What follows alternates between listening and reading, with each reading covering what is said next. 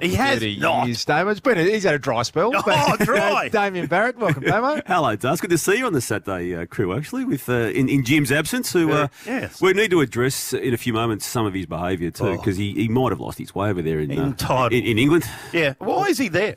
He doesn't have to be there. They could do all this from a studio. He's not on TV.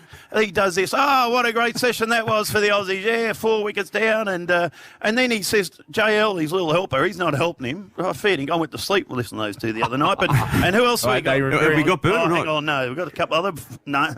So we're a man down already without JB. We've lost Byrne as well. One of South Australia's finest Bernie events is always on the Saturday Rub. Having a couple of technical difficulties, it looks like. But good news coming out of the Oval in London. Day 3's finished. Bill, if you're following the cricket, Australia in a commanding position. And Jim's doing a pretty reasonable job, I would have thought, over there. No, not really.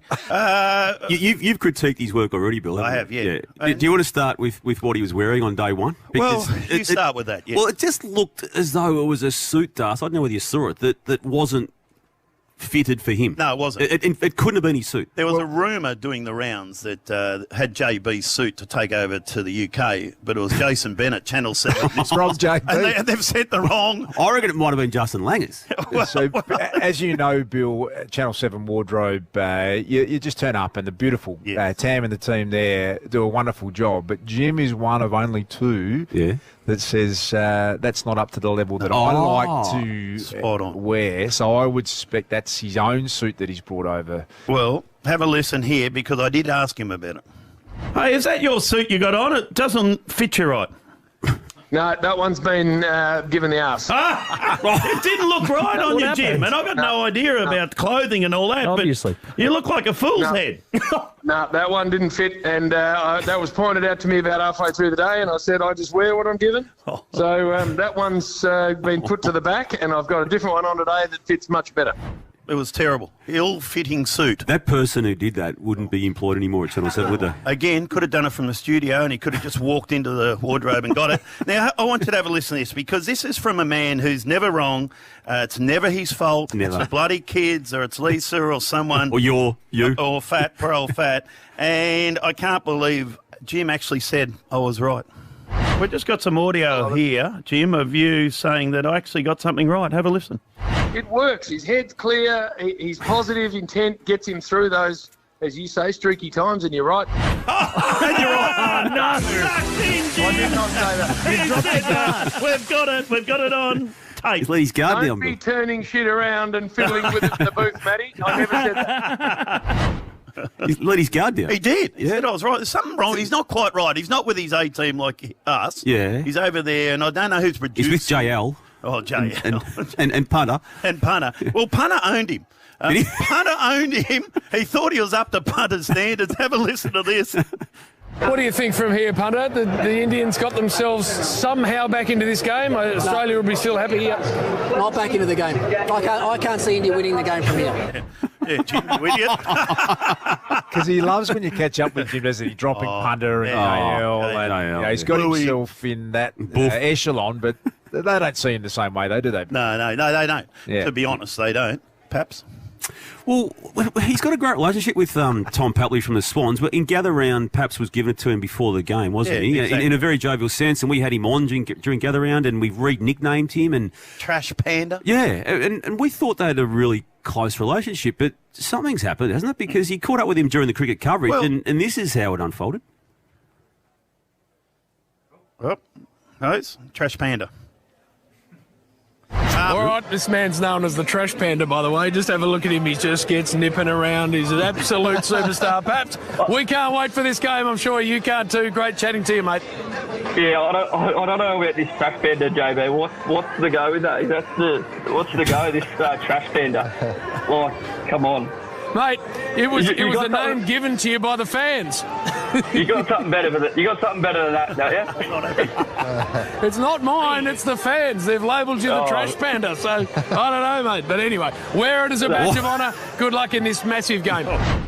That was weird, though, mate, because it's a Triple M type thing. Yeah. And he's doing it on a Channel 7 cross during the cricket. Yeah. It was just, he's lost his way a little bit. His suit's wrong. He's asking questions. What happens there, Dust? Because we have a good version of the JB, but when he goes to Channel 7, it's not quite the same. Very corporate model in there, Jim. And because I get to see both, Bill. He's the king of his domain here at Triple M. Yes. And you know what it's like when you get an internal memo, hey, we've got a meeting on Monday, and JB's the first one in. Oh, he wouldn't be the first one. And he says, sounds good, Lewis to Lewis Martin. I'll be there. Yeah, Louis. First. What else can I do for the team? He's very much a straight bat player in Channel 7. They're very different versions. Different at Triple M. Ewan, come here. I'm not working Saturday. We're coming to you, Bern. Just shut up for a minute. We've got one more here. Judd McVie.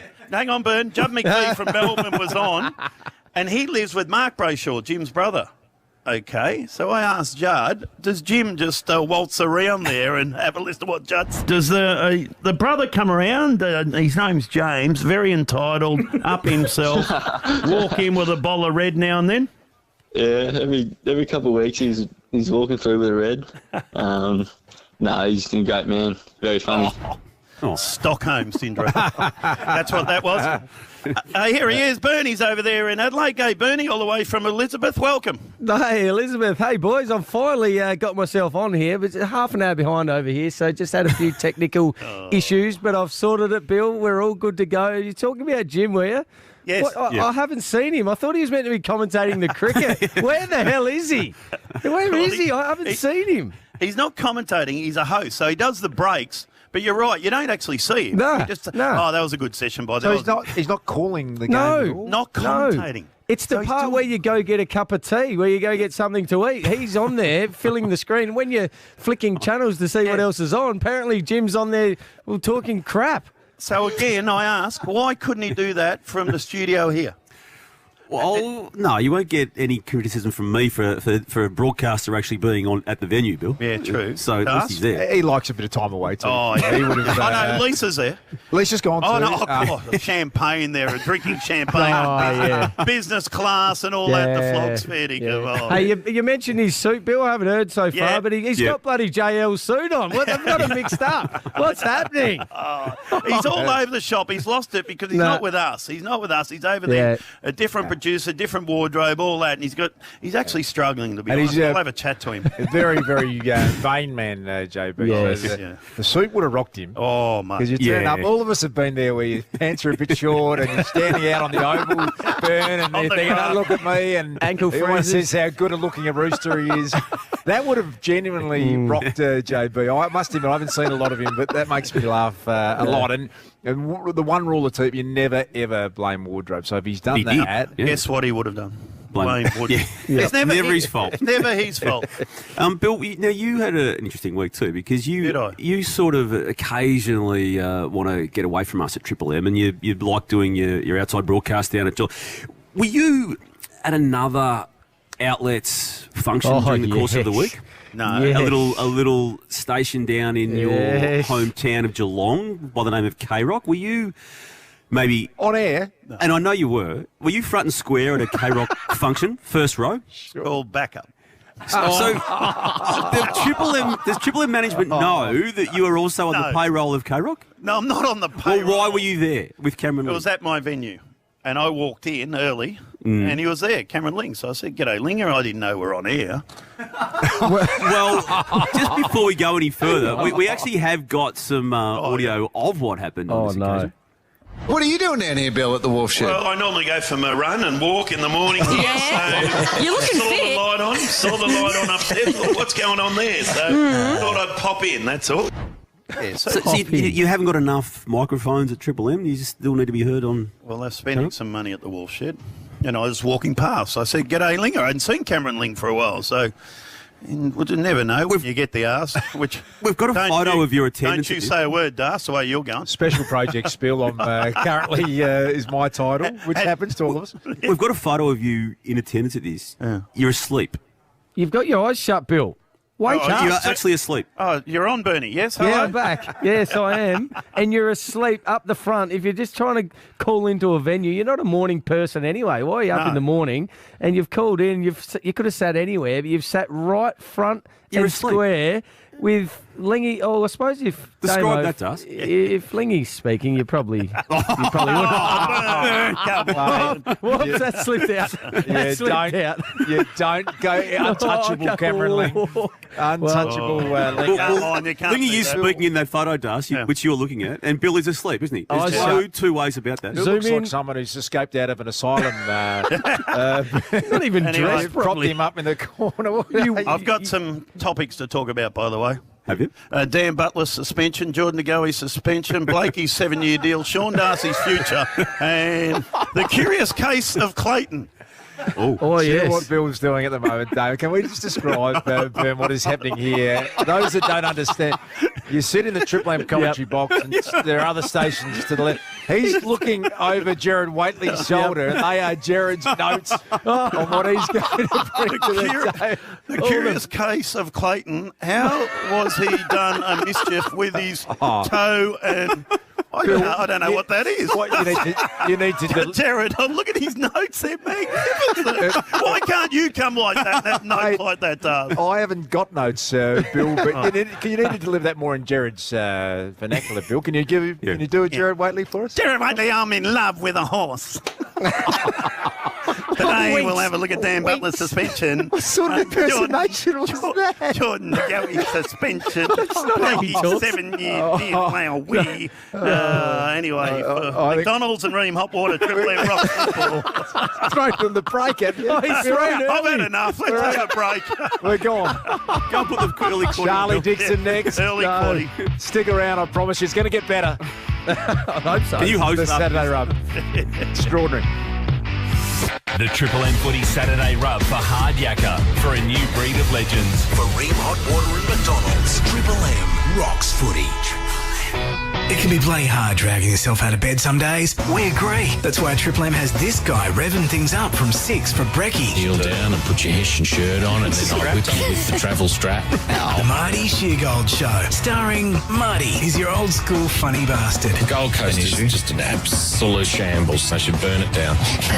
And he does not care who he offends. Well, you should wee with your pants up, not down around your ankles. Kick your day in with a grin. The Marty Sheargold Show for breakfast. Weekdays from 6 to 9 a.m. on Melbourne's 105.1 Triple M. All right, Ginger, this is your new litter box. This is where Ginger does her business, not in Daddy's bed. Seriously, Ginger, for sake. Mountain Goat Beer. You can't tame a goat. 18 plus, drink responsibly. The Audi end of financial year event is on now, with complimentary registration, stamp duty and CTP on selected Audi models. Drive progress today. Ends June 30, T's and C's apply. The federal government wants to introduce a new law called Same Job, Same Pay. It doesn't mean equal pay for men and women. It means by law, employers will have to pay workers with little knowledge or experience exactly the same as workers with a lot of knowledge and experience. Let's find a better way, because Same Job, Same Pay takes your reward for your experience away. Go to findabetterway.com.au. Authorised by T Constable, Minerals Council of Australia, Canberra. JB Hi-Fi is smashing tax time this weekend with a crazy 10% off Apple MacBook computers.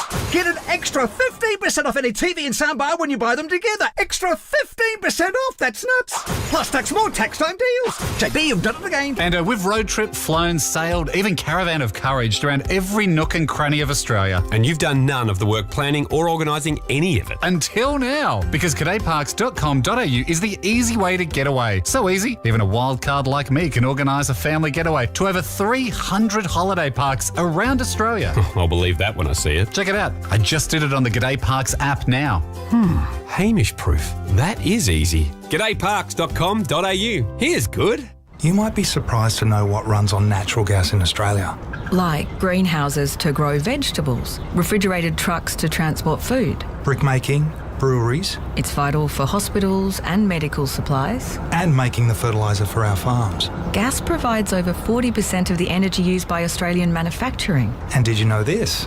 Gas is one of the main sources for generating Australia's electricity. It keeps the lights on. Australian Natural Gas helps keep the country running. G'day, Howie here. Want sports talk that's on point? Well, grab the Footy Talk podcast every day for the AFL opinions that matter. I'm going to drop the F word here. Go. Flag pies. Grab Sports Bazaar with Mick Malloy for a truly weird and wild ride. I can't keep up. Or grab my podcast, The Howie Games, for chats with sporting legends like James Hird. Those dark moments, as long as you're keeping on moving, you're not going backwards. Lift your game with Listener. Download the app and search Sport to listen. Listener. Cadbury fans, your favourite chocolate is now available in a new indulgent frozen dessert tub. Vanilla with Cadbury Dairy Milk chocolate pieces and filled with a generous and smooth Cadbury Dairy Milk core. Delicious. Grab one from the ice cream freezer. Shut up! The foot is on the radio! Kareem Hot Water and McDonald's. Triple M rocks footy. Now Pepper, Charlie Dixon back. Port Adelaide kick the first. Beautifully done, Butters. Outstanding effort, front centre. Deserves a goal. Horn Francis, brilliant pickup. Horn Francis breaks a gap. Horn Francis from the goal of the night. Jason Horn Francis with a top shelf sausage.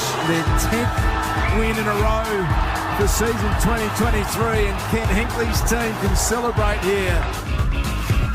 22-point win, Port Adelaide last night at Marvel Stadium over the Western Bulldogs, winning their 10th straight game, their 9th win in a row at Marvel Stadium. Billy Brownless is here, Bernie Vince, Damien Barrett, the Saturday Rub, James Brayshaw currently over at the Oval in London with the ICC World Test Championship final. And what about Port Adelaide's win in a row at Marvel Stadium? Billy Brownless is here, Bernie Vince, Damien Barrett. Rob James Brayshaw currently over at the Oval in London with the ICC World Test Championship final. And what about Port Adelaide's win in a row at Marvel Stadium? Billy Brownless is here, Bernie Vince, Damien Barrett, Rob James Brayshaw currently over at the Oval. Back from our Adelaide studio, I think. Fair Nick and Bernie. You know what's happened? Bernie's playing with the buttons over there and derailed the whole show. But what about last night? Charlie Dixon back kicked 4 goals, was simply outstanding and good enough. What about last night? Charlie Dixon kicked 4 goals. You are an idiot. Big Charlie's on the line from Adelaide. Charlie, great to see you back. Congratulations. What a win last night. Thanks, lads. Thanks for having me. Yeah, no, it was a good one to come back in, and yeah, it was a great win. How'd you find it? I mean, you came out of the blocks explosively personally. The club did as well. You'd missed 4 weeks, but you just resumed as though you hadn't missed a beat, Charlie. Yeah, I was sort of lucky enough where the ball landed in my hands in the first 20 seconds. So I was sort of a quick way to get yourself into the game, really, and then got on the end of a couple more. So, but no, that's just from our midfielders being able to get the ball sort of to us pretty quickly, and no, it was a good game. That's what I like. See, 7 kicks, 4 goals. The big forwards can do that. Not like those midfielders have got to have 35 times and do nothing. That's what we like, isn't it, Charlie? The big forwards win games, mate. Absolutely, mate. That's the way it goes. Bloody oath. Speaking of the people who do rack up the 30 and 30 pluses, though, Bill, I mean, you've got a couple on your team that have helped this team shape its year to the point where you can talk premierships. What have you witnessed, Charlie, even on your 4 weeks out of the team, of the elevation of Zach Butters, and again last night? Yeah, he's gone to another level, and we've known for a few years that he's had that in his game, and but to be able to be sitting on the sidelines and watching him go to work, it's he sees stuff that, like, we're sitting above it, like everything, we can see it all, but he sees stuff that we can't even see on the field, and it's pretty amazing, his vision and the way he sees the game. It's pretty amazing, really, the stuff that he's been able to do, and his efficiency and just his attack on the man, as well as the footy is pretty amazing. And his defensive stuff is just as good as what he's doing with the ball in hand. Yep. The fearlessness with which he plays, have you seen anything like it? No. Apart from Pep, I don't think there's too many that play that way, really. It's unbelievable. For a bloke who's not Pep's size, and the way he throws his body around, you sort of cringe at it when he tackles and when he does put his body in harm's way, and he gets straight back up. Genuine superstar Zach Butters. You're hearing the voice of Charlie Dixon. Kicked 4 goals last night in Port's win over the Western Bulldogs. Big Charlie, I'm an unashamed fan of Bill's old teammate Ken Hinkley. He's just one of the great people you meet in football and always got a word for everyone. Can you tell us about his influence over you? You've known him for a long while. Yeah, no, absolutely. He's a great man, and he's been a part of my career for a very long time, and I'm just really privileged to have him as my coach and to be at a team that he's done so much for, and for me personally off the field just as much as on the field, and he wants to get to know the human before the footballer, and I just love the way he's gone about it over his career here, where he's copped a lot of stick when it sort of really hasn't been warranted, to be honest. So, but he just goes about his business and he protects us boys more than anyone, and I love him to death. Yeah, indeed. And never like that as a player. He asked for the hardness, and they're a pretty hard side, Port Adelaide. He was a loose-checking half-back flanker. Wouldn't man up. Would not man up. I don't reckon he ever had a tackle in his life. He was a serious player, Bill. No, he'll be the one that admit that as well. He would definitely admit that. He wasn't the hard bloke. He was the bloke standing outside. Bloody oath he was. And then he'd get it. He'd have 4 bounces, a bit like the lizard last, and wouldn't know where he's going, and then somehow kick a goal. Jeez, he was good to watch, and never drank. I was always a bit wary of him. Wasn't a big drinker, so backing out. You always got to be wary of those blokes, mate. Yeah, too, Charlie, boy. Hey, but he's certainly, I reckon it's helped him being down on the ground and coaching from the ground. He's certainly got involved with you players. Yeah, absolutely. I think he feels like he's a part of it a lot more, and he's in the emotion, and he's definitely an emotional man, and I don't get to the bench that often, but the boys say he's always up and about and really spectating more than anything. So, but yeah, no, the boys love him down there, and I don't get to the bench that often, so I don't really see how he is, which is probably a good thing.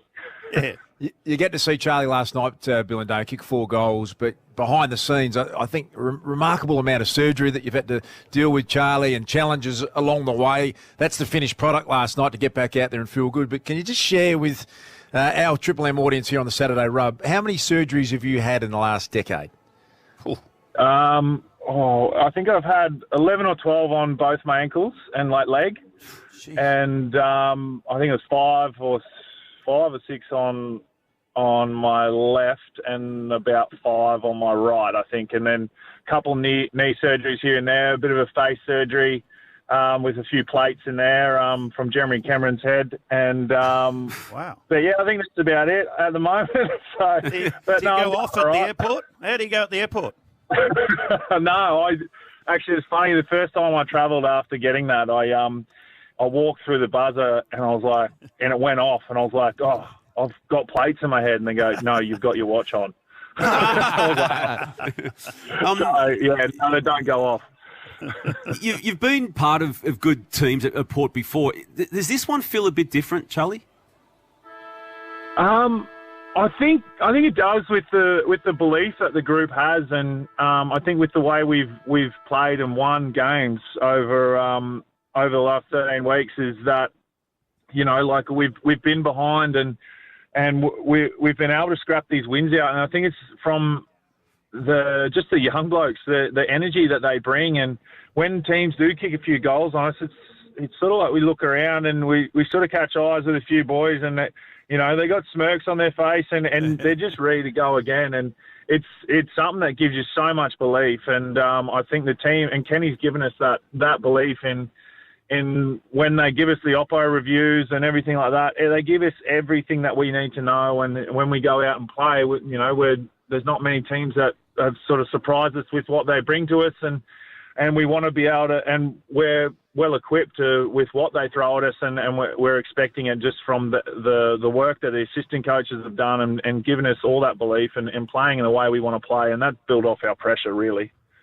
Yep. Fair. Hey, what does Charlie Dixon do? You've a Friday night game. You've got a couple of days off, Saturday, Sunday. Are you romantic? Go down to Glenelg Beach or somewhere hand in hand, or you get under those bloody cars? There'll be a bit of car work. There won't be too much romantic stuff, I don't think.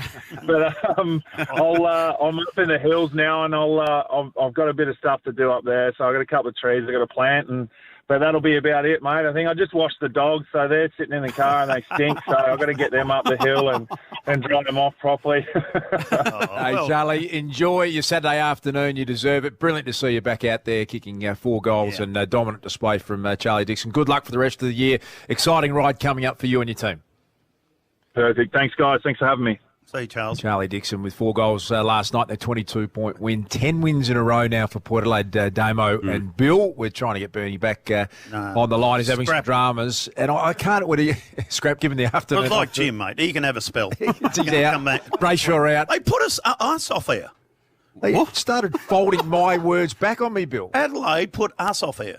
I'm glad you clarified what you said then. Yeah. What's happening over there, Bill? Well, we talked about Zach Butters, and Damo gave him a bit of a rap talking to Charlie. Did he get the votes last night? He had to have gone 3. He's a proper A-grade player, Zach Butters. 80 games in, genuine A-grade star of the competition now, Zach Butters. It's just been extraordinary, hasn't it? I mean, we knew that the progress he'd been making. I mean, obviously last year, he'd broken out before this year, but this has gone straight from having broken out to best in comp, isn't it? In the space of half a season. And toughest. Yeah. Unbelievable, the kid. And he's a good boy, and he's just so quick. Boy from Bacchus Marsh, Bill, and he's crazy, bro. And that's probably why he was a bit slow earlier, because he was getting injured, because he's so kamikaze. That's right. The way he's going about. But that draft, when you look at Rosie Dersma, who's a really, really good player who knows injured. Sam Walsh here. Yeah, it changes a Who would you take at 1 now? Out of that group? And the Butters or Sam Walsh?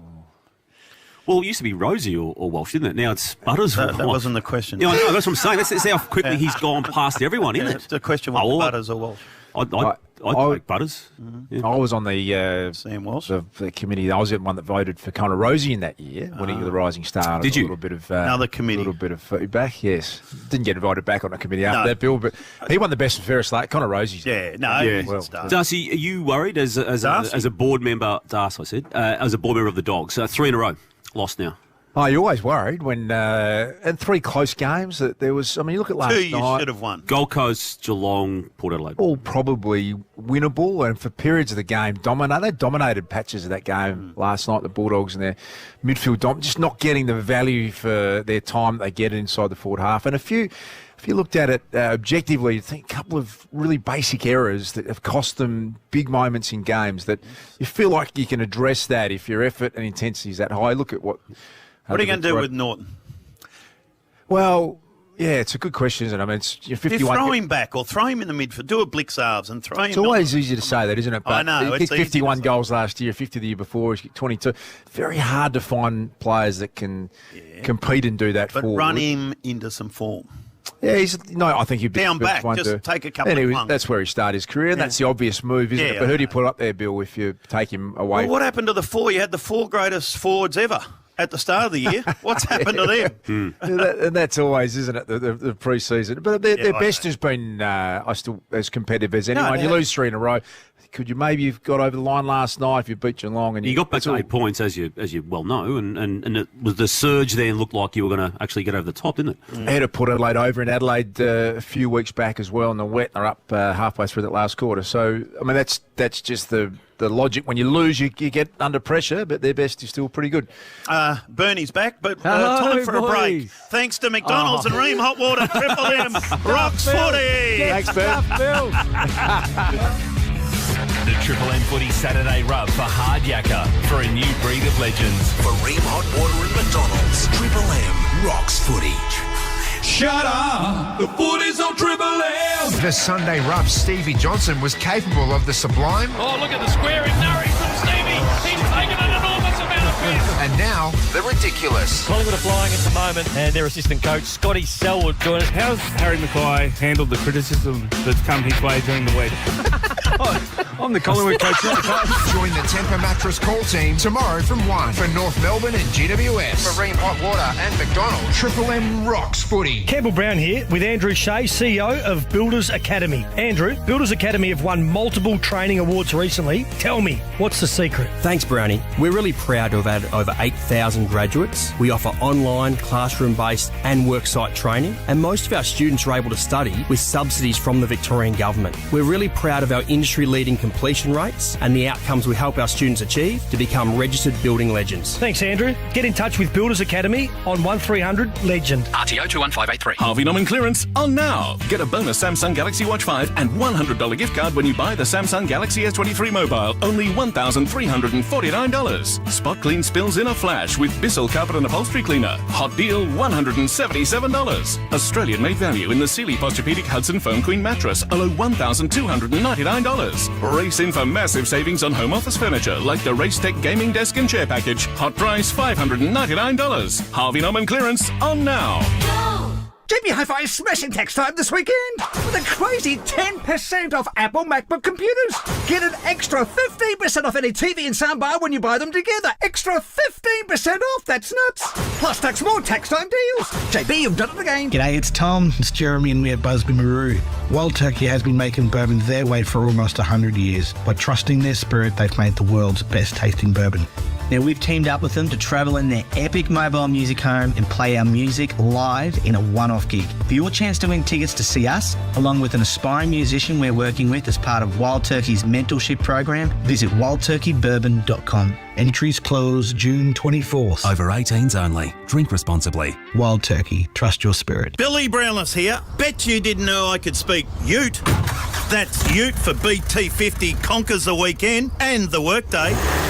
That's Ute for a huge range of stock at Ringwood Mazda. See, they speak Ute too. It's where I got my BT50. Great deals, specialised Ute centre and Ute fluent staff. Head to Ringwood Mazda or see their offers online. That's Ute for Zoom Zoom. Ringwood Mazda, LMCT 11143. At Coles, help keep the cost of living down this winter with thousands of specials every week. Like half-price 2-litre Omo Ultimate Laundry Liquid or 28-pack of capsules and half-price Kellogg's Nutrigrain 470-pack. Keep the cost of living down at Coles. Offer ends Tuesday. Ready for the footy? Yep, let's go. Let's skip the lights and jump on CityLink. Just like the footy, Transurban's Melbourne made, and we want fans to get to the game quickly and safely. Whether you're travelling to the G or Marvel, CityLink will help you get to the first bounce on time. How about a kick before the game? You bet. Transurban, operator of Linked. Shut up! The footy's on the radio! Marine Hot Water and McDonald's. Triple M rocks footy.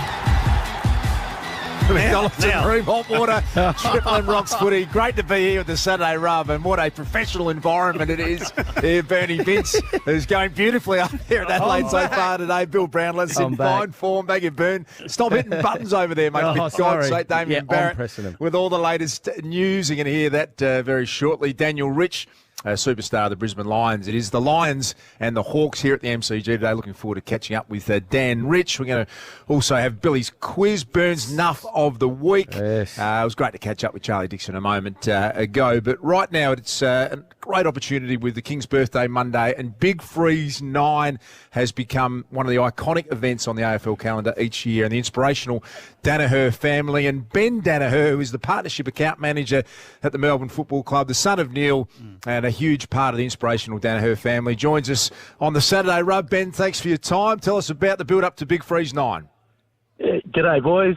Thanks for having me. It's been 9 years. We actually can't believe it. I think when Dad first started out with Big Freeze 1, we thought that would be an achievement in itself. But we've got 9 now, and it just gets bigger every year. So we're looking forward to it. I know Dad always gets up for it. He gets the energy up. He turns on the old coach ways and starts ordering everyone around. So it should be pretty good. You got a fine collection of sliders. So it should be a great day. Exactly right, and you're heading to Maui today, big day at Maui, and you play for Maui, Benny boy, and tell us what's happening there today. They take on Mafra. Yeah, it's a big day down in Maui. I know Bernie used to be floating around for Maui. Yes. And the transfer deadline's July 30 or June 30, Burn. So if you want to come down, mate, it's not too late. But that's an offer. It's a good day. Maui are doing their own big free, so it's a few raffles, Bill. The country footy feel, beanies everywhere, socks, and it should be a good game. Good game against Maffra today. Hey, Manny Galagotis has got around this day supporting it very well with local businesses and raising money. Archie Thompson's going to be there at Ted Summerton Reserve today. Moe v Maffra, as we've mentioned. Sam Kekovich is going to be cooking the barbecue, the king of lamb. So if you're listening, get down there today. Moe v Maffra, a big rivalry too. There's ice dunks, beanies, food and drinks, raffles. It's all happening. So get down there. And you're a chance today, Benny. I think so. Molly boys are going okay. We've had a good start to the year, but Maffra have always been pretty good. So hopefully we get over the line, but I think it will just be a good day either way. Raise as much money as we can. So, but no, keep an eye out on the lines. Hopefully we get over the line. Yes. Ben, just projecting forward to Monday, we at Triple M are a little bit worried about Jason Dunstall going down and what he may be wearing. Have you got a line of sight? I know you're not able to reveal publicly what it is that he may be wearing, but are you aware of it in advance? No, he might. I think he keeps it pretty close to his chest, the old chief. So I don't know. It could be something to do with the chief, but I haven't been told anything. And Neil and Beck keep it very close to their chest, so they haven't passed on any details to me yet. But we'll see how we go. I'm sure it'll be good. It'll be good if you get Chief. Might down into the ice. Might cheer him up a bit. Some suggestions he may go as Shrek, Bill. Or just go normal. We wouldn't have to dress Butterbean, the boxer. Send them through to Triple M Footy what you'd like the Chief to go down the slide. The helmet? What about the helmet? We offered up the helmet. He gets a bit testy when you talk about the helmet. The poodle? Don't go there. He's a dog lover, Chief. We discovered that last night in a disturbing way. You're listening to Ben Danaher. And you can buy your beanie, Ben, at Coles or Bunnings. Visit fightmnd.org.au. You just simply have to get a beanie. You can't walk around town unless you bought one of the Big Freeze 9 beanies this year. Hey, Ben, did Neil coach you, I believe, in junior footy when he finished up at Melbourne? Is that true? Yeah, that's true. So, back after he got the flick or quit, as he called it, he came down and coached us at Q Rovers and under-15s. We ended up winning the flag that year, so he must have done all right. But I think some of the young kids weren't quite used to just probably the militant nature of footy coaching that an AFL coach can bring to a junior footy club. But it was good to have him coach me for a year. It was one of pretty fond memories back then.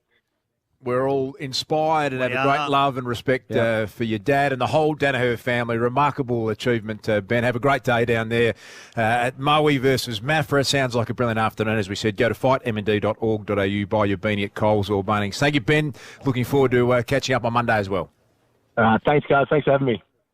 Ben Danaher, who works at the Melbourne Footy Club. Benny, he's the partnership account manager, and you just love that Danaher family. All of them are inspirational in everything that they do. Damo, let's get to you.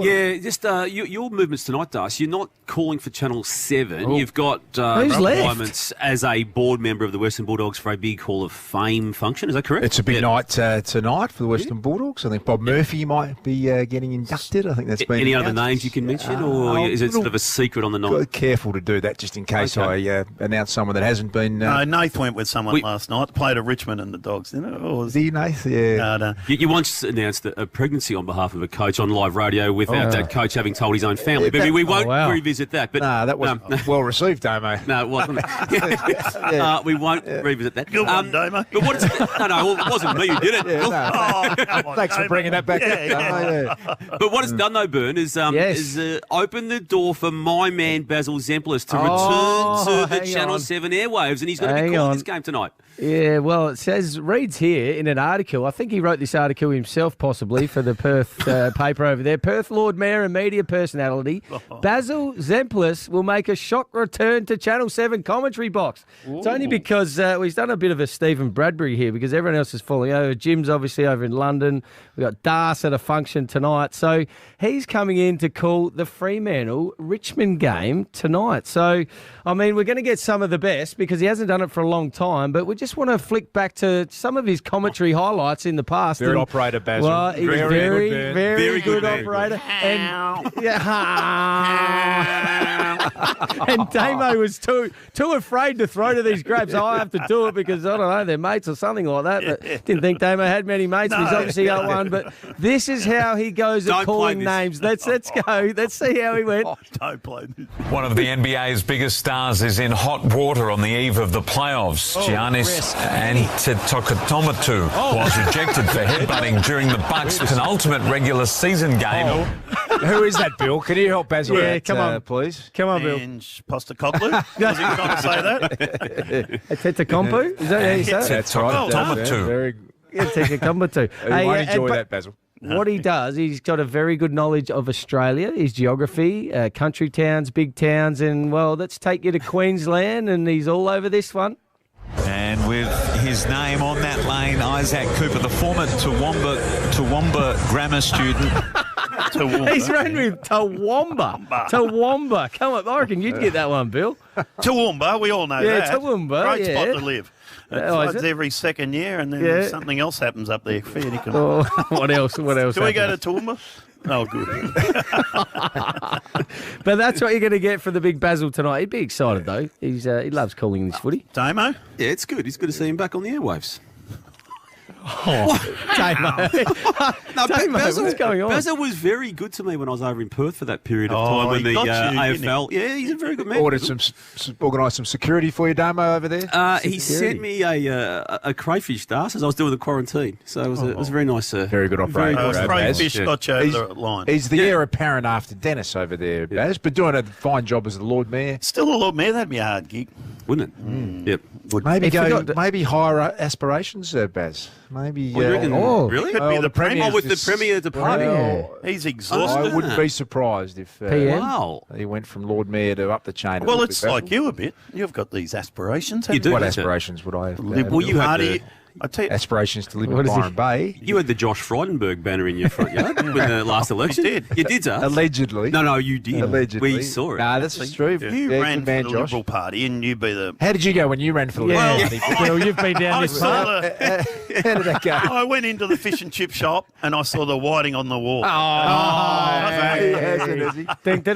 would you advise me, Bill, if I was to go? You've got to be fair income about it. I just went because of the money. I got offered $110,000 and 2 PAs. I thought, how good is this? I'll take this. Bloody good money. 2 PAs? 2. What were you going to do with 2? Well, I would have been busy at the office. Their phones would have been ringing off the hook. Could you be Mayor of Geelong maybe rather than... No, there's no money in that. Well, did you debate that as well during the week in your little appearance with K-Rock and Lingy? Did you? No, well, Lingy, he actually wore the robes one day.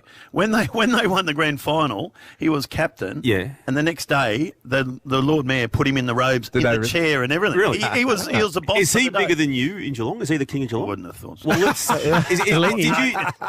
We've just been told you discuss this at your little moonlighting gig during the week, Rosie. I don't know if we're It's pretty cool for me because I'm sitting in between the two mayors of Geelong, you might say. And he's the mayor. He won the grand final. He won a premiership. Well, I mean, this is the thing. That, who knows? You're both the mayor of Geelong. Should we, how do we decide? Wrestling match? No. Jelly? What do we... Jelly. If it was jelly, we'd eat it. Some gold there. What is your... I should do breakfast radio. Some gold. Bill, what is your position on the Auditor General? Stuff the Auditor General. I still don't know what it means. And I don't care, but does. And the separation of powers. Yeah, that's right. That's fair enough. Separation of powers. Do you endorse that at all? Or, yeah. I endorse it. Endorse it. You should do it because they're not going all right. No good at your mob. They go well, wouldn't it? It's about gone, does. Not going, not all right. Not my mob.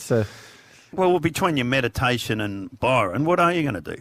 That's a good point. You've got to look at that because things don't go too well. I'll come and join you on cable. And else I'll be taken. Non-newsbreaker, he's in that boat too. Damien, we'll take 4. We'll do breakfast. Time for a break. You're listening to the Saturday Rugby. You're going to hear from Daniel Rich. We're building up to the Hawks and the Brisbane Lions at the MCG for McDonald's and Ream Hot Water. This is the Saturday Rub. Triple M Rocks Footy. The Triple M Footy Saturday Rub for Hard Yakka for a new breed of legends. For Ream Hot Water and McDonald's, Triple M Rocks Footy.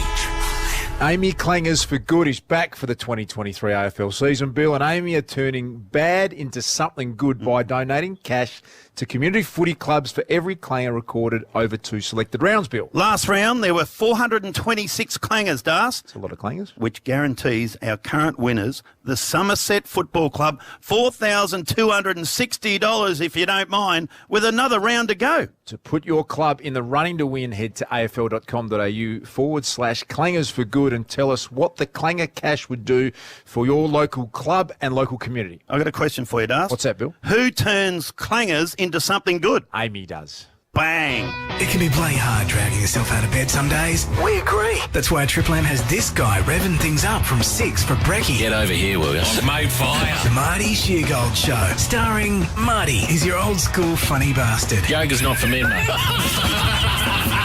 Yoga's for ladies. And he does not care who he offends. Where are you from? I'm from Donegal in Ireland. What about the no foreigners, Matthew? Kick your day in with a grin. The Marty Sheargold Show for breakfast. Join the show full time if you like. Weekdays from 6 to 9 a.m. on Melbourne's 105.1 Triple M. Harvey Norman clearance on now. Get a bonus Samsung Galaxy Watch 5 and $100 gift card when you buy the Samsung Galaxy S23 mobile. Only $1,349. Spot clean spills in a flash with Bissell Carpet and Upholstery Cleaner. Hot deal, $177. Australian-made value in the Sealy Posturepedic Hudson Foam Queen mattress. Below $1,299. Race in for massive savings on home office furniture like the Race Tech Gaming Desk and Chair Package. Hot price $599. Harvey Norman clearance on now. Join the Neds AFL Open Group to connect, bet and banter with hundreds of like-minded punters and see expert tips on every AFL game this season. Take it to the Neds level. T's and C's apply. See website for details. What are you really gambling with? Tools!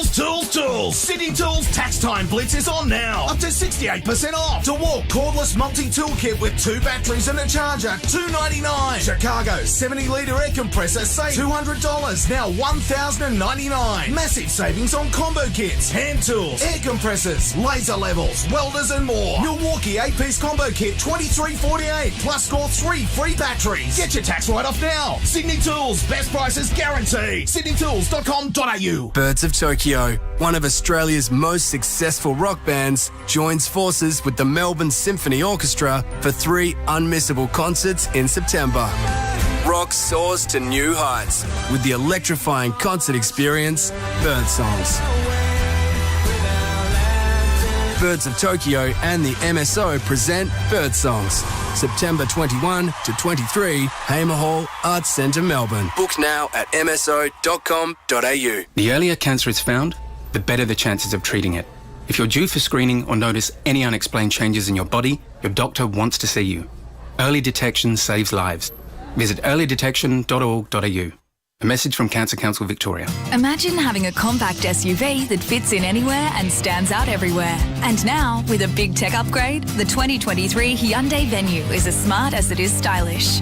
Enjoy the convenience of wireless phone charging and all-new advanced LCD driver's display, making every drive easier. For standout innovation that fits into your life, the 2023 Venue. From 25,190 drive away. T's and C's apply. Visit Hyundai.com.au. Imagine that. Hyundai.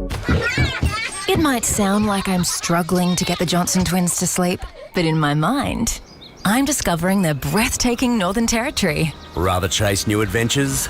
Do it with the Territory Sale, on now at jetstar.com. Fly from Melbourne Tullamarine to Uluru Airs Rock from just $89. Don't wait, sale ends midnight Eastern Standard Time 11th June unless sold out prior. One way excludes check baggage, selected travel dates and conditions apply. Jetstar, all day, every day, low fares. Shut up, the foot is on the radio. For Ream Hot Water and McDonald's. Triple M rocks footy. McDonald's and Ream Hot Water, Triple M rocks footy. Let's have a listen. I believe every time this on big Saturday after this big, is it, Bernie? It's big on Saturday. Enough for the week. Let's have a listen. No. I told you, homeboy. I won enough for the year. How do I win that? You're unbelievable. It's That's how we living and you know. Inks, Triple M rocks footy. Cricket footy. Cricket footy. Enough nut. Could have given it a bit. That's what you call enough nut. Break it down. Gets longer and longer each week, that, doesn't it? I think my favourite out of that is Stevie J's laugh. laugh. He needs to work on that.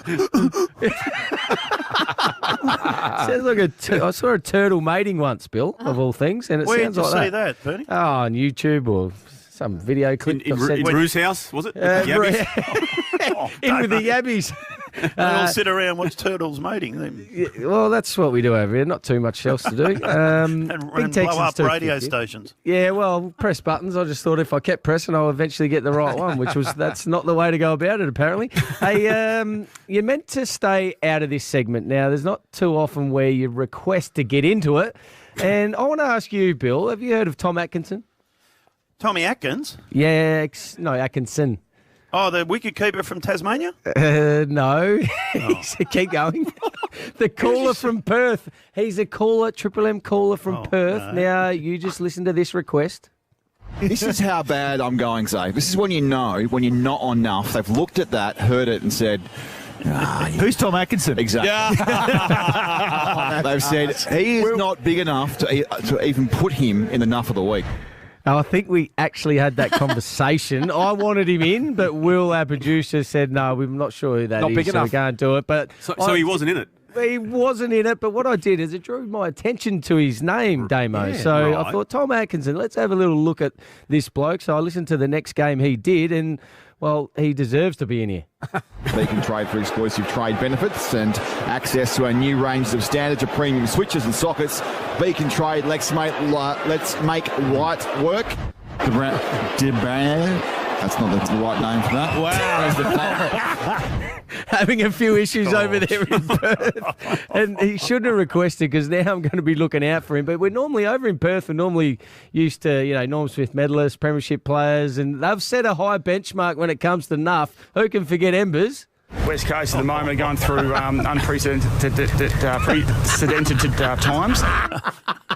I just love playing. That's extraordinary. I've never heard that. Haven't you heard that, Das? That is unbelievable. Play it again for Das. West Coast at the moment are going through unprecedented times. He's in trouble early and continues it. Having some sort of meltdown there, Evans. Yeah, that was a live cross on live TV. The Today too, Show. Das. Today Show. So that's brilliant. Now, Rhett Bigland's over here. Brilliant. Sounds like Morse code. We have played it with it after it. Rhett Bigland's over here. Well, he likes to blame others when things go wrong, and here's an example. Bob Jane T-Mart's Biggers. Oh, he's gone missing again. He is double dipping. Going to the bar. Now, what is he doing down there, Big Red? He's sure. really getting carried away with himself at the moment. Biggers, are you there? It wasn't my fault. That is the Techo. He's new on the job. Sorry, Ads. Sorry, Ads. It wasn't my fault at all. I'm professional down here. We could see him. He just flicked their headphones off, was have a conversation, and BT, you know what he's like, throws to him when he's not ready. So another thing Biggles thinks he is, which he's not, is funny. They've had some concessions, though, haven't they, over the years? More concessions. Well, they got him early on, but then... hang on. Biggles was I thought he was about to roll that one. Give us that one. No, you can't. More concessions than what? No, you can't. When a good comedian can't go back over his jokes, so I can't do it. Yeah, a good one. Yeah, but you can. What was it? No, you build it up now. Now, come on, more concessions then? More concessions than a conductor on a train, I reckon. Probably shouldn't have gone with it, Biggles. Well Should done, have stuck to it. What about Rue just cutting him off right when the zinger was about to pop out of his mouth? Hey, Jack Heverin. Riverland. River I'm Yabbies. from the Riverland where me and my mates would just drink piss. Off the wood. Yabby's in the front, in the lounge room. Jack Heverin. Well, Ash has been called a lot of names over the past, only 12 months, 18 months, but he's never been called this. Earlier today, Toot. So he's called him Toot. Toot. There's been a lot going on, but never Toot.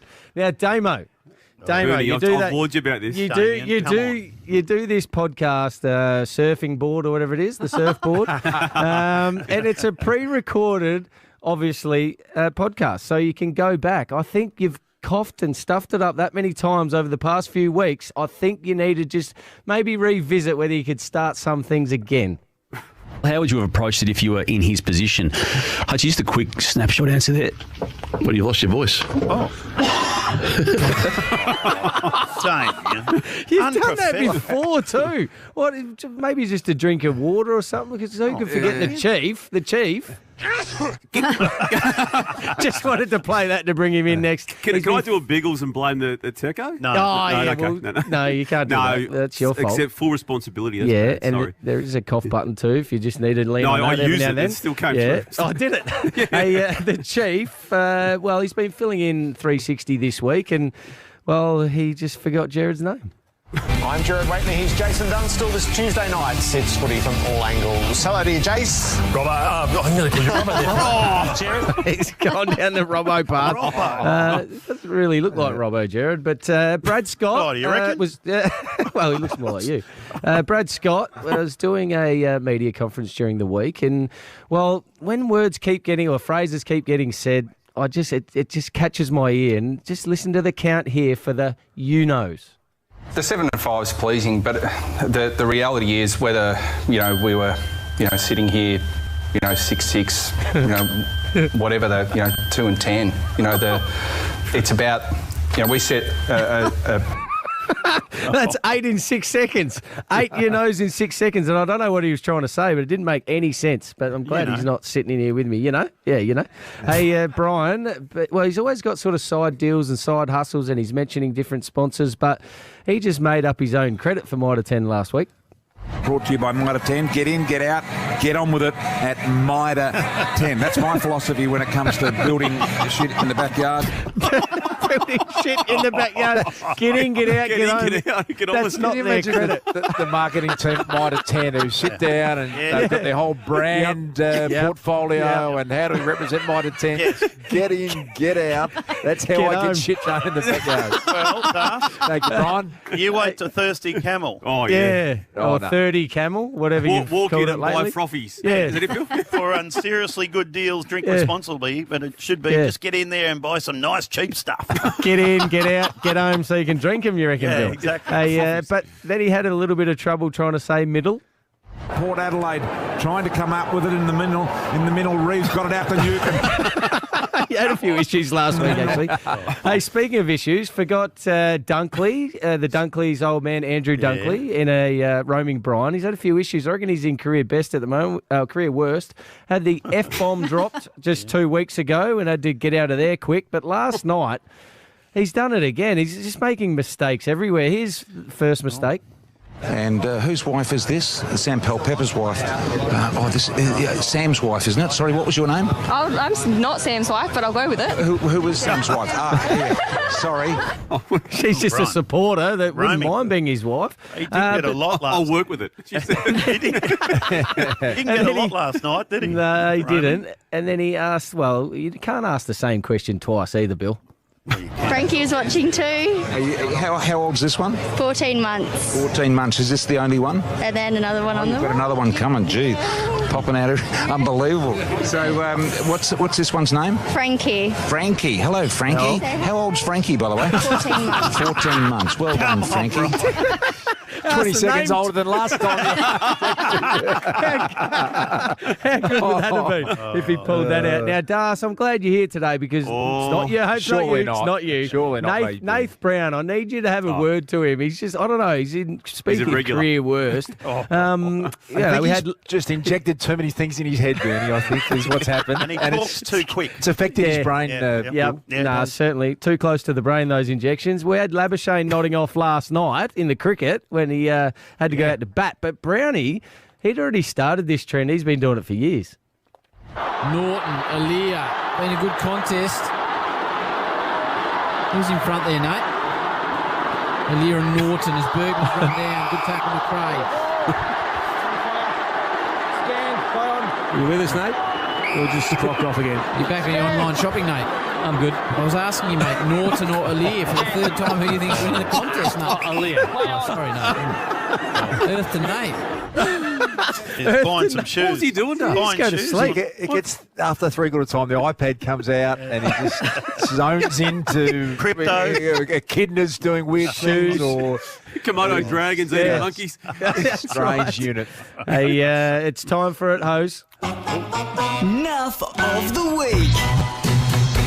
And there's one man I haven't mentioned so far, and that's Bill Brownless. He wins it this week. You've had a pretty bad week. No, you haven't. I've been good. No, Jim, I've been good. No, Jim's away. It was an opportunity for you to stand up, and you've basically stood down because here's you trying to say, I think you're trying to say adjectives, but it's hard to tell.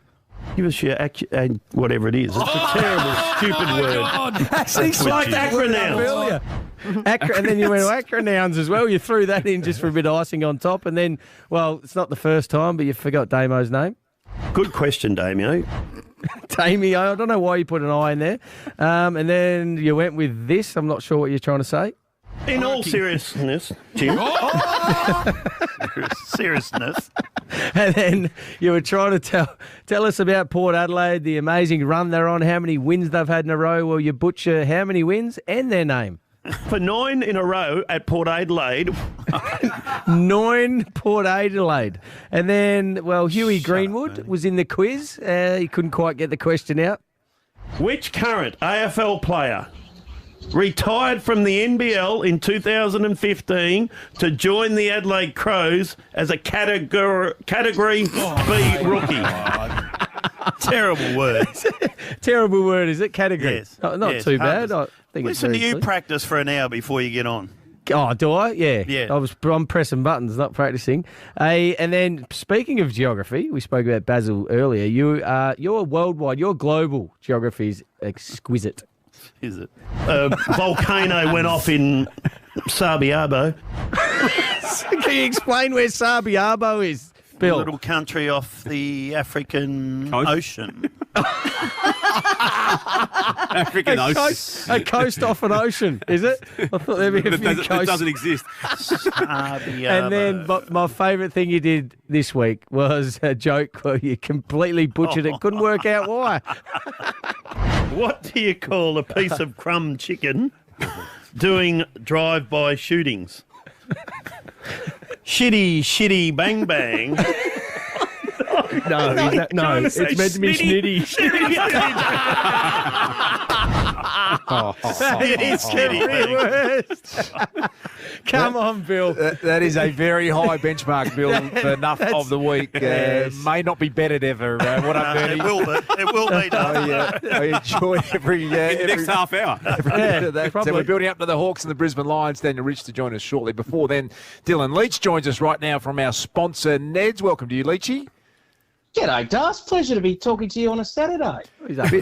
Bit frosty, Leachy and Howie have got a feud going on. Well, so is Jim and Leachy because he calls him Neds. Just calls him Neds. That's all. Yeah, Neds. Update on the market. Head, please, Leachy. Not much love for Hawthorn today for the punters, guys. Hawthorn $4. The Brisbane Lions $1.24 favourites. The line giving the Lions a 25.5 head start, but it's worth noting the Lions have failed to cover the line in 7 of their last 8 at the MCG. I mean, they've only won 1 of their last 13 at the MCG. Of course, that memorable semi-final win over the D. So if you fancy the Hawks at the line, might be worth a shot. Where's big Joe Danaher, please, Leachy, on the first goal market? He is equal favourite with Charlie Cameron, both at $9. Mitch Lewis, $9.50 in the second line of betting, and Luke Bruce and Eric Hipwood third at 11. Any other value for us, please, today, Leachy? Yeah, I'm just going to go with a 3-legger because... what do you got there? Yeah, a bit of value, you know, that's what I do. Just a 3-legger today because I've been going with 4-leggers and been getting 3 out of 4 recently, so I've got to ditch the 4th leg. So I'm going to go the Lion. I'm going to go with the Lions to win by 24.5 or more points.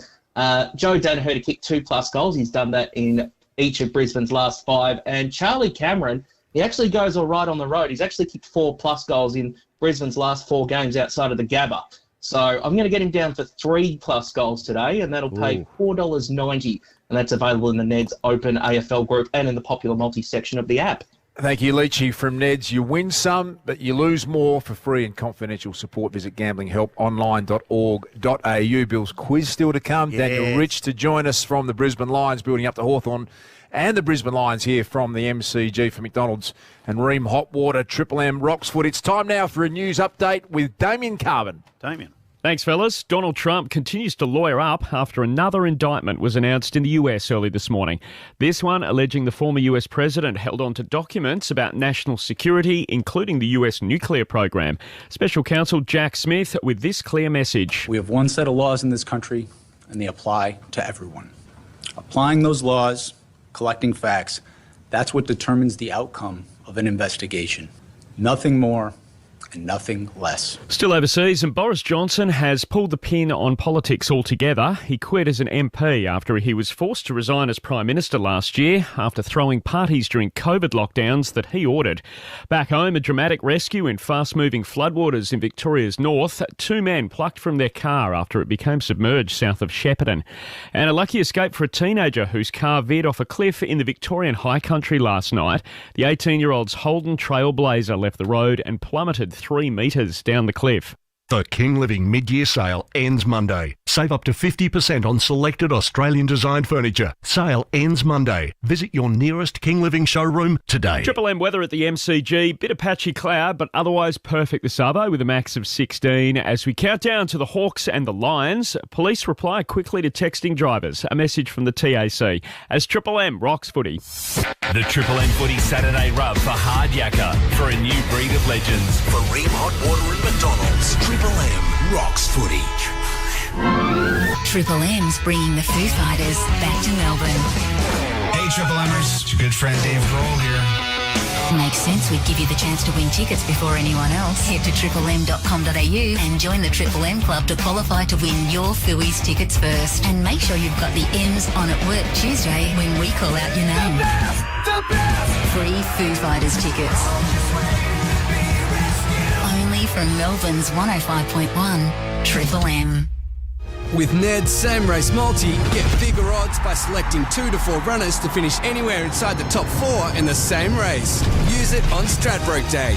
Take it to the Ned's level. T's and C's apply. See website for details. What are you really gambling with? Aluminium plates and bars cut to size. Aluminium geometric extrusions. If any of that means anything to you, then you need to get some action. Action Aluminium. 100% family owned. Action Aluminium is renowned for their competitive and consistent pricing, prompt pickup and delivery, and outstanding after-sales service. Get action today at Action Aluminium, Dandenong, Bayswater and Thomastown. Or online at actionaluminium.com.au. Is being stuck in an office or classroom really not your thing? Get stuck into a trade instead with a huge range of free TAFE courses on offer at Victoria University Polytechnic, including building and construction, and start crafting an in-demand career you can really build on. RTO code 3113. Hello, alias D. Alan here from Volkswagen. You thought no one was listening, but we were, intently. You said, I'd rather dig my eyes out with a spoon than put up with the awful driving dynamics of utes. Well, put the spoon down slowly. Ours has excellent steering, suspension, comfort, and up to 6 4x4 drive modes with a powerful V6 engine. So, why don't you book a test drive today? The all-new Amarok, born from tough love. Did somebody say wow? Beaumont's massive bathroom wear catalogue sale is wow! Get up to 25% off vanities with basins, baths, loos and tapware all slashed. Plus up to 25% off all tiles. Wow, you'll be happy you chose Beaumont's. The Australian government is increasing the childcare subsidy from July, which helps more children develop their learning and social skills, helps parents work or study more, helps businesses find and keep their staff. So, easing pressure on many families is good for children and good for Australia.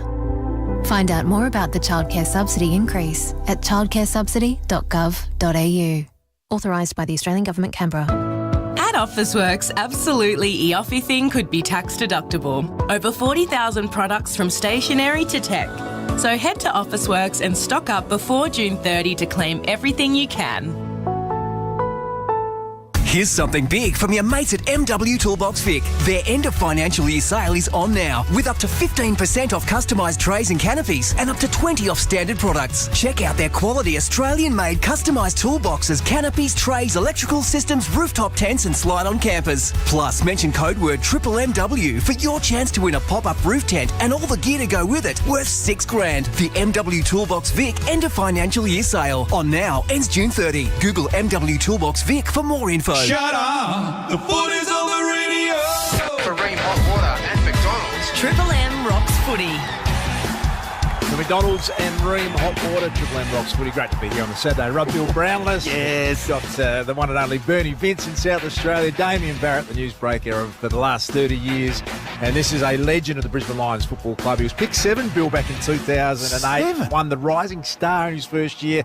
An All-Australian. He come back from a little calf injury, but great to have him out there this afternoon. Daniel Rich, good to catch up there on a Saturday afternoon. No worries, my pleasure. Talk us through, it's been a bit of an injury-interrupted year, Richie, but there's never been bigger expectation, I reckon, than your time at the Brisbane Lions. You're embracing that as a player at this stage of your career? Oh, absolutely. It's obviously I'm at the twilight end of my career and obviously here to play in those games. And as we all know, there was a fair portion of my career where I was at the other end. So I'd rather be embracing those expectations than be speaking about who we're going to get with the first or second pick. Richie, Billy here, mate. Coming off the bye, what do the old boys do over the bye? Do you get a bit of time off? Thanks, mate. It was good. I'm kind of at the stage where I played against the Crows before the bye, so I wanted to keep the kind of training load rolling on. Not so much of a rest for me, but everyone, got away, did a few different things, but I suppose you still got to keep in the back of your mind the prep for the back end of the season. But it's always a nice time to press the reset button and look forward to what's to come. Daniel, I know you've got more pressing issues, and that is to qualify for the finals before you talk and I suppose anticipate the big picture. But do you feel that the past 4 seasons prepares you for what lies ahead in what lies ahead for this remainder of the home and away season and then September? Oh, it has to. I think you can't really buy those experiences. When we talk about that, it's obviously those finals moments and games. And a lot of the guys in our, in our group and our list hadn't played finals, let alone the bigger games in the finals when you talk about prelims and those types of things. So I think those moments can only help, but they can only help you so much as well. We know it's a whole nother ball game when you get to those games. And Richie, you wouldn't have been far off crossing over with Marcus Ashcroft. I think you might have missed him by a couple of years, but give us a bit of insight into young Will, who's just a super talent. What's he like around the club? Yeah, Marcus, he actually presented my jumper all those years ago, but Will's probably one of those guys. There's not many like him. He prepares as well as anyone that I've seen. He knows what he has to do off the field and on the field. And he's going to be a pretty special player for our footy club in not only this year but years to come. Don't want to pump him up and get too far ahead, but he's a pretty special talent. Good looking rooster and nice hair. What's the guy Shrek? Prince Charming. Prince Charming. Josh Dunkley's been another one. Is he better than you thought? Rich Flavour? He is. He does a lot of those things that I suppose footy clubs really cherish and recognise. And he's really, I suppose, led from the front his first year here. He's obviously been a very good player, but when you actually see what he does at training and during games firsthand in your footy club, it definitely makes me appreciate him even more. Do you think Jack Gunston will get some attention today coming up against the old team? That's a good question. It's one of those things you don't really know when you're on the other side of the fence, but he's definitely a Lion now. He's had a very decorated career at the Hawks, and no doubt they respect him a lot for what he's done there, but we'll be there to back him up either way. And Richie, when you look at the off-season and you add Jack Gunston in, who's just been an elite player, and Will Ashcroft comes in as a young superstar, Josh Dunkley we've spoken about, no guarantee that you can get that connection going straight away. Has it taken a little bit of time to get the harmony in the group?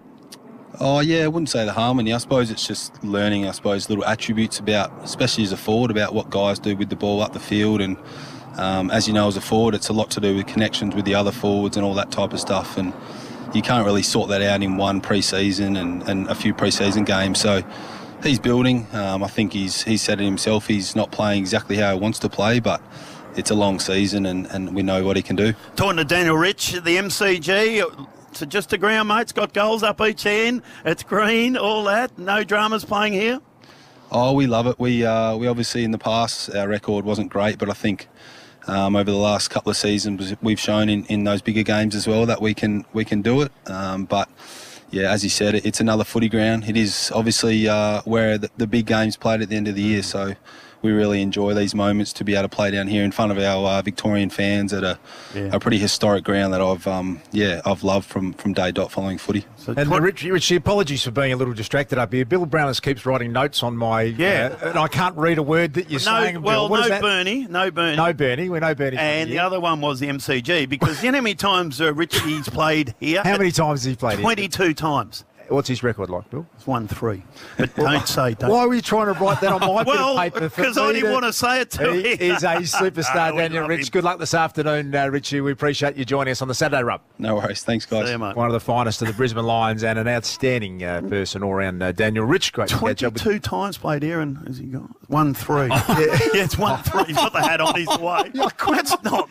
Bill's writing stuff on that I can't read, Damo. I'm pointing at it and then looking at me and I'm going, what's wrong with you? You're getting inside of the Saturday operations here. He writes his own notes before the show starts and then can't read them when the time comes when the red light's on. Where's Bernie, by the way? What happened? Where's Bernie gone? What happened? He's gone missing, Bern. We're going to get Jim's to a break. out. Bernie's out. What's going on? We're going to find Bernie next. You're listening to the Saturday Rub for McDonald's and Ream Hot Water, building up to the Hawks and the Brisbane Lions at the MCG. For McDonald's and Ream Hot Water, Triple M rocks footy. The Triple M Footy Saturday Rub for Hard Yakka for a new breed of legends. For Ream Hot Water and McDonald's, Triple M rocks footy. Haven't settled on a Melbourne breakfast show to wake up with yet? Triple M's got one we think you'll dig. Under the cover of darkness, drop all the soil in the middle of the bay. Everyone who lives in Yarraville would still have their hair. The Marty Shoegold Show, featuring Marty Shoegold. Ooh, yeah, he's loose. Takes on a redskin. Can't say that anymore. And he does not care, so you might want to buckle up. Put your belt on, you might need his hat. If you're about good times and rock's greatest hits, the Marty Shoegold Show's for you. Weekdays, 6 to 9 a.m, only on 105.1 Triple M. Join the Neds AFL Open Group to connect, bet and banter with hundreds of like-minded punters and see expert tips on every AFL game this season. Take it to the Neds level. T's and C's apply. See website for details. What are you really gambling with? Ready to be totally amped? Total Tools free battery frenzy is on today only. Charge in to score up to 3 free 18-volt batteries with selected power tool kits. Buy selected 1 to 3 piece kits over $399. Get 1 free battery. 4 to 6 piece kits. Get 2 free batteries. 7 piece or above kits, get 3 free batteries. Totally unbeatable. Power on up for free at Total Tools free battery frenzy today only. Unbeatable end of financial year deals. Totally. Total Tools, totally sorted. T's and C's and exclusions apply. End the financial year with more at GWM. Take up to $2,000 off the drive-away price during the end of financial year sale. On now until June 30. GWM, end the financial year with more. T's and C's apply. We all know Australia's making a huge transformation in the energy we run on. But did you know this? As we shut down coal stations around the country, natural gas is picking up the load. It's already one of the main sources for generating Australia's electricity, for keeping the lights on. It's 50% cleaner than coal, so together with renewables, it gets emissions down. That's why gas supply will be so important. Australian natural gas will help keep the country running. Did you know that HCF has won CanStar's Outstanding Value Health Insurer 7 years running? We should throw a party for that. Hey guys, we're throwing No party. That's our members' money. No, we're not throwing a party. No party. HCF, we put our money where our members are. Keep your home and office safe with Jaycar's CCTV and security sale.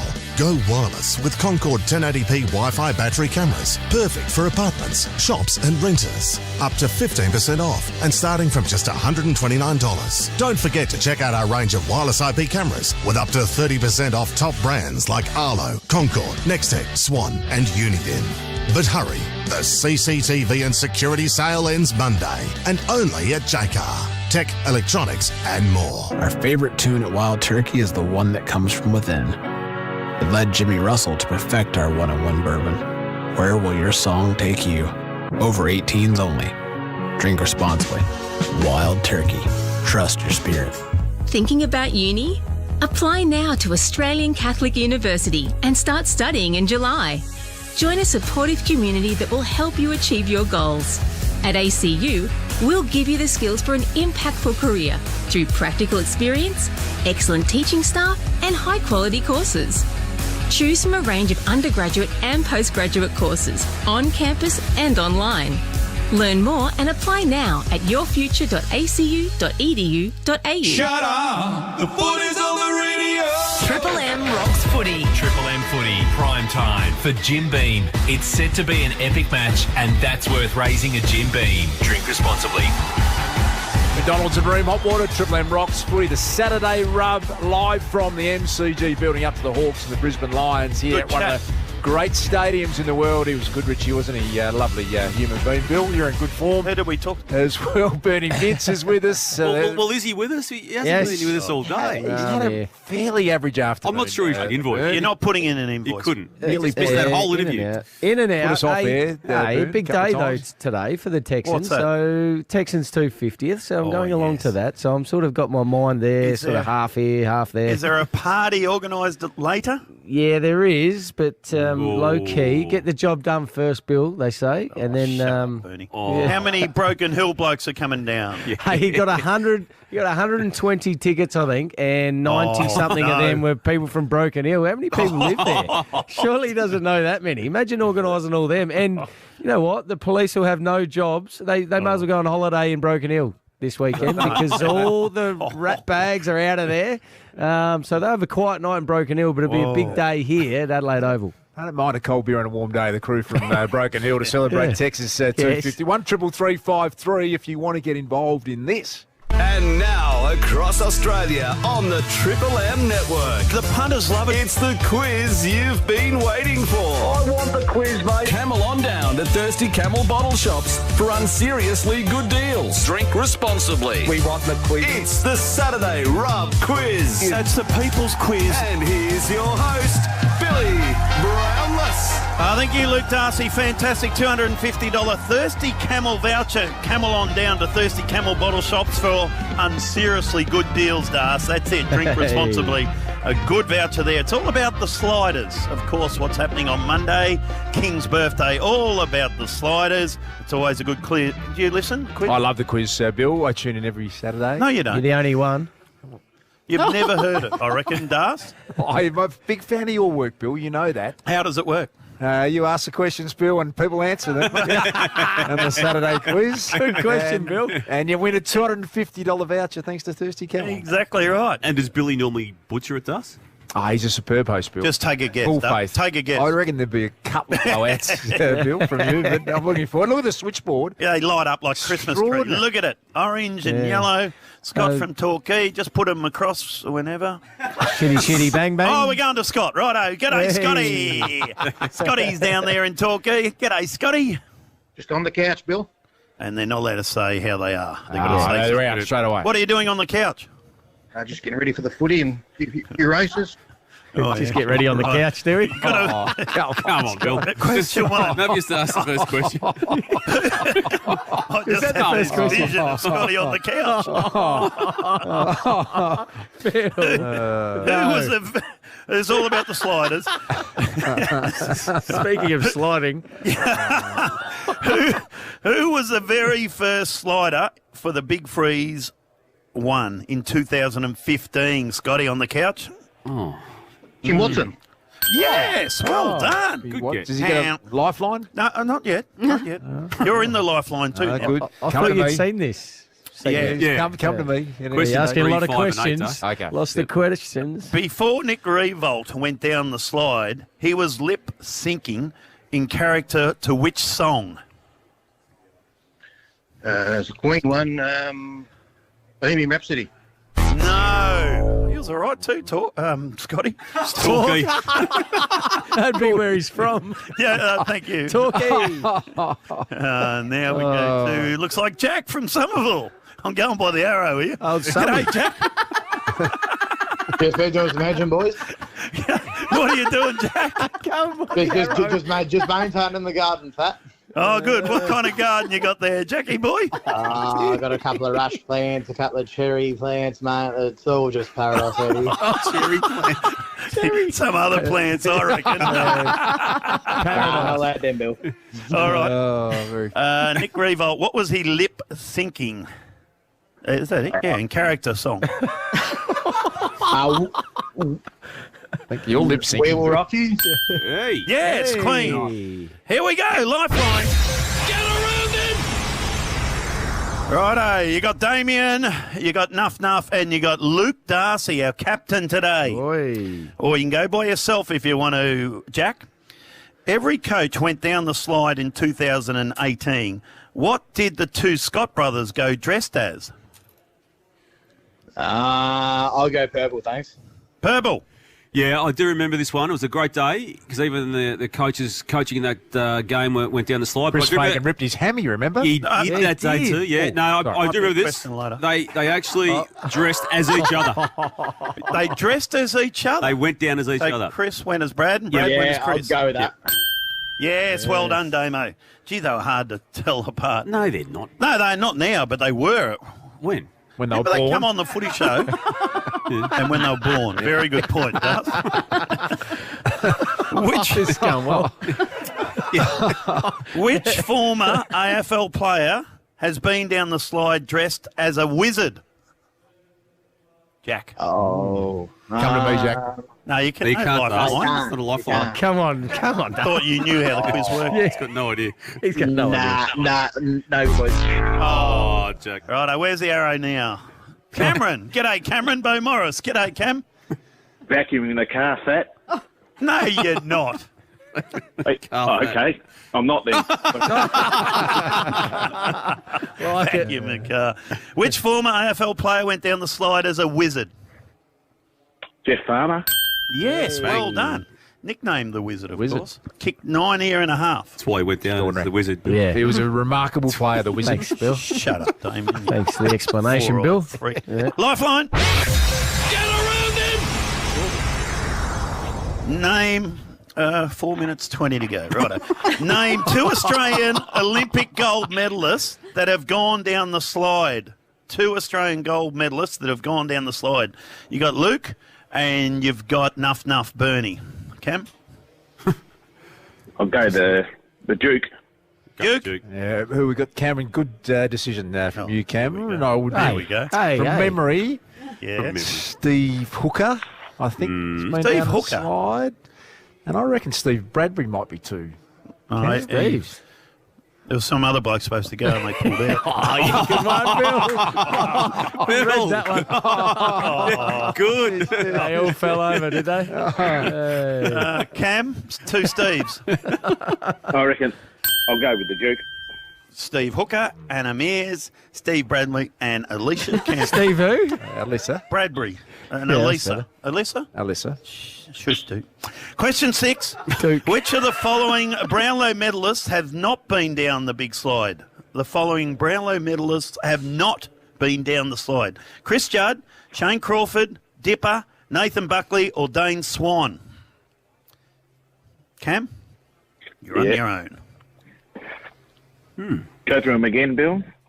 No, you're looking it up. I know what you're doing. I'm on to you. Chris Judd, while you're vacuuming. You're a hard one to look up. Shane Crawford, Dipper, Nathan Buckley, or Dane Swan? Who has Only not one? been down the slide? Not. Anyone? Swanston. Do you need to move it on? No, it wasn't Swanee. We're moving along. Where's the arrow going now? Goes to Pakenham and Stewart. Okay, Stewie. Just waiting in the car for some lunch, Fat. You've been in the car for some lunch. Waiting in the car for some lunch. Oh, yeah, what? People just come up to you in the car with lunch there? Drive through. Which he just waits in the car and someone comes along with a sandwich. Which Brownlow medalist has not been down the big slide? Chris Judd, Shane Crawford, Dipper, Nathan Buckley, or Dane Swan? Dipper. Yes. Well done, Stewie. Abby went down as dressed as Dipper. That's right. Yeah, because she's a You got to bit... move it along, Bill. You've only got 2 more. We only have to do 2 more because he's in the car waiting for his hot dog. In the second big freeze in 2016, who went down the slide dressed as Ronald McDonald?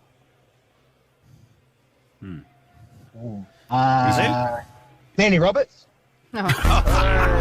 We go to Chopper in Ocean Grove. How long we got there? Got a minute and 40 seconds. Oh, should have Better move it along a bit, Bill. Yeah, Chopper. Cooper. Cooper. Chopper. Chop that up. Cooper. Chopper. It's just on the V line from Geelong to Southern Cross. Why? Because Once you get to the city. there's a music festival on today, so yeah. Oh, that's good. yeah. Who went down as Ronald McDonald? Who's playing? Cameron Ling. Yes. Thank you. Righto. One more? That means you win. Oh, do you want to wrap it up? You got a minute 16, Bill. Can you get another Question 10. What was notable about Chris Fagan's exit from the icy pool when he slid down the slide in 2018? Pulled a hammy. What's he get, Bill? $250 Thirsty Camel voucher. Well done to you. Seriously, good deals there. But Thirsty Camel, drink responsibly and have a good day and night. Thank you. You ever been called Chopper before, Cooper? Yeah. Chop. He's gone. He's got his $250. Thanks to Thirsty Camel. Beautiful display of quiz mastery from you, Bill. Outstanding. Any news, Damo? Anyway, we've got to go. Got 40 seconds. Well done to Bernie Vince, to Bill Brownless, to Damien Barrett. The Saturday Rub. What a pleasure it's been to be amongst the fine crew as How'd JB. you find it, Das? How'd you find it? Entertaining, a little loose, a bit unnerving at times, but JB will be back next week for the Saturday Rub. BT, Kate McCarthy, Daisy Thomas, all ready to roll. We're building up to the Brisbane Lions and the Hawks from the Triple MCG, and for McDonald's and Ream Hot Water, Triple M Rocks Footy.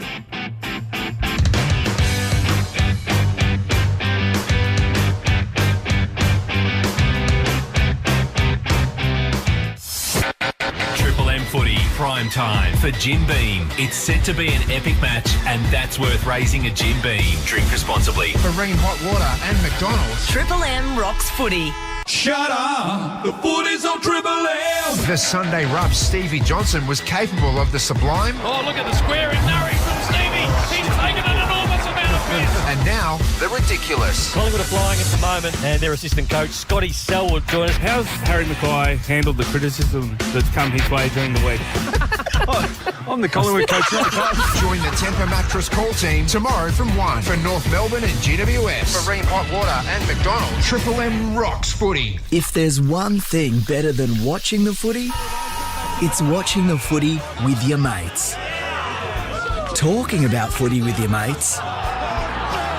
And raising a Jim Beam with your mates. So here's to winning together, losing together, but hopefully winning. And here's to you, grabbing some Jim Beam before the game this week. But remember, everyone can benefit from a spell on the interchange. Drink responsibly. Sign your business up to BP Plus to earn triple Qantas points for 6 months. Plus earn an additional 100,000 bonus Qantas points. BP Plus. Limited time offer. Min spend. Leaderage criteria apply. Must be a Qantas Business Rewards member to earn Qantas points. For T's and C's, visit bpplus.com.au. It's tax time at Bunnings Trade. Get in quick for amazing tax time deals on brands that mean business. Like the Makita 18-volt 9-piece combo kit with carry bag, 3 5-amp batteries in charger for just $1,999. That's over $3,200 worth of tools for just $1,999. Plus, purchase before June 30 and get a bonus Makita 5-amp battery valued at $189 via redemption. Don't miss out this tax time at Bunnings Trade. Helping business is our trade. Hi at user-VK4VD7VR5TL. Alan here from Volkswagen. I'm not sure you're a real person, a bot, or a person with a bot's name, but I am sure you said Utes are dreadful family vehicles and dreary as a wet weekend. Not ours. With over 30 safety and driver assistance systems, it's a fantastic family vehicle with a powerful V6 engine. Book a test drive today, if bots can book things.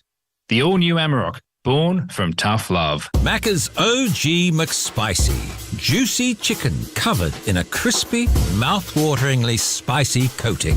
It's the McSpicy that started it all. Order at Macca's today.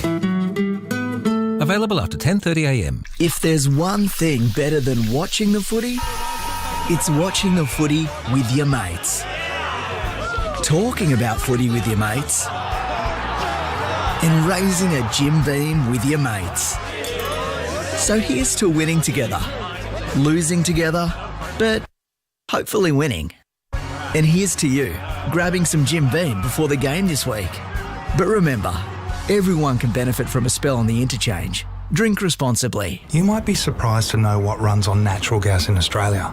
Like greenhouses to grow vegetables, refrigerated trucks to transport food. Brickmaking, breweries. It's vital for hospitals and medical supplies. And making the fertiliser for our farms. Gas provides over 40% of the energy used by Australian manufacturing. And did you know this? Gas is one of the main sources for generating Australia's electricity. It keeps the lights on. Australian natural gas helps keep the country running. Every massive moment lives right here. That is incredible. For Ream Hot Water and McDonald's, Triple M rocks footy, and the first quarter is coming up next. Hi, Rodney Jane here. This end of financial year, drive into big savings with Bob Jane T-Marts. Buy 3 selected Bridgestone, Yokohama, Dunlop, Goodyear or Kumho tyres and get 1 tyre free. We've got alloy wheels from $125 and quality tyres from only $69. That's right, quality tyres from just $69. And we won't be beaten with our best tyre price guarantee. Call or shop online today. At Bob Jane T-Marts, we'll look after you. T's and C's apply.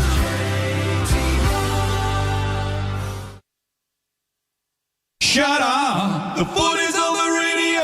Triple M rocks footy. This quarter for Lifeblood. Be the lifeblood of footy. Search Give Blood today.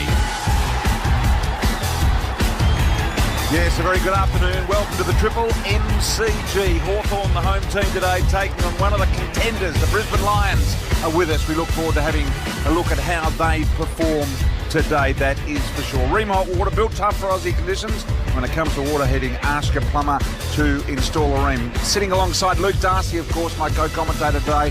Look forward to that. And joining us now, Daisy Thomas is with us. Daisy, good afternoon and welcome to you. Good afternoon, BT. Lovely afternoon for football. It is here at the MCG. A little bit of light cloud about, but a pretty good day. Not a whole lot of breeze and no rain forecast. Kate McCarthy, it's a very good afternoon and welcome you to Triple M Footy. BT, great to be here. And yeah, Days, I think it's a good afternoon for football. A nice winter's day here in Melbourne. A little bit chilly. I think the Brisbane Lions players will be finding it a little bit colder than sunny Queensland, but really looking forward to this. And I think we're going to get a good game for about a half, I reckon. And whether that's the first half, the second half, 2 quarters of it at some point. I think we've seen Hawthorn can compete at times, and it's just their ability to float in and out of games. I think that consistency when you've got such a young group that is the real problem for them at the moment. Interested for both of you as to where you rate Brisbane in the top 4 end of what we're seeing. Where are they, do you think? I think they sit comfortably within that 7-run win streak that they went on. Obviously a loss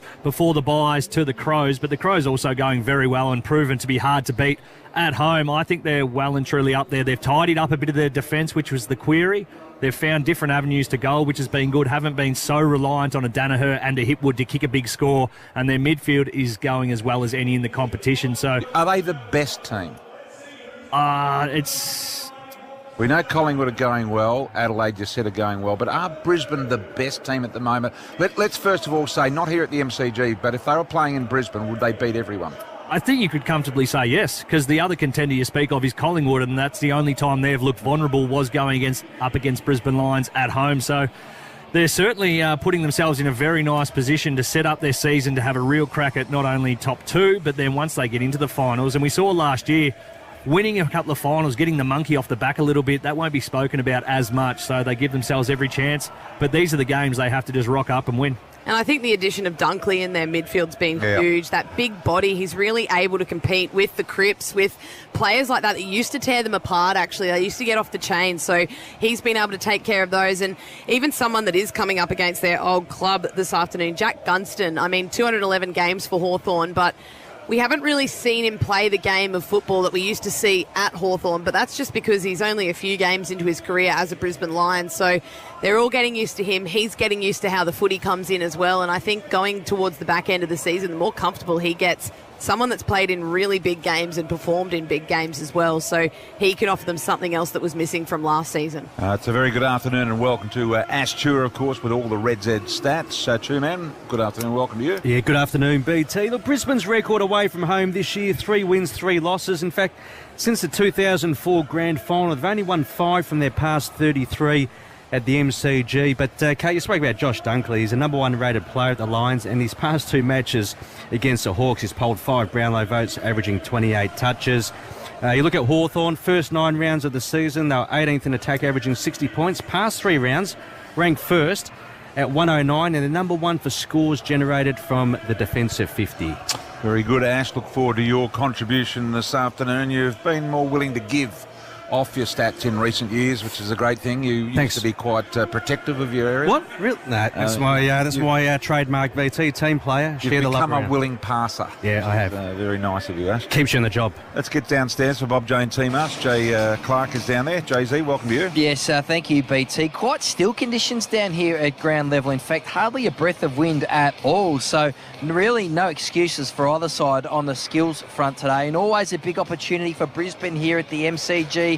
It was a big monkey on the back, of course, until last season's finals campaign. They beat Melbourne, but have only won 1 game at the MCG of their past 13 encounters. So Geelong smashed them by 71 points in the preliminary final last time. But Chris Fagan be very keen to notch up a win today at the home of football, of course. I was watching the Brisbane Lions coach just over in his dugout before, spent about 10 or 15 minutes just watching his troops warm up. That's what he normally does, and stuck to the routine today, of course, against the Hawks. Very nice work, Jay-Z. What's cooking in the world of football news, by the way? The Dan Butler tackle is just absolutely huge at the moment. Crossroads for our game, I believe, as we try and work out whether we accept the incidental sort of head contact or all head contact is banned. If so, there will be further changes in players' tackle technique, of course. Answer, if you can, this whole tackle thing and combined with the concussion element of it has come very suddenly. Yeah, and what I find really interesting was at the end of last season or towards Christmas, normally the AFL release, the sort of changes or the tweaks for the upcoming seasons, normally around about Christmas time. But last year, I don't remember any sort of forewarning on this at all, or any real formal announcement. It has just sort of happened potentially more naturally through the MRO system. Dan Butler is going to be absolutely fascinating. My gut feel is the tribunal finds a way to get him off. If you have a look very late in that tackle on Nick Blakey, of course, you see Dan Butler release him slightly. It allows Blakey to put his hands out.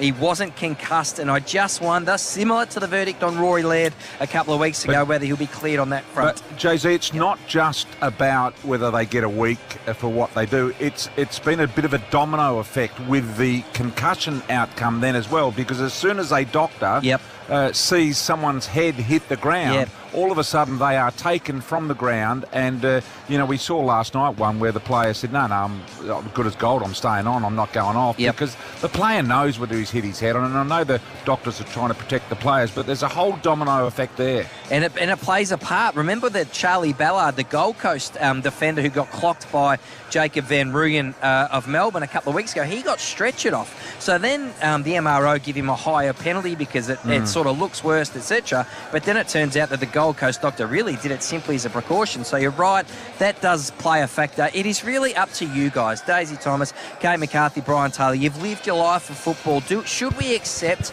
that there is incidental, sort of accidental situations where players will hit and hurt their head? Is that okay, or will all head contact like that attract some sort of penalty? Really, it's for you guys to decide. Well, I think we're about to change the game significantly if all head contact is going to result in that. So I just think we've got to a point now where we have to work out where the end of this is, because if we keep going, the game is not going to look the same. I saw 2 last night, Kate, of players when they tackled them, they deliberately held them up in the tackle. They didn't let them go to ground because they didn't want to be risking that element. Yeah, and they were waiting for the umpire to blow the whistle to call it quickly, and when they did that, that was fine. But it's when it goes on for a while that then there's that need to sort of take them to ground or get that action where you sling them around. But on the Dan Butler one, I mean, we have a rule that's in the back, so you can't tackle them in the back. The only other option Dan Butler had was to go to the side of him, which is exactly what he did.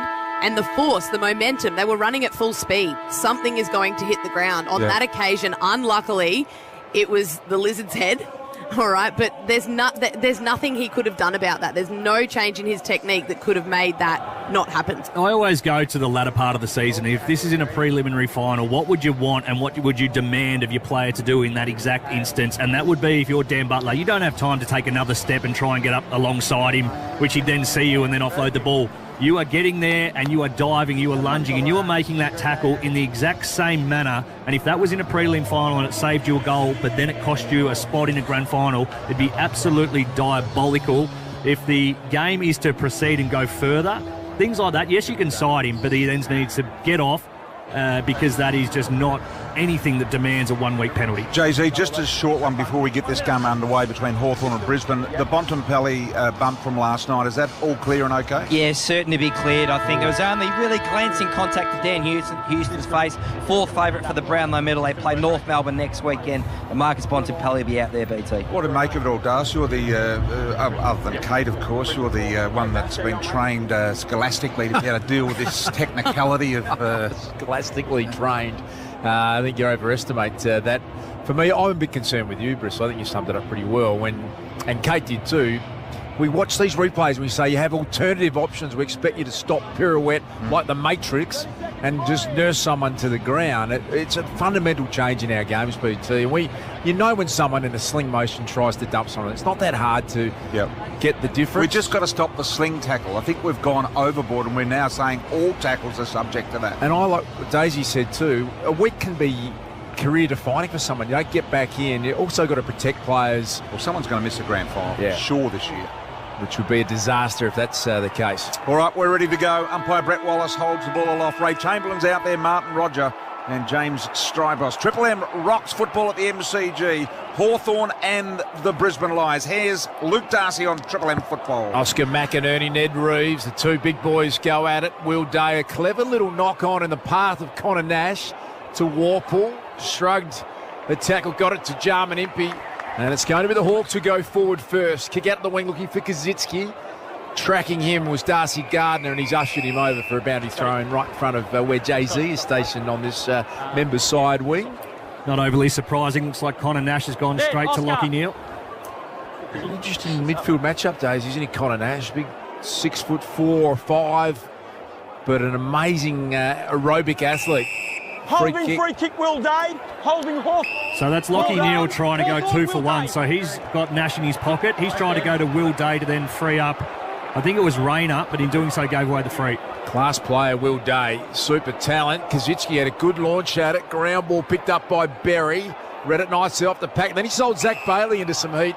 It'll be wrapped up at true centre forward for the Hawks. So ball up here, inside their 50, the city end to which the Hawks are kicking. Doing the ruck work on this occasion is Reeves. It'll knock down. Picked up by Dunkley. Kate mentioned how well he's doing with the Lions. Here's Danaher. Beautiful pickup. Gave it to Bailey. Back to Danaher. Wants to get onto his left boot. Now gets in a position to do that. Good hoiking ball to the punt road forward 50. Here they come here, the Lions. Opportunity ground level. Couldn't quite make it work on that occasion. Hipwood had a bit of a fumble. Goes to ground and players lying everywhere. Eventually it comes out here to Wilmot. He was tackled and dispossessed. And it'll be a free going Hawthorn's way in the half-back line. And it'll go to Morrison. Not sure who was on Eric Whitwood there. He was out completely. He was on his own. He should have done more with that. He was the perfect position front and centre and just couldn't pick up the ball cleanly. That would have been the first one in the books. He'll be filthy, Kate, with Absolutely. that. There's a certain goal coming up if he didn't fumble. Impey came charging through. Will Day again was prolific. Carl Amor, all risky, kicked that right across the back defensive 50, and they did really well to get out of it. Good win. Lockie Bramble shares it now with Scrimshaw. He casually takes a bounce and then kicks a genuine shank. Lloyd Meeks down there tries to guide it back to Will Day, who started in fine form. Getting back Starcevic. That's a kick off his shin that goes about 7 metres sideways. Hawks have got some good intensity about them early. Luke Bruce, outstanding form. Back to Mitch Lewis. Try to get it back today. Good defensive effort. Was Josh Dunkley back there. Put it in the path of the powerful unit in Rayner. But coming back the other way, Nash. The Hawks have got some good numbers around the contest. Sicily flicks it back to Nash. Mitch Lewis, diving attempt. Picked up by Dan Rich. Frenetic start to this game. The Lions have got it at half-back. Starcevic to Berry. Just a bit of controlled footy here now to the big fella in McInerney. McInerney spots an opportunity out wide with Gunston, and Gunston takes the mark on the northern wing here in front of the interchange area at the MCG. No score. We've played a couple of minutes of this game already. Gunston with a low ball, beautiful precision ball. Probably should have got there but did not, and that occasion McCluggage taken away here by the Hawks. It's out wide as well, and it's Weddle. Weddle got the give and go now, drilling high ball inside 50, looking for Lewis down there. Punch away by Payne. He's become an effective defender, has the big fella Payne, and it spills to Berry. Berry now to Wilmot, and Wilmot's away on the northern wing. Exciting player for the Brisbane Lions, Darcy Wilmot. James Sicily got smacked into it, and he will want to go on with his Sicily. Joe Danaher got him late, Daisy. Free kick was obviously there. Yeah, brave. Well done from Sicily going back in the hole. Knew the contact was coming. Joe somewhat pull out, but expecting to have a little say after this. James Sicily tends to put those in the memory bank, Kate. Doesn't forget much, does he? Be surprised if there's got a big memory bank, I reckon. A little square up from Sicily. He's got it now on the AFL logo on this members wing side. Very early stage of this game. That is a bold kick, a bit too aggressive. It's their style though, the Hawks have turned it over here, the Lions. Pryor coming through the corridor, Rayner, one-on-one chance. Oh, Charlie Cameron's going to be really dangerous. Brilliant defensive effort back there from Hardwick. Scrimshaw pirouetting, spinning move, and they've saved it again, the Hawks defenders. And it does, and it goes out wide here to Impey, and he just keeps it wide to Weddle. And Weddle has taken the mark, half-back flank on the northern side, and it's just going to slow things down here after a bit of a hectic start. Stay out, Jack. Weddle, he's got a real 1980s Scarriers style. Near on perm, BT. It is indeed. Here's Big Reeves. He couldn't hold the mark. McInerney there, ground level, pick up, and we'll have a ball up. Right on the logo here, centre wing. Northern side of the ground. Hawthorn taking on the Brisbane Lions. Ash, what else have we got going on today? Later this afternoon, Adelaide versus West Coast at the Adelaide Oval, followed by Freo v Richmond this evening. It's the Choice Hotels around the grounds. Plenty of football to come on Triple M. James Sicily started hot. Obviously, last game he played was the 43 disposal effort against the Saints, then had the week off with suspension. Already up to 5 disposals in this game. McInerney and Reeves start their approach about 25 metres back from the intended 18-metre mark that they throw it in. Reeves was able to get rid of McInerney, gave it a Warple, over the shoulder Warple, high ball here, Big Meekie's there, knocked to ground, umpire calls play on, lets it go. Kazitsky was there as well, plenty of Brisbane Lions defenders, ball not coming out of the pack at the moment, and I think it'll stay in and we'll have a ball up. We will. Half forward here for the Hawthorn Footy Club. Still no score in this game. 5 3/4 minutes into the first term at the MCG. It's at half forward for the Hawks. Big O McInerney comes out to McCluggage. Beautiful kick that to Danaher. The Hawks defenders have started superbly. James Blank with the defensive spoil. And now some good pressure. Moore picked it up beautifully. Connor Nash, Warple had a little fumble. Nash has got to go back and help him out. The big Irishman has been able to get a handball off, but picked off by McCluggage. To Ashcroft. Bailey cleverly didn't take possession, guided in front of himself. Good effort again, Hardwick, who's won another big one-on-one. Blake Hardwick, but a little overzealous with the kick. He's kicked it out of bounds on the full. Let's get to Jay-Z, Bob Jane teammate. Hey, Duke, Cameron Rayner might have started the season in defence for the Lions, but the experiment is over. Been forward recent weeks and again today. Lockie Neal, short ball to Bailey. It was worried out of it by Impey. Brockman now back to Impey, right on the boundary line. Funny little handball, caught in two minds. Goes there to Moore. Got rid of it. Impey again. So it's really a bit of a triangle handball set up here at the moment. Day tries to break the tackle here. Robertson not successful. Robinson pins it and gets the congratulations from his teammate. We'll have a ball up. Oscar. Here it is. McInerney and Big Meekie arrive. Meekie pushed under the ball. Taken away on that occasion by Amon. Kick was smothered. McCluggage, lovely handball. Ashcroft through the middle of the ground. Builds to Robinson. Robinson out wide, finds Gunston. Opposed to his old teammate James Sicily, who made sure he made some body contact. Gunston gets up, spears it beautifully for Charlie Cameron. Weddle had fallen over, I reckon, Daisy, and gave a golden opportunity to Charlie Cameron. Yeah, he just slipped at the crucial time, did Weddle, but really well done from Eric Hipwood. He would look like he was going to come across and take it. Obviously, the left footer just having a little bit of sense for the occasion. Charlie Cameron, the right footer, beautiful snapper. Gave it to him instead. Good Charlie Cameron going 32 goals already this year, and that is a beautiful looking snap. That's how to kick the J-curve. Could not have struck that any better. Beautiful rotation on it. Straight through the middle. Charlie Cameron kicks the first goal at the MCG. Brisbane are 1 straight 6. The Hawks are yet to score. That's the Triple M lifeblood scoreboard. Be the lifeblood of footy. Search Give Blood today. It was the first time they'd been able to have a clean passage really out of their half-back line. They'd been looking to go through the middle of the ground pretty regularly, but just overusing it a little bit or just a bit off the pace to start with the Lions in this first quarter. But that time, linked up beautifully by hand. Will Ashcroft broke the line and then got a handball out to Devon Robertson, who's come back into the side this week after some strong form in the VFL. Beautiful kick ahead then to Charlie, and he did the rest. Charlie Cameron averaging career-high goals per game at just under 3 per match. He's also third in the AFL for tackles inside 50, number 1 for goals inside 15. Red Z Lending, loans for the self-employed, redz.com. Back to the middle we go. First score taking some 8 minutes to get on the board. Hawthorn looking to clear out of the middle. Meek with the handball there, did well to Newcomb. And the play on is good here. Spills wide now and finds McDonald. McDonald gives it back to Mitchell. Mitchell goes inside 50. Moore's there, big pack forms. And 2 Brisbane players absolutely committed. One of those was Wilmot, I think, and maybe one Hawthorn player. They went hard at it, and the collision was rock solid with Post and Moore. Dylan Moore, not a overly large man, but plays big, plays strong, absolute courage, got up there hurting, but brilliant bravery early. Extraordinary courage, Daisy, almost bordering on a touch kamikaze.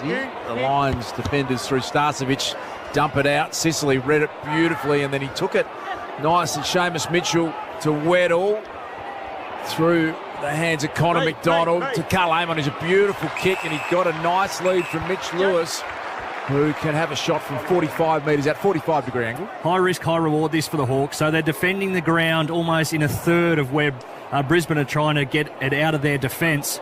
Obviously, if you're good enough to have the numbers and condense it, you get looks like this going the other way. But with the dangerous Brisbane forwards in Charlie Cameron, expect them, or at some stage in this first quarter, to be goal side 30, 40 metres clear. In good touch, Mitch Lewis. 6 goals against West Coast 3 weeks ago. 3 against the Saints, 3 against Port Adelaide, and he has nailed that one. He's a beautiful kick.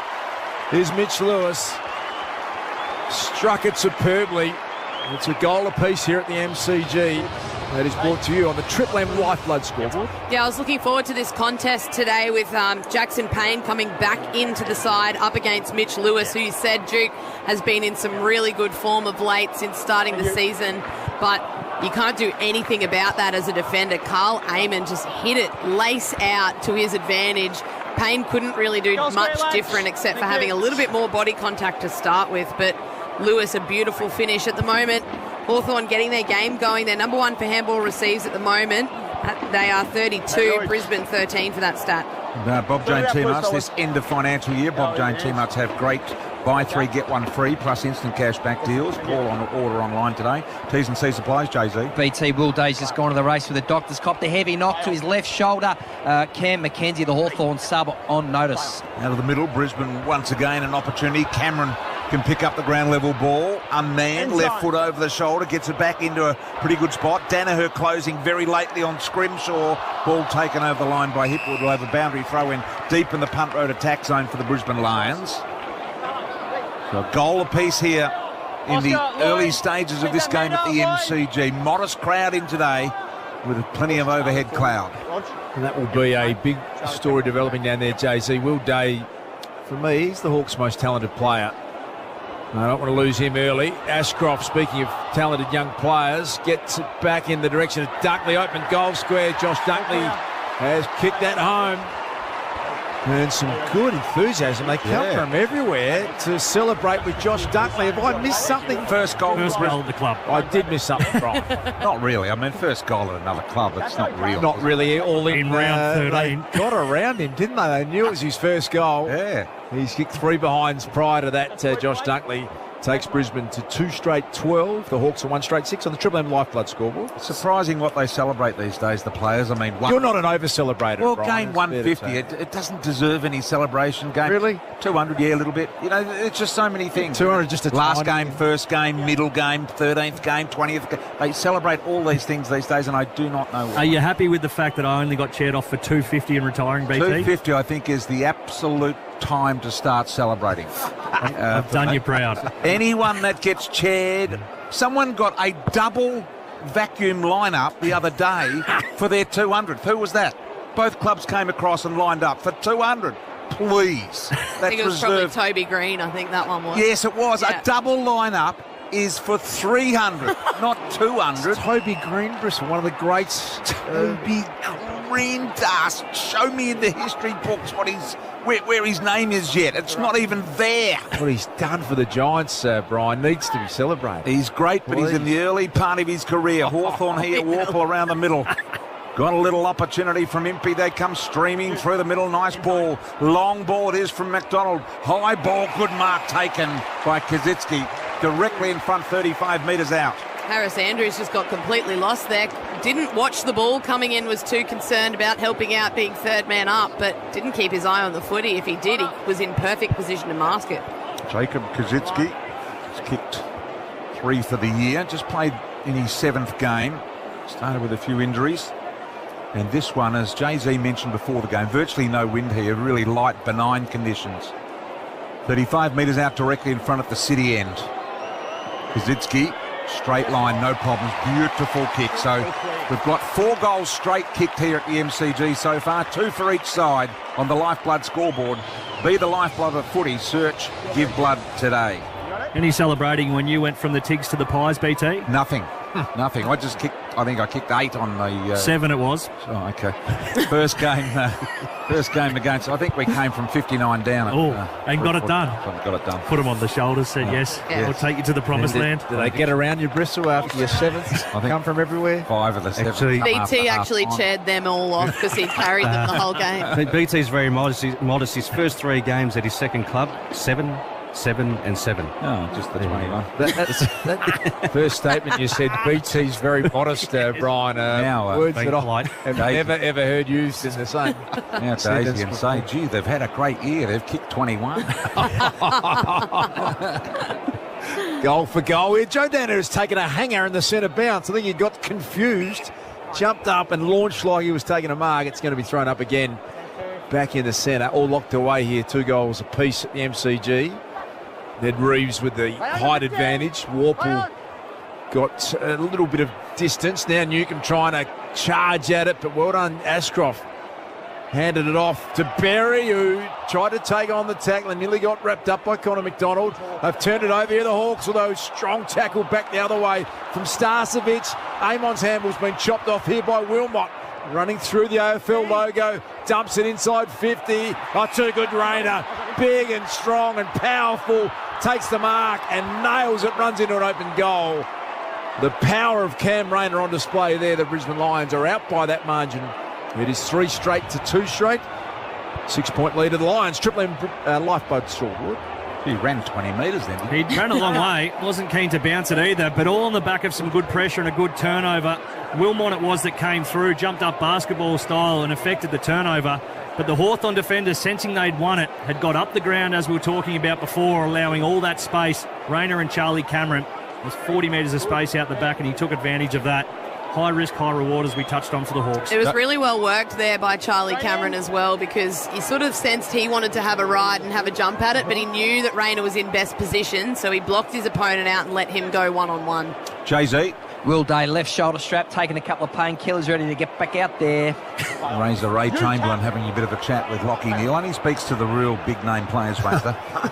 Newcombe in there, and good to have him back. He's missed a year and a bit or thereabouts. Did I hear Ray's doing advanced hair advertisements at the moment? Right, could be. I haven't seen one yet, but I look forward to it. Impey, little handball, Sicily half-back. Chisler from Sicily sets up an opportunity for Nash. Nash back inside with a sliding handball to Brockman. Brockman over the top here. Little handball comes to McDonald. Bit of a sloppy kick inside 50. Brisbane get around it. Robinson had a bit of a fumble, went back and got it again. Gave it to Starcevic. And they'll get out of trouble here. The Brisbane Lions out very, very wide with the footy here. Is that man McKenna. McKenna's little kick didn't do much. Picked up by Newcombe. 70 metres from Hawthorn's goal. Good looking ball. Had to stop on a threepenny bit McDonald, and he did to take the mark. 20 metres out directly in front. He's definitely been under the rollers, McDonald. That can't be natural. That is... I think you're 2 more metres back. And it's just got it's what I call a low perm. Yeah. So just the last 6 inches. It's fallen. Yeah. Up on the top, it's solid and it's streaky, and then it's low. It just fuddles off into spinning sort of curls. Here he is, though, McDonald, to make it 6 goals straight at the G. 3 from each team on the Lifeblood scoreboard. Amazing kicking. It wasn't the best kick, though, from McFadden coming out of the defensive work. It was just a real nothing ball, and he was aiming for Daniel Rich. It would have looked good if it paid off, but just as we see Chris Fagan, I think he feels the same way about it. Just didn't need to happen. Could have gone long further down the field, and then when it turns over there at the top of 50, there's nothing your defenders can do because they've already started to peel off to help the chain of attack. So just overplayed it a little bit on that occasion. Triple M Red Z. Brisbane are number 1 for inside 50 differential. However, today Hawthorn 11 entries, Brisbane only the 5. What's the standout for you today so far, Ash? Is it the goal for goal sort of thing? Yeah, yes, it's. I know you love that particular trend, BT, but Hawthorn smacking Brisbane, the uncontested ball. They're ranked number 1. They're at plus 26 at the moment. Hi, Joe Danaher. Hi, tackle. Hi, Joe Danaher. I'm back on. Dangerous opponent, Hawthorn. They make teams nervous with just how aggressive they are with their ball move. Danaher's kick from the free kick, the centre bounce, tumbles inside 50. Hawthorn free kick is going to go the way of Seamus Mitchell. Got it. About 30 out from his own goal. There's a little sideways kick to Jarman Impey. You know that they're always going to have a look through the corridor, the Hawks. Not afraid to take a risk. They share it by hand back to Impey. Closing some space was Lockie Neal, but he was good enough to get it to Sicily. Goes short to John Newcomb. And gets it back now, Sicily. They love ball in hand with James Sicily. Puts it out beautifully in the Tyler Brockman direction. Harris Andrews a little accidentally clumsy on purpose, if you know what I mean. Back to Kaczynski. Will Day's back out there. He's got targets everywhere and decides to go to Reevesy, who completely lost his mind. Reevesy pulled the trigger. They could get away with it anyway because Luke Bruce involved. Ground ball there to be won. Getting back, Link McCarthy in defence. Daniel Rich wants the rush behind and he's going to get it. Should have been a goal for the Hawks. That's the first minor score. 3-1-19 Hawthorn. 3 straight 18. Brisbane on the Triple M Lifeblood score. I'm just not sure why Will Day gave that handball to him, though. Will Day's a beautiful user of the footy. Should have just backed himself and kicked it inside 50, but gave it to the big ruckman who just Greavesy. Come on. Anything over 6'8", you could just see him thinking, north, east, west or south do I kick this? And then he had to get the body to tune into that same thought process, and that took 10 seconds, and by then he was nailed. Here's Ashcroft, gathers right in front of the bench, takes a running bounce for Brisbane. They look lively, little low ball to hit what he marks, 55 metres from goal. Too far out to score. Bailey in there, little short one, finds Lockie Neal, and he's within range about 35 to 40 metres out on a very slight angle. Could see Big Reevesy's head thinking in real time. Every decision he was making, we were almost having before him. In fact, I think they put it in some sort of type on the scoreboard. He is now thinking this. It was everyone at the G could keep up with his thinking. It came with subtitles, his thoughts. It was extraordinary behaviour from a big man, Darson. That's what we know they give. Here is Neal. Punt road end, maybe the first behind of the game. It is, in fact. For Brisbane. For Brisbane, yeah. 3-1 apiece. It is, of course. And, that means it's a draw. Ryan on the Triple M Lifeblood scoreboard. James Sicily. Look right through the middle of the MCG. Got the fullback kicking duties here, Sicily, and then casually dumps a big bomb in the Tyler Brockman direction. Jack Payne, incorrect disposal, looked like from here. Brilliantly done, though, by Amon. Got it out of the hands of a Brisbane defender. Dunkley trying to defend. Warpool now pulls the trigger on the kick. Mitch Lewis is the target. Got a hand on it. Picked it up beautifully, Lewis. That was superb from the big man. Big Meekie hands it off. Gets it across to Sam Butler. Oh, brilliant effort from Sam Butler. Had no right to kick that goal. Dribbled it along the ground. The younger brother of Dan. That was something special, Daisy, and the Hawks get the lead back on the back of it. 4-1 to 3-1 on the Triple M Lifeblood scoreboard. Brilliant finish. We have a look at it here on the Harvey Norman replay. Big Meekie involved, gave the handball, but Butler looked inside and saw 3 Brisbane line defenders just guarding the top of the goal square. So he went the hard, low more end over end than the left to right sort of roll up, and it was really cleverly executed and a class finish. Well thought out. Bit of a mistake from Daniel Rich. He was the spare sitting deep, then came up to the contest but made no impact. Therefore, there was a lot of space out the back too. James Sicily, number 1 ranked player on the ground, 10 disposals, 3 intercepts. Lockie Neal averaging 28 this year, just the 2 touches. And he's looking lively by foot. That's just historically, these crowds, what would they draw on an average, do you think, over the period? BT, they average about 29,000 at the MCG.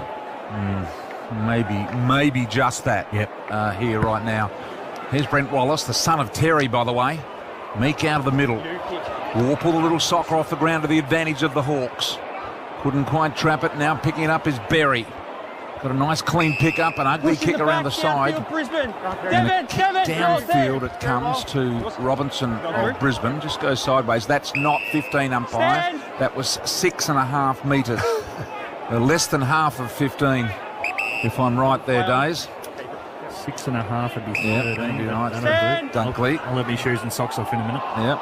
Just got it here on the footy-o, what a feeling mark on the wing. Just wants someone to present up. Lockie Neal just doubles back on Newcomb and does that, takes the mark.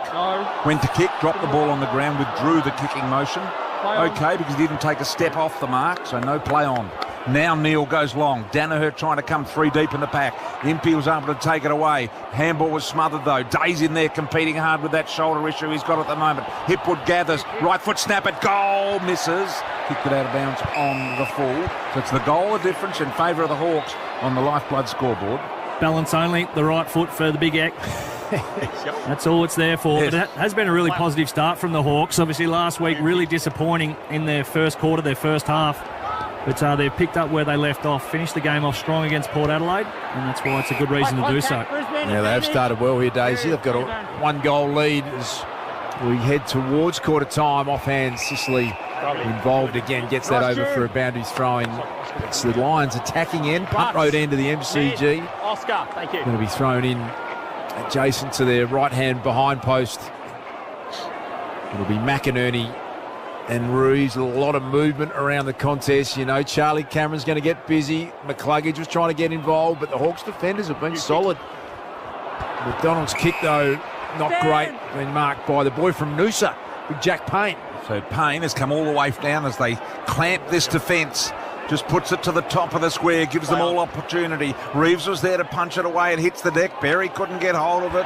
Moore was taken forward in the tackle. He lunged forward. The umpire aware of that. 2 newcomers to umpiring this year, Martin Roger and James Stribus. Throws the ball up, about 25 out from the Brisbane goal mouth. Rayner's caught in the one-arm tackle. Just brute strength, able to break it. Left foot snap, missed.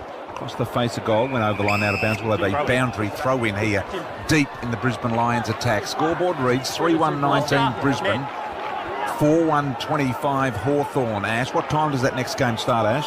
That starts at 4:35 BT between the Crows and the Eagles. Boundary throw in here. Reeves and McInerney. McInerney knocked down. Little handball comes. McCarthy, right foot snap near the boundary line. Missed. All clear. 3-2-20 the Lions, 4-1-25 the Hawks on the Lifeblood scoreboard. Just to tick over 3 minutes remaining in this first term. Sicily and vicious with the kicks, being chopped off though by Connor McKenna. One of the recruits to come into the Lions side this year with a serious amount of talent. They're going all the way back. Devon Robertson to Rich, conceded about 30 metres. And now Jack Payne, so patient Brisbane Lions here.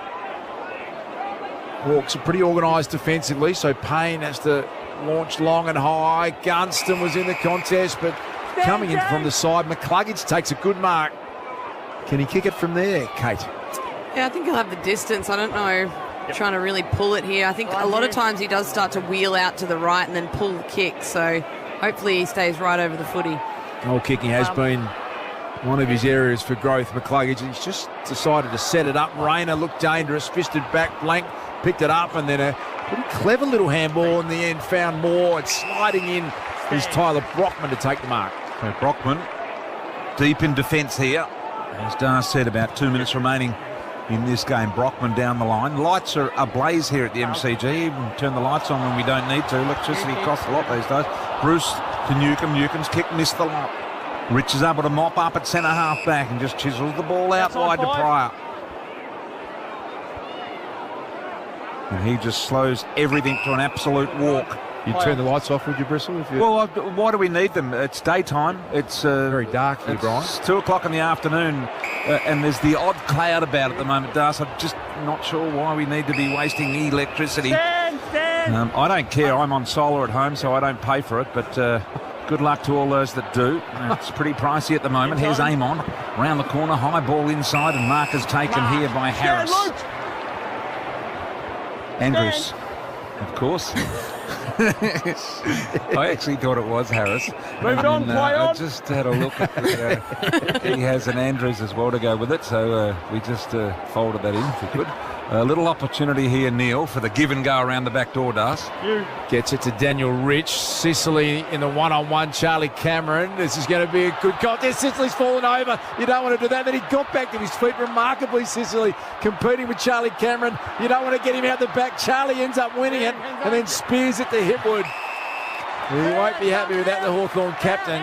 He got rolled in the end by Charlie Cameron. Eric Hipwood in that Dom Sheed pocket, tight on the boundary line, can have a shot. Well, that looked like one of those pre-season drills where it's just you and someone else. Hipwood's trying to square it up and just kicked it straight to Hawthorn. Charlie Cameron and Sicily, it just looked like a pre-season drill where it's just you versus them and the paddock to go, and both of them did a pretty good job in the end. I don't know how Sicily got back in control of it when he fell over. It was a good contest, Kate, no doubt about that. The Hawks started really well. Moore's taken on some heat to get it to Warple. Had a bad fumble, invites the pressure from Lockie Neal, and there is the quarter-time siren here at the Triple MCG. Hawthorn at 4-1-25, the Brisbane Lions 3-2-20. More from Kate McCarthy. You got Daisy Thomas, Jay-Z, the Chew Man and the Bristle Man on a Saturday afternoon for McDonald's and Ream Hot Water. 5-point lead to the Hawks over the Lions. Triple M rocks footy. That quarter for Lifeblood. Be the lifeblood of footy. Search Give Blood today. For McDonald's, Triple M rocks footy. the McFeast is back. You can't keep a legend out of the lineup. Hi, it's Marty Sheargold from Triple M's Marty Sheargold Show, and right now, Triple M rocks football. Max Gawn. Gawn and Grundy combination. This is the one that's been gripping the nation. All the rage. What are we calling it? I like Gawn and Grundy personally, but there's Grundy. Name's Grundy. There's Tap Brothers, which is gross. Tap Brothers. Yeah. It's like a Will Ferrell movie. Yep. Triple M's Marty Sheargold Show. Weekdays from 6 on Triple M. Get the podcast now from the Listener app. They're back. Spicy Chicken McNuggets with a crispy, mouth-wateringly spicy coating. Get them before they're gone. Again. Order Spicy Chicken McNuggets at Macca's today. Available for a limited time. Thanks for shopping at Officeworks. Printed or digital receipt? Printed, please. Are you sure? There's over 40,000 products. Yep.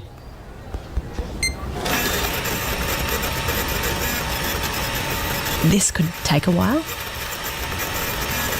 Absolutely, everything you buy at Officeworks before June 30 could be tax deductible, from stationery to tech and all the essentials. So claim everything you can. Bounce, dribble, spin, putt, kick, tackle, cheer, and you could score with IMAR by winning a sports membership of your choice worth up to $1,500. To enter, get an easy insurance quote from IMAR's expert brokers, the teammates of every tradie. Jump online at imar.com.au or call 13IMAR and use the code IMARWIN. They're the tradies, mate. That's IMAR. T's and C's apply. Introducing Skoda's 777. It's our complimentary 7-year servicing and 7-year roadside assist with included 7-year warranty on selected models. Curious? Visit your Skoda dealer today. T's and C's apply. Keep your home and office safe with Jaycar's CCTV and security sale. Get 20% off all Swan security kits, cameras and accessories. Like the Swan Full HD DVR kit, now only $399, saving you $100. And save a whopping $600 on the Swan 4K 12 camera NVR kit. Jaycar's got you covered with accessories too, like dummy cameras, leads and more.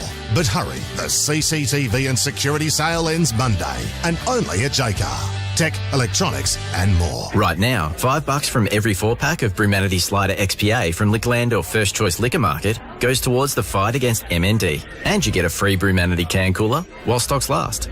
Now that's something to raise your glass to. Cheers to Brumanity. Drink responsibly.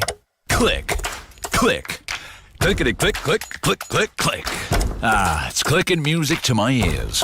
Every year, almost 10 million products are bought at Kogan.com at clickin' low prices. Imogen clicked on a Kogan TV. Jim clicked on a Kogan stick vac. And I just clicked on a Kogan sandwich press. Yeah, I'm hungry. With big brands and thousands of products at clickin' low prices, how good is Kogan.com? Clickin' awesome.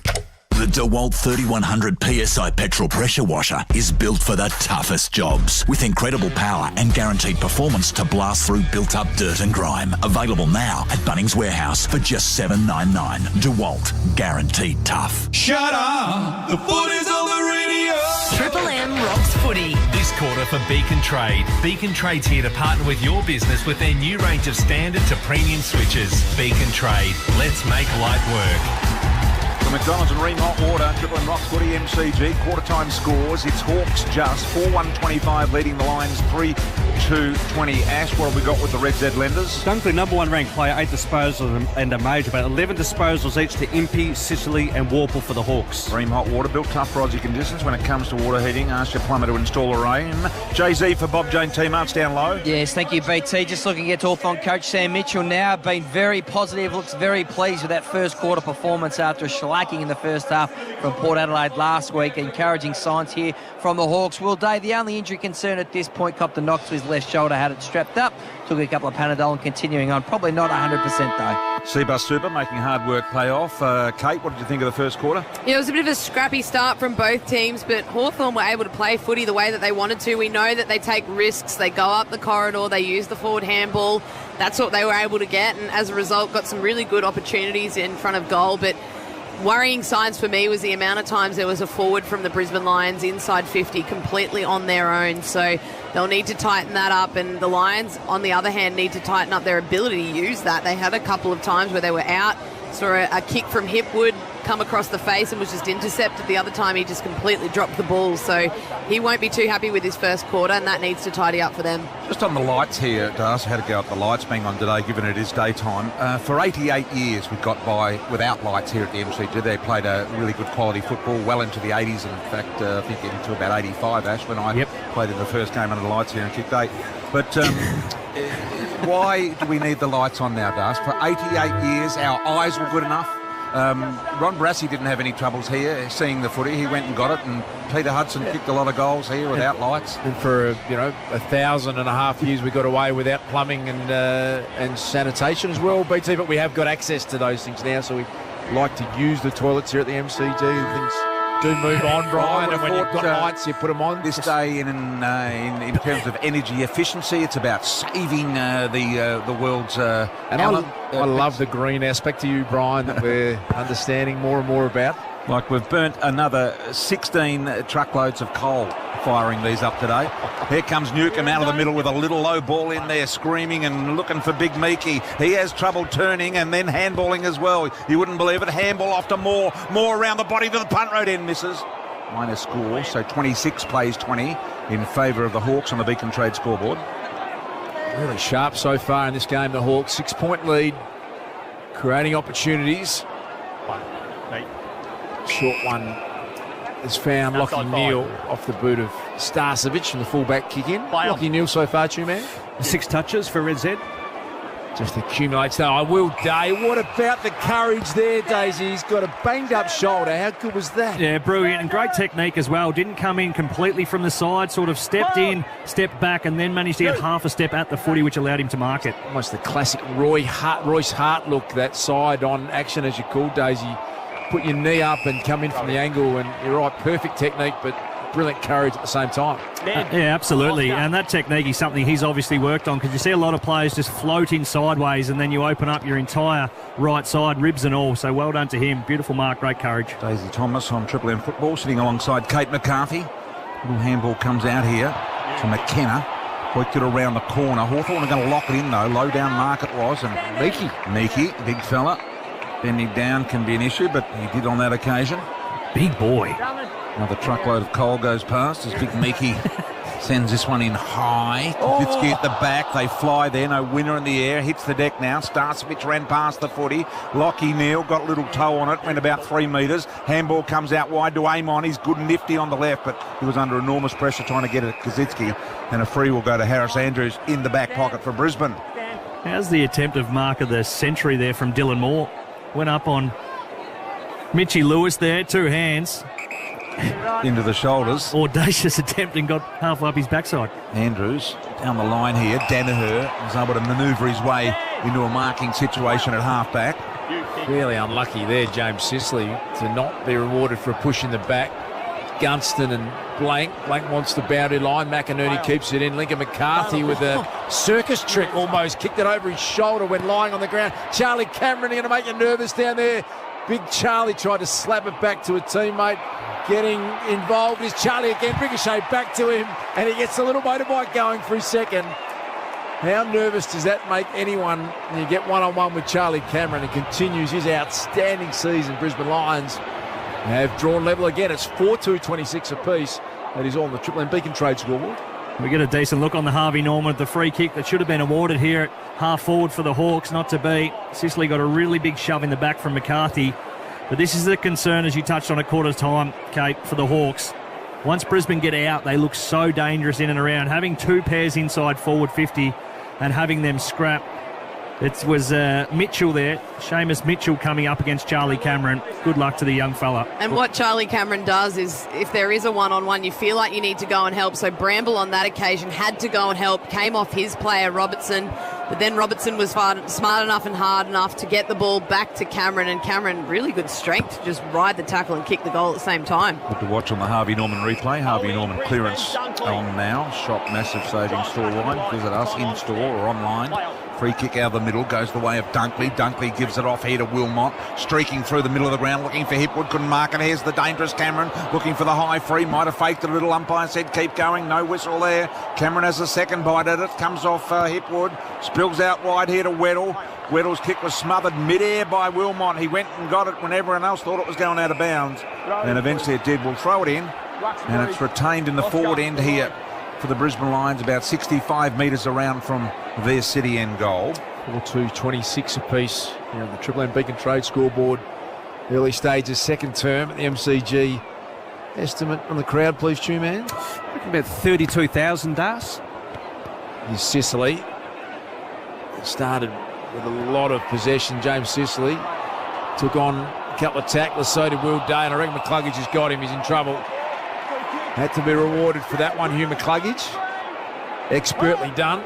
Immediately gets going. Wants Joe Danaher. A couple of Hawks defenders in front. Joe managed to get it to ground. Lockie Neal to Bailey. He's a good finisher, but he miscued badly. Just got it through for a behind. Brisbane go to 4-3. Hawks 4-2. That's the Triple M Beacon Trade scoreboard.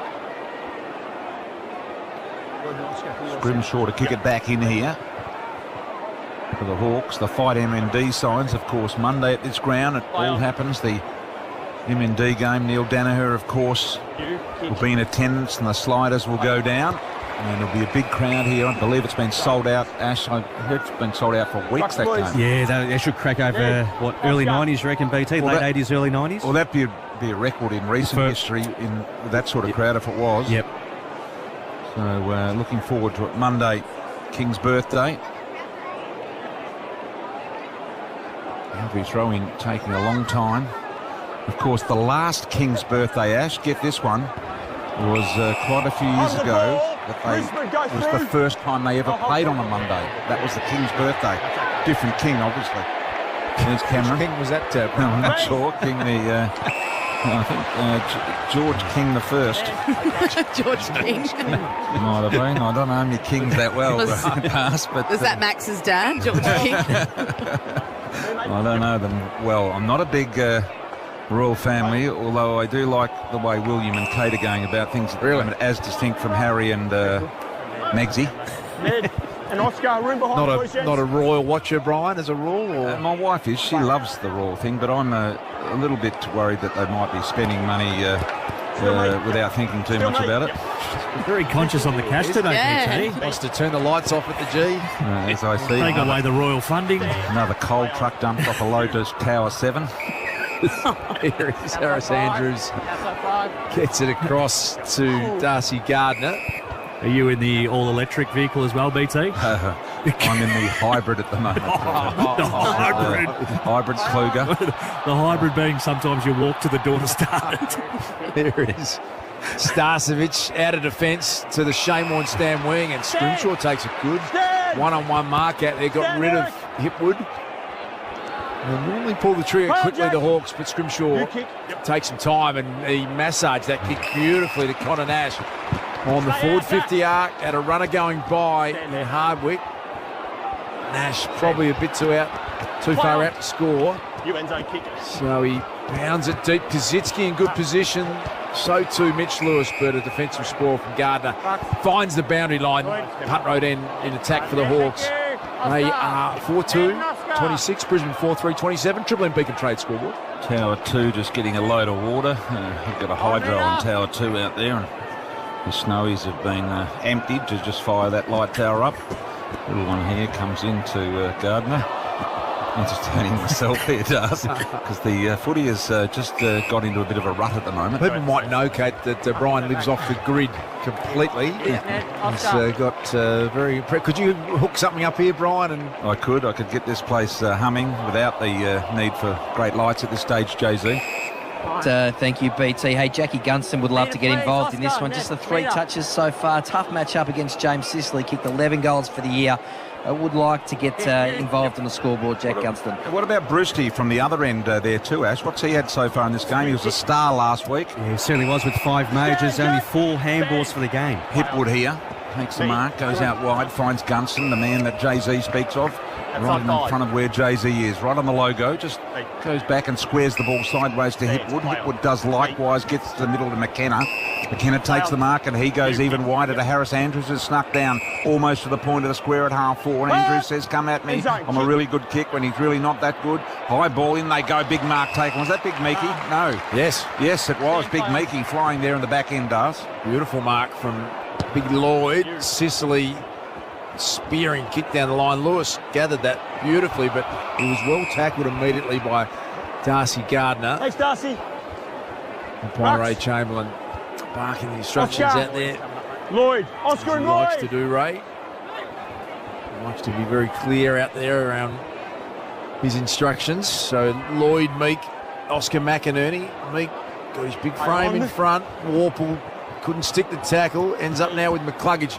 They go to centre forward, the Brisbane Lions. Hipwood taken out of his hands by Zach Bailey. And it will be a boundary thrown. About 65 round from the Brisbane Lions goal. Hawks making a very good contest to this one. It's 4-3-27 Brisbane, 4-2-26 Hawthorn. Triple M Beacon Trade scoreboard. Boundary throw in here. McInerney. Meek just got pushed out of the way by McInerney.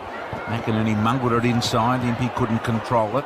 To ground they go, and we will have a ball up as a result. McCluggage pinning the ball. The umpire will ball it up here. Brent Wallace inside the forward 50 for the Brisbane Lions here in the second quarter. Not a lot of scoring going on, just the 1 goal kicked by Charlie Cameron in the 10 minutes that we've played so far. Ball comes out wide here. Big opportunity for the Hawks. Got the overlap with Brockman. Brockman able to get onto it. Looks back inside. Little handball back in there to McDonald. McDonald just goes back and takes the pressure off to Sicily. And Sicily at half-back will now square the ball. No, he decides to take some metres instead. Finds an opportunity with Amon. Amon's a really good kick. Goes inside 50. Kazitsky in front for the mark. Knocked away by Payne. Good defensive spoil. And a neatly timed fumble by Harris Andrews to take it over the line and out of bounds in the forward pocket for the Hawthorn Footy Club. Just needed someone to present up at the footy then when Brockman got it at the half-forward flank. He looked up. Brewsty was the one that he was requiring to just tick lead up at him. Instead, he had to go backward, allowing all the Brisbane Lions numbers to get back. Daisy Thomas, Kate McCarthy, the Triple M Super Special comments. Will Ashcroft managed to get the handball to McCluggage. His kick under pressure to Eric Hipwood, who like a baby giraffe there, Daisy. I'm not sure what happened. Lost his legs. Warple. The handball wasn't on to Jarman Impey. Now it's a real 50-50 ball at centre forward for Hawthorn. It's been dragged under and will be thrown up in that part of the ground. Just a slight communication error there from Eric Hipwood, brain to the rest of his body. just didn't quite function the way it should have. Had it all going wrong there, Eric. Zach Bailey, well tackled by Warple, enough to affect the kick. Danaher grabbed it and then athletically spun onto his left foot. Blank was good enough to get involved. Now a good tackle on Bramble by McCluggage has been rewarded. Hugh McCluggage did superbly. And gets up and wants to go straight away. McCluggage is a neat presenter of the ball. Rayner at the back gets the sit, couldn't hold the mark. Cicely. Little handball straight down the throat of Robinson. Robinson got through heavy traffic. Hardwick's there. Scraps it. Little kick goes out wide. Couldn't mark it on that occasion. Weddle. Umpire calls play on. Brisbane are there. Picked up in the end by McCluggage. Sideways handball. Brockman taken over the line out of bounds. Right in front of Light Tower number 2, where truck 15 comes in and dunks another 100-ton. I see an excavator coming into the side to Tower 1 to dig a massive hole and get another 16,000 megatons of coal out to fire up Light Tower 3, Das. Not happy with the lights being on here, Brian. Oh, it's just pathetic. Here's Lloyd Meek. See if we can get Stewie Fox on from the MCC at half-time and get him to turn the lights out. We'll play in the dark, Daisy. I'm sure it's not Stewie's decision, but he's doing a great job. Play on! Short to Darcy Gardner. Sends a floater to half-forward. That's free kick Hawthorn's way. Going to Connor Nash, much to Lockie Neal's disappointment. Has that been the matchup, Daisy? Nash and Lockie Neal? Yeah, loose checking. So we've seen Connor Nash in the past put the hard tag on and the genuine clamps. He's been running with, but not all of the way.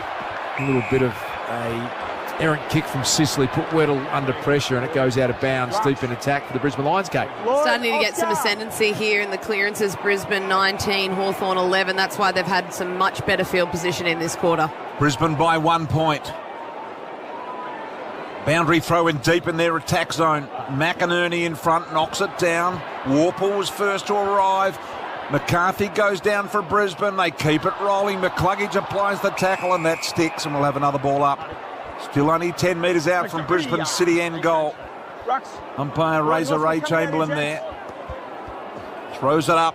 Meek will do the ruck work, won it, didn't know where really to put it when he did get there. Lockie Neal got it to Ashcroft, a deliberately setting ball. Danaher flies, top of the square, couldn't hold the mark. It was a good effort. Scrimshaw able to break out of the tackle, gets it to Hardwick. Hardwick deep in the back pocket, took a long time to make a decision, just went as long down the line as he could, and Payne has marked the ball at half forward for Brisbane. Very powerful defender, Jack Payne. Good match up on Mitch Lewis, as Kate McCarthy mentioned a little earlier. Rayner with a big fly, huge pack down there. Sicily trying to get it out. Ashcroft picked it up, snapped around the body. He's a star. He is an exciting player in his first year. Will Ashcroft already got the goal of the season. That's sewn away. That was more regulation for Will Ashcroft, but superb nonetheless. 5-3-33 Brisbane, 4-2-26 Hawthorn on the Triple M Beacon Trade scoreboard. Just a little lapses in concentration here that are hurting the Hawks throughout the season. So the ball obviously living down the Brisbane end, going inside and then out, repeat entries. Just a lack of awareness and ability to stay switched on from the Hawks there. Numerous players from the Lions doing as they please with some of the younger Hawks. And on that occasion, it was Warple, who is an older head down there. But just a lack of ability to stay 100% switched on, locate a man as soon as the ball leaves rather than drawing your eyes and attention to where the footy goes, sagging into that contest, which allowed Ashcroft then to own the entire outside. Brisbane won it inside, flicked it to him, regulation finish. Triple M Beacon Trade scoreboard. Beacon Trade's here to partner with your business with a new range of standard premium switches. Beacon Trade, let's make light work. And it is a 7-point advantage for the Lions. Paul Bounce in the middle will see a reball up. We'll throw it up now. Danaher's gone into the ruck against Reeves. Does pretty well. They both collect each other. The ruckman leaves Day to pick it up off the back of the centre circle. He goes directly inside 50, and Payne, you spoke about Payne before, Duff. I reckon what he's done is he's learnt about his limitations, and he's now playing within them instead of thinking he's Nathan Buckley.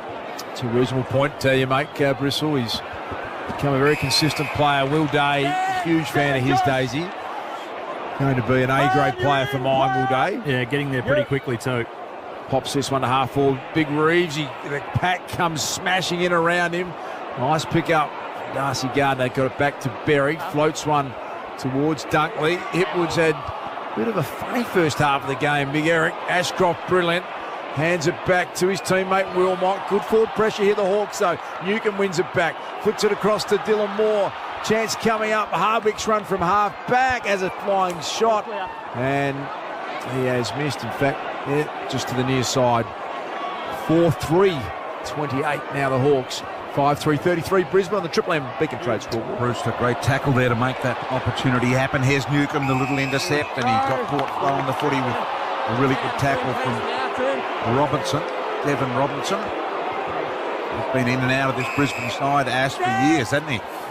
He certainly has, BT. This is just game number 4 for him this year. Yeah, little one spills. Missed kick picked up here by McDonald of Hawthorn. Goes inside exploring. Harris Andrews just put out the claw and took in a one-hander behind. Now goes sideways, very, very wide. Finds Pryor. He's now able to play on Jackson Pryor with an X. Opportunity at ground level for the Hawks to come back again and go inside 50. Newcomb with that little pulled kick. Finds Mitch Lewis completely unmanned. Wilmot had dropped off. Harris Andrews was still enjoying his kick that he kicked about 5 minutes ago. And Lewis, as a result, was unmanned. 35 out directly in front.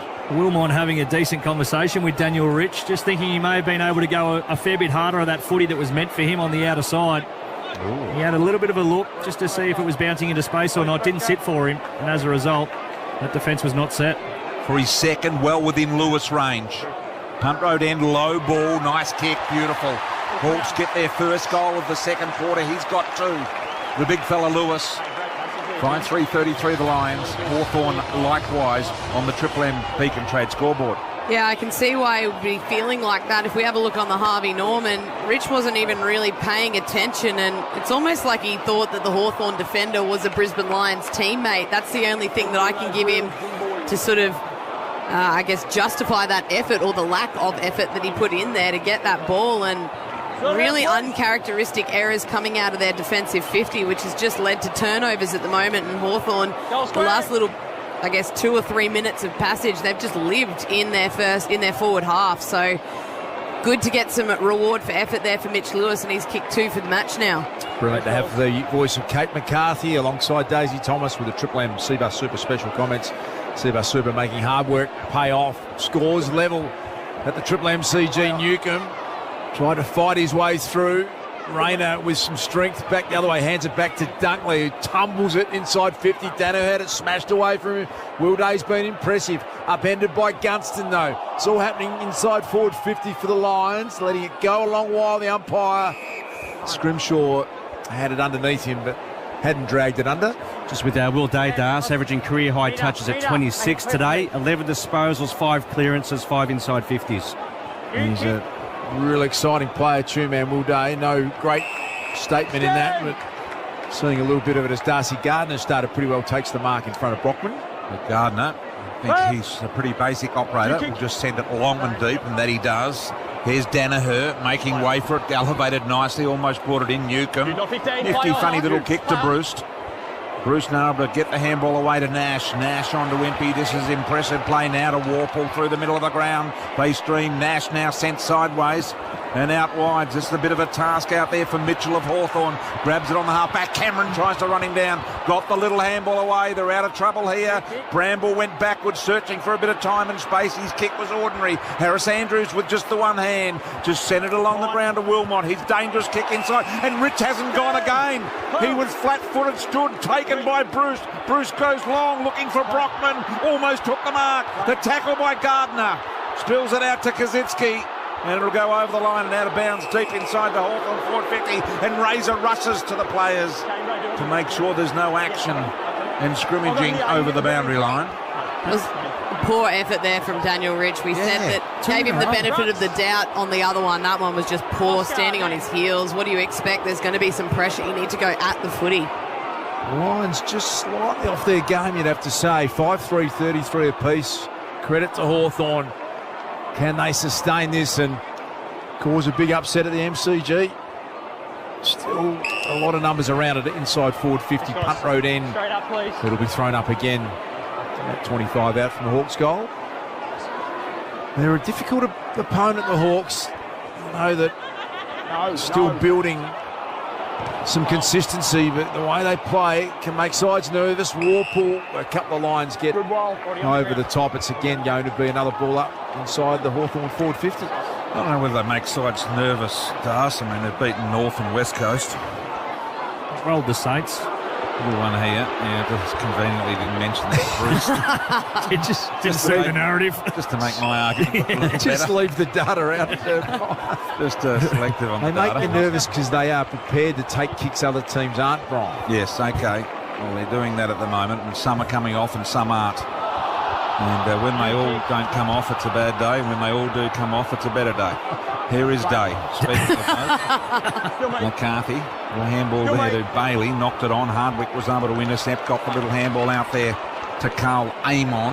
Amon with a precision ball back inside to Brockman. Brockman peels off the handball to Newcomb. Newcomb to Nash. Nash out wide. Here's Weddle. Inside 50. Got around one. Went with a high 9-iron and Big Payne. He's going to get back and take the mark in the last line of defence here for the Lions. 33 apiece with 5 minutes remaining in the half. Luke Bruce looked back at Josh Weddle with a look of disgust then. I would describe that as Daisy. And rightfully so too. Absolutely torched him. And he wasn't running onto his preferred side, so he should have just had the ability and the awareness to look up and lower the eyes. Instead, he went back inside into traffic, forced off a step just to kick a high, big ball of nothing. Thomas. Kate McCarthy, Triple M Seabus, Super Dunkley, terrible kick, turned it over to Will Day. Oh, he's been called to play on. Will Day, not sure why. Scrimshaw takes the mark, cannons into Robertson as he accepts that mark. Who's been the leading possession gatherer so far? Two-man, please. For the Hawks, Sicily with 16, Warple 14, and for the Lions, Dunkley and Robertson 13 each. Josh Weddle has it now right in front of the players' interchange race on this members' wing side. Funny little chip kick to half forward. Set Kaczynski a task. Nash was good. Connor McDonald, the don't argue, superb. Got rid of Lockie Neal. Now they've got to work through some heavy traffic. Newcomb takes on a couple. Can he get it back? Calum Amon got a shocking bounce. Oh, that was cleverly done. Surged forward by Newcomb. Moore almost fell over and then got to his feet. Diving mark. And it's been taken by Warpool. They have found a way through the Hawks. Oh, Carl Amon still lurking here. Now being asked to clear out. James Warpool has Daniel Rich standing the mark right on the forward 50 arc. A long point here would really irritate me if I'm a Hawthorn forward. We've seen a couple of times him kick it right to the goal line. Yeah, nothing worse is that. He's shaping like he's going to go the journey here, Daisy. Has he got the legs? He's given it a good ride, and that's the long point that Daisy sort of thought was going to happen. So unless you can put it over the fence from there and do it regularly, get on with it. Yeah, look for a better option. Aim on a handball who would have had the journey. Give it to him rather than a little bit of me time, or try and find something inside to a dangerous spot. Seabus Super making hard work pay off. Daisy Thomas there. On Triple M football, here's Will Ashcroft at half-back, just told to play on. Neat little ball out to Danaher, who marks with Jukes extended, which is the way it should be done. And right in front of the umpire's interchange bench on true centre wing. Now, that kick hangs in the air for a long time. Across the ground to Wilmot. It's knocked away by the big fella. Spills to Bruce. 45 missed. Came from the Lewis contest, and Bruce curses himself missing a relatively easy one by his standards. Chris Fagan will not be happy with this ball use from the Lions. They've been really off, and that's another one that's just gone to a contest and been knocked out. But just really poor ball use from the defensive 50. Time in forward half at the moment. Hawthorn 70%, Brisbane 30%. A lot of that's just come from really poor decisions with the footy. Harvey Norman replays. Have a look at Chris Fagan on cue there, Daisy. He's pulling some hair out at the moment, Fags. I'd say there'd be a fair old rocket coming at half-time here because they have been off, and if you are going to be a serious side, these are the games that you have to rock up and be on for. Here come the Hawks again. Amon's kick is a poor one. Connor McKenna back there, and they can load up with the Irishman, gets it back again. That's a good ball for Hipwood. Just has to put the hands out and accept it. Could not have kicked that any better, Connor McKenna.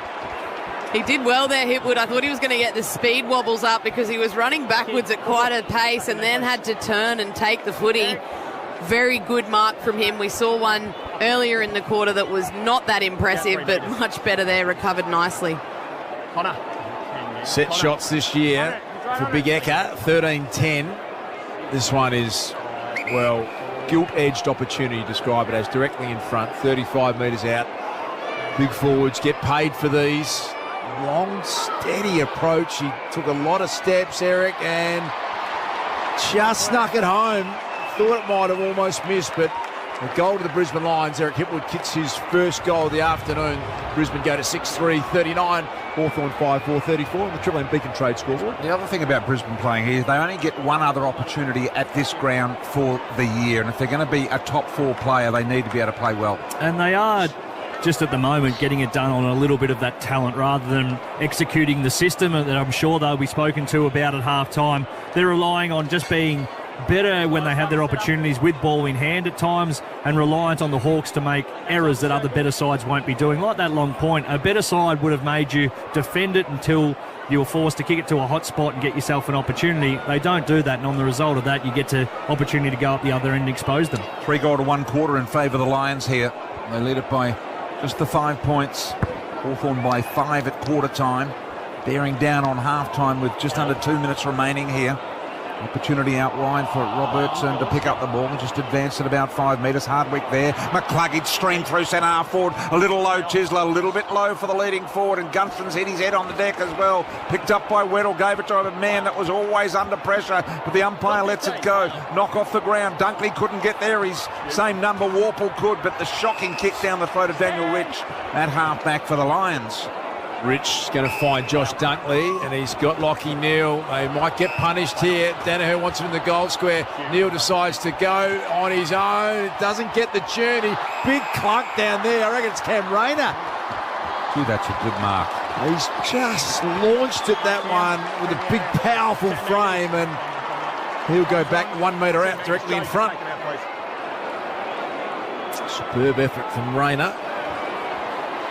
That's why you get excited about what he can deliver. Cam Rayner, it's his 99th game. That's his 93rd career goal.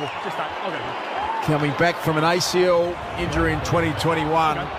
Big contested mark just before half-time. Brisbane 7-3-45. The Hawks 5-4-34. The Triple M Beacon Trade scoreboard. Had a lot of options there, Lockie Neal, and I think in the end he did go for the goal himself. But Rayner, geez, that was a good grab. Came from 3 deep, jumped over the pack, and had to be clean, because if he juggled it, it would have been a rush behind as well. So that was a great mark, and went back to finish for his second goal. Even those little things there, I think that's what Chris Fagan will be speaking about. Lockie Neal gets the ball 70 out, has 3 options presenting up to him, ignores them all, goes himself and doesn't make the distance. Better luck than system, that mark being taken and goal resulting. Just with the Hawks last 10 minutes, 56% by foot, 8 clangers to 3.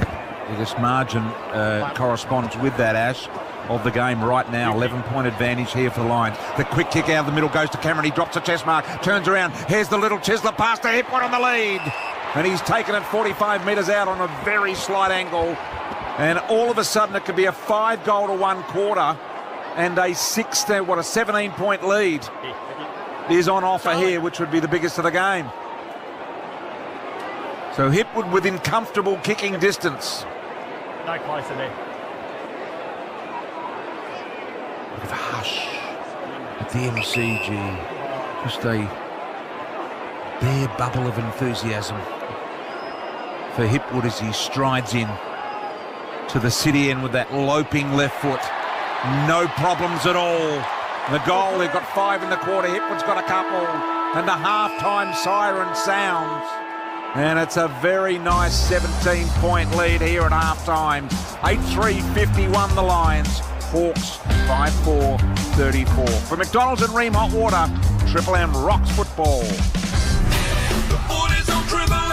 That quarter for Beacon Trade. Beacon Trade's here to partner with your business with Australia's biggest range of downlights. Beacon Trade. Let's make light work. For Ream Hot Water, Triple M rocks footy. built tough for Aussie conditions. When it comes to water heating, ask your plumber to install a Ream. Hey everybody, this is David Eric Grohl. There's only one place to win Foo Fighters tickets before you can buy them. Triple M. Just join the Triple M Club and you automatically qualify to win Phillies tickets first. Go to triplem.com.au. Takes 5 minutes. Then Tuesday, after the long weekend's done, get ready to hear Triple M call your name while at work.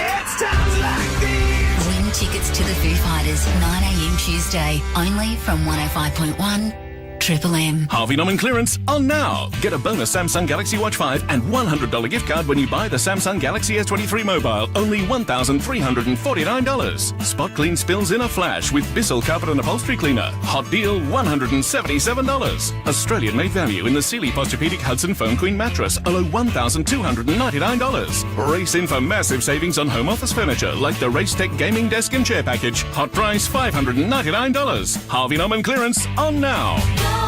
JB Hi-Fi is smashing tax time this weekend with a crazy 10% off Apple MacBook computers.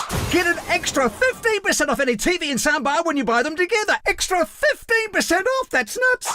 Plus tax more tax time deals. JB, you've done it again. Aluminium sheet, plate and tread plate products.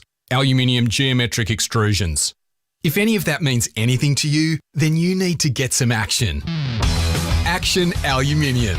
100% family owned, Action Aluminium is renowned for their competitive and consistent pricing, prompt pickup and delivery, and outstanding after-sales service. Get action today at Action Aluminium, Dandenong, Bayswater and Thomastown. Or online at actionaluminium.com.au. It might sound like I'm struggling to get the Johnson twins to sleep, but in my mind, I'm discovering the breathtaking Northern Territory. Rather chase new adventures? Do it with the Territory Sale, on now at jetstar.com. Fly from Melbourne Tullamarine to Uluru Airs Rock from just $89. Don't wait, sale ends midnight Eastern Standard Time 11th June unless sold out prior. One way excludes checked baggage, selected travel dates and conditions apply. Jetstar, all day, every day, low fares. The Audi end of financial year event is on now, with complimentary registration, stamp duty and CTP on selected Audi models. Drive progress today. Ends June 30, T's and C's apply. Walkies! Walkies! Come on, Bandit. You want to go for a walk? Does Bandit want to go for a walk? Oh, yes, he does. Oh, yes, he does. Come on, Bandit. Let's go, boy. Come on. Come on, Bandit. Come on. Go to the park. Bandit, come on. You like the park? Fine. Stay here. What do you want to watch? Mountain Goat Beer. You can't tame a goat. 18 plus, drink responsibly. Thanks for shopping at Officeworks. Printed or digital receipt? Printed, please. Are you sure? There's over 40,000 products. Yep.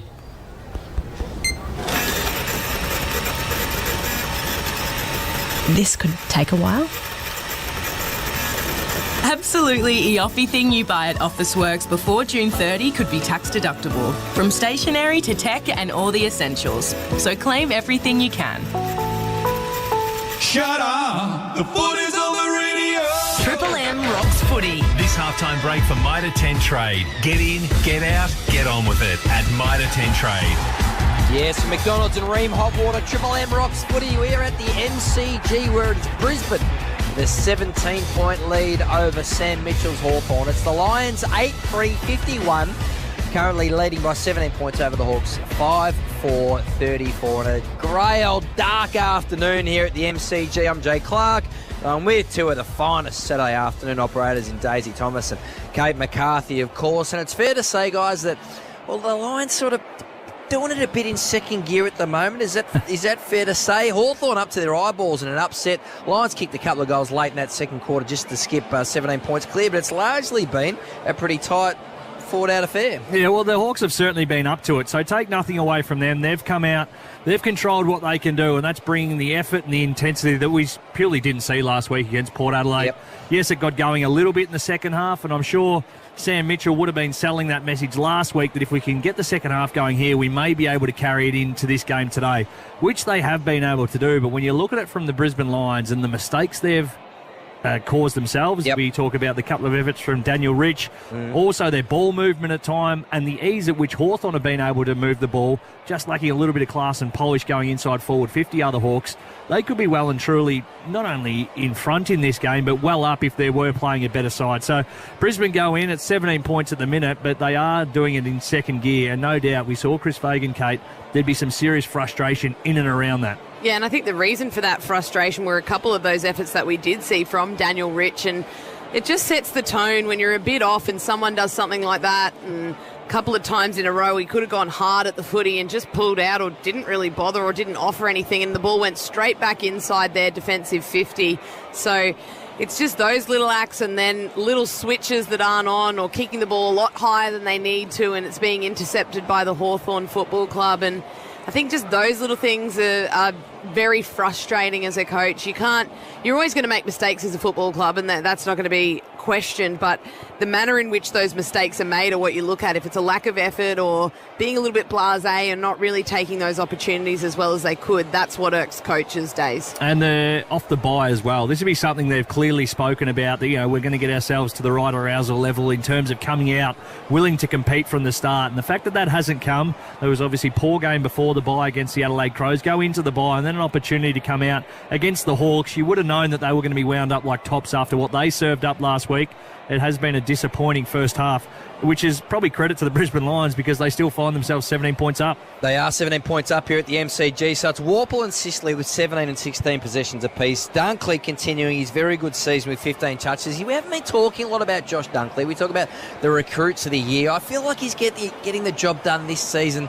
Really no fuss matter. He's been a very dependable link in that midfield. Has he caught your eye today, Kate? Yeah, he has. I think he's just exactly what you said, Jay-Z, just dependable. He's easily, you know what you're going to get from him every week. He never goes missing in games. Even if he has games where he doesn't touch the footy as much, he'll lay huge tackles or do a number on a big opposition midfielder. And I think in regards to recruit of the year, you've got to look at what your team's missing, and they were missing a Josh Dunkley type player at the Lions, and what he's now been able to offer and what he will continue to offer in finals footy or games where the pressure is really hot. That's when his best footy comes to the forefront, and having a player that can defend hard, that can run both ways as a midfielder is just huge. And I think the players that are sort of making the most of that is someone else that's playing a really good game today is Hugh McCluggage. Yes. He doesn't have to do that defensive side of work that he's had to do in the past. He's now become a ball user for the Lions, and that's where he looks best, and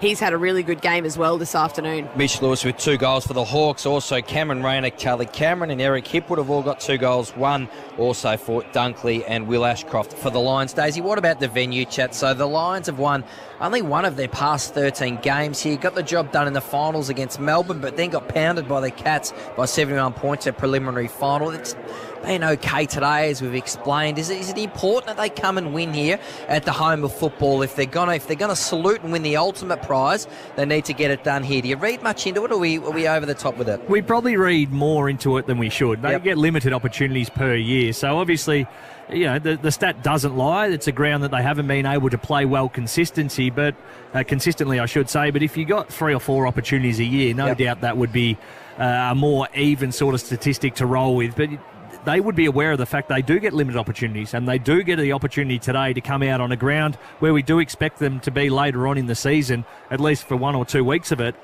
to play some good footy and get a feel for it, figure out what it is that they haven't been able to do in the past. And so far today, they're winning on talent alone rather than better system than the Hawks. The Hawks are giving them looks on the back of turnover. They're getting away with it because they have more potency up forward against some lesser likes in the defensive end from the Hawks. So no doubt in this second half, and I do expect them to go on and win this game by a decent odd margin, talking to the tune of 10 goals, if we are to take them seriously and as seriously as we think they're going to be coming into the back half of the season. The Lions up by 17 points over Hawthorn. This is the halftime break for Mitre 10 Trade. Get in, get out, get on with it at Mitre 10 Trade, of course. Now, we like to keep it very positive. We like to have a lot of fun days, as you know, here in Triple M. You got, it's probably 2 fruit salads sitting in front of you at the moment. That's a lot of fruit for one man. So just be careful. I want some credit for this, because the pie warmer was full of sausage rolls and pies, and they looked delicious. And I was first in. I had carte blanche just to go in there and go full bunter. Yes. And I took one look, looked down, and then looked to my left and went with the 2 fruit salad options. Daisy has got the equivalent of 3 cantaloupes in front of him in plastic at the moment. As I said, like to keep it positive. We also like to have a laugh, and this is our favourite segment, the Amy Clangers, of course. Who covers Clangers on and off the field? Amy does. Brian always provides a lot of joy and humour to our call, and today no different, Will. Here's Amon, round the corner, high ball inside, and markers taken here by Harris. Andrews, of course. I actually thought it was Harris. Move it on, play on. I just had a look at he has an Andrews as well to go with it, so we just folded that in if we could.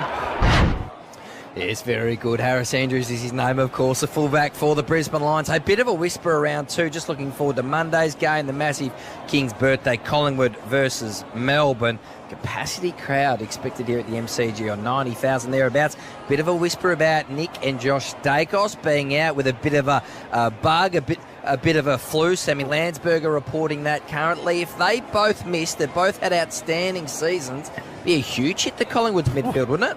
It would be, but I also think it gives players a really big opportunity that they've had such continuity in that midfield that there's players probably knocking down the door that could have had an opportunity before now. Obviously, that's a big opportunity for them to come in on 90,000 plus on King's birthday, but I think it really does open the door. There's a lot of players there that they haven't used this season through the midfield. We know the issues that they've had with their backline and injuries, but different sort of players that it opens the door for, Days. DeGoey out, and then the two Dacos boys. Ooh, yeah, it's a fair chunk of your best 22. The club expecting Nick to recover and be okay, but a bigger question mark over Josh at the moment. Don't forget Clayton Oliver out with a blister. A blister. Have you ever missed a game of footy with a blister, Days? Or? Missed with a few things, but not a blister, no. Not sure what Clayton Oliver has been up to. Spending 2 days in a hospital with an infected blister. Come on, Clary. Get your stuff sorted. This is the halftime break for Mitre 10 Trade. Get in, get out, get on with it. Mitre 10 Trade. It is Brisbane up by 17 points over Hawthorn. 8-3-51. The Lions currently leading the Hawks 5-4-34 for McDonald's. And Ream Hot Water, Triple M Rocks Footy. Time now for a news update with Damien Carbon. Yeah, thanks, fellas. A dramatic rescue in fast-moving floodwaters in Victoria's north last night. Two men aged 73 and 46 from New South Wales spotted clinging to their submerged car south of Shepparton. They were pulled to safety by SES crews and taken to hospital as a precaution. Overseas, and Donald Trump is set to make his first court appearance on Wednesday morning our time over the classified documents case. The former US president accused of keeping them at his Florida home. They contain military secrets and information on the US nuclear program.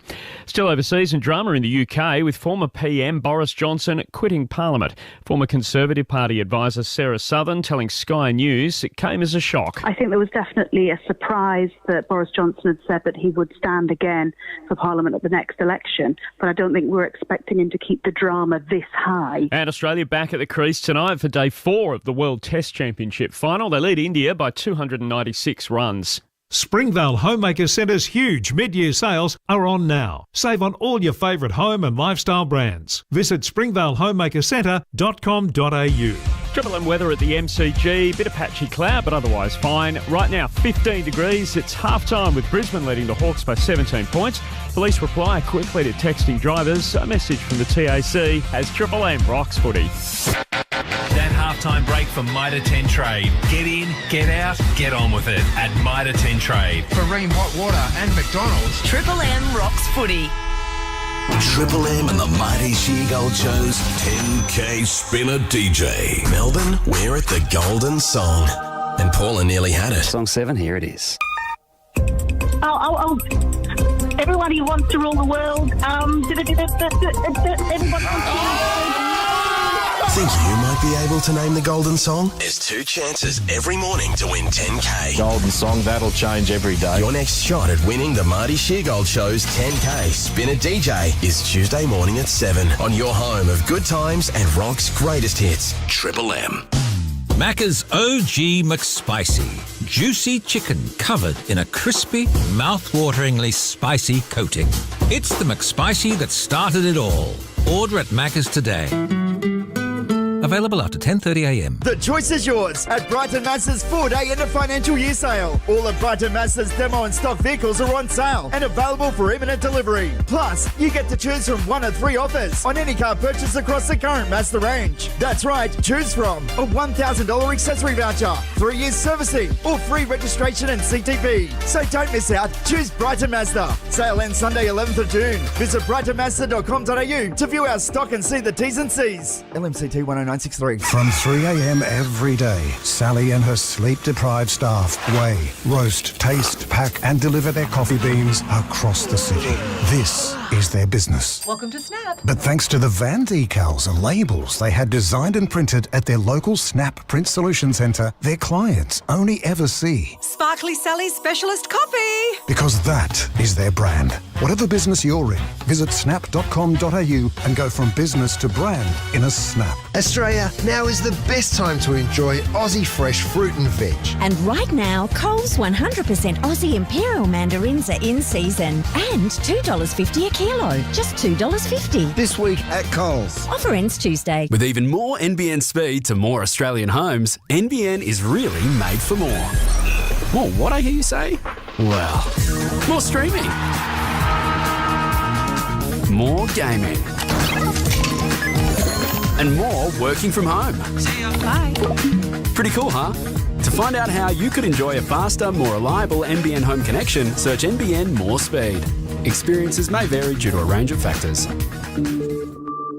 Things need topping up from time to time, including your COVID-19 protection.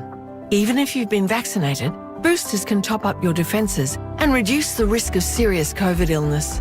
If you're an adult and it's 6 months since your last COVID vaccination or infection, you can now get the latest vaccine. Top up your COVID protection. Visit health.gov.au/top-up to book your free booster or to find out more. Authorised by the Australian Government, Canberra. Here's something big from your mates at MW Toolbox Vic. Their end of financial year sale is on now, with up to 15% off customised trays and canopies and up to 20% off standard products. Check out their quality Australian-made customised toolboxes, canopies, trays, electrical systems, rooftop tents and slide-on campers. Plus, mention code word MMW for your chance to win a pop-up roof tent and all the gear to go with it, worth $6,000. The MW Toolbox Vic end of financial year sale. On now, ends June 30. Google MW Toolbox Vic for more info. Shut up! The footy's on the radio! Triple M rocks footy. This quarter for Titanium Caravans. Titanium Caravans are built to tackle Australia's toughest conditions. Visit titaniumcaravans.com.au. McDonald's and Ream Hot Water, Triple M Rocks football. It is half-time. It's a 17-point advantage for the Brisbane Lions. This is the half-time break from Mitre 10. Get in, get out. Get on with it at Mitre 10 Trade. Ash, as we go around the grounds for Choice Hotels, we know we've got that other game starting towards the end of this one today, and it's a pretty big game. Certainly is for the Adelaide Crows to find a spot in the 8 BT. They take on the Eagles at the Adelaide Oval at 4:35, and Tex Walker BT will be playing game number 250, and he also has 564 majors next to his name. Well, it's a pretty good effort for the big Texan there. Happy for him to be chaired off, Happy BT. for Texan to Dual line. Be a semi-chair off. A there. semi. How about the but not probably not a double team lineup. Oh, not a guard of honour. No, I would have thought that's exclusive. It's got to be special. I'm serious about this. I know you are. 300 is super special. Or retiring. Or retiring as a great player is super special. But it'd be a nice occasion for his kids to maybe come out and enjoy that, Brian.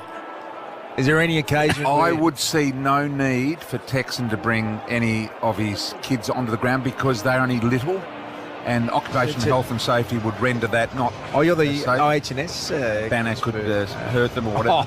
And I just don't think. Wouldn't it be a beautiful image for the Walker family going forward? I mean, why wouldn't you take the young Hawthorn supporter that's barracked for, that's 10 years old, that's barracked for the Hawks for the last 20 years? Because unfortunately, Dad's a mechanic, and if he wants to go to work with Dad, he goes down and takes some I do hate to disappoint you, BT, but he has said that he'll be running out with his kids and that they've been practising in the home for the past week. So practising running. They have been practising running out together in the hallway, apparently. That's what Tex said. And that's what he said he's looking forward to the most, actually, during the interview. That's the most thing he's looking forward to. Well, he should look forward to playing footy and getting the kick and continuing his great form that he has been in. We're ready to go here. Titanium Caravan scoreboard. Want to go anywhere? You need Australia's toughest off-road caravans. Titanium Caravans are purpose-built to tackle Australia's uncompromising conditions. They have everything you need to stay off-grid and off-road for longer. Look no further than a Titanium Caravan. Visit titaniumcaravans.com.au. Underway in the second half. The Lions kicked the last 3 goals of the second term to get a 17-point lead. The Hawks have been solid. Warple floats it inside 50. Kaczynski smashed it forward. Oh, beautiful hands, Luke Bruce. Has he floated it through? There it is. Wasn't his sharpest kick, but it's effective enough. And Luke Bruce What a player he is. Goal number 505 in his career in the first of the second half. Brings the Hawks back to within 11 points. That's all on the Triple M Titanium Caravan scoreboard. Well, good defensive forward work from Kazitsky there to get the fist in. It was Gardner that was just going to swallow the mark and then ended up staying inside forward 50, and Bruce did the rest of the work, got a fortuitous bounce and then quickly snapped it on the boot. As you said, Duke, not his finest kick, but they all count for 6 points. He's ended up with an inside-out torp here. He's gone for the traditional banana and got the right on the perfect inside-out spiral that looked like it was going to miss left, but just dove through late. So Luke Bruce, sensational player. Not many left from the old ilk. Brisbane free kick. Prohibitive contact in the middle. So a Brisbane free before their ball up. Dunkley to McCluggage. McCluggage to the runner, McKenna. McKenna on full run, looking for Danaher. Got over the top. Sisley couldn't hold it, but takes it conservatively towards the boundary line and did well. And it'll be thrown in deep in attack for the Brisbane Lions. Ray was coming in there with some serious authority. Yes. I thought he was going to do something stupid. Yeah. He didn't. No, he's a real... He arrives with speed. Daisy and Kate with the Triple M C-Bus Supers in the back row here. In between them is the two-man. McCluggage's handball was partially smothered by Warple. Swarm of players inside forward 50, and then Charlie Cameron gets it and just explodes away from everyone with a beautiful kick to Hipwood. Touch of class from Charlie. No need to quickly snap around the corner where he just run away from everyone. He just put the ball under his arm, and then I think he had a bit of a rush of blood and wanted to have a shot here, but saw Hipwood out on his own, so lowered the eyes. That was a good call from him. Kicked a couple of goals in the second term. Big Eckhart. 8 disposals, 7 marks, 2 goals so far for Hipwood. This right within his range, no problem distance-wise. Pretty good-looking effort. He loved it. 3 goals to Hipwood. Quick reply for the Brisbane Lions. 6-4-40 Hawthorn, 9-3-57 Brisbane, the Triple M Titanium Caravan scoreboard. They've looked dangerous all day, the Brisbane Lions, from those forward 50 stoppages. Just a lot of movement and a lot of confusion. Their ability to create chaos we saw in that one there. Lockie Neal going one way, McCluggage coming the other. Handovers have to ensue, and that's how you get some space as the midfield. The ball boggled to the outside, and as you said, Kate, what a nice option to have if you are Charlie Cameron. Don't worry about a snap, which he thought about first. He just looked in the rearview mirror and started to burn them off by a foot. Then good enough to lower the eyes. Clearance is inside 50, two-man. 5-zip Brisbane's way, and they've scored 2 goals, 1 from that score source inside their attacking 50. Bob Jane, T-March, Jay-Z. BT, always interesting to read what it says on the coaches' boards in front of the players, in front of the Hawks right now. Theirs says, win the contest and open the field. They'll be wrapped at you, just spying on their IP, Jay-Z. It's no rocket science, Duke. It's not a lot of rocket science, but they think it is. Opportunity here for Meek. Did he get a little ban from the Melbourne rooms, Jay-Z, for something? And training. Got banned from training. Kicked out. He's a recidivist. Grimshaw picks it up. And Sicily, any further comments on that, Jay-Z? Are you still on lockout there? Yeah, they silly Simon Goodwin closes his main training sessions. Silly Simon Goodwin. That's a coach of an AFL club, Jay. You know what I mean. Oh, Brockman takes a beauty on the wing. Little kick over the top as he plays on and finds an opportunity here with Bruce, who's hurt himself. Don't know whether he's given a bit of a tweak to something there, Bruce. The kick goes inside 50, and it's a nice one. Finds Lewis, and Lewis is well within range. And Bruce is going to hobble off the ground. Saw him grab the groin or that area. It's that or a hamstring, but somewhere there. One's in the front, one's in the back, I guess. Probably not that directly aligned. Lewis now has kicked 2 for the day. He does play on from the boundary line. Right foot snap around the body, got it bending too early. Can I just ask, Jay-Z, why you were banned from Melbourne training? Please. Quite get the final point on that. Jay-Z? Can you hear me? They close their main training sessions. No one is allowed in. Well, that's fair enough. So did you then climb on a wheelie bin and take some footage of Stephen May? I actually got a better vantage point from up on top of the bin, so it worked out well. Outside 5 play. A little season-long ban, Jay-Z, or are you back involved, or are you...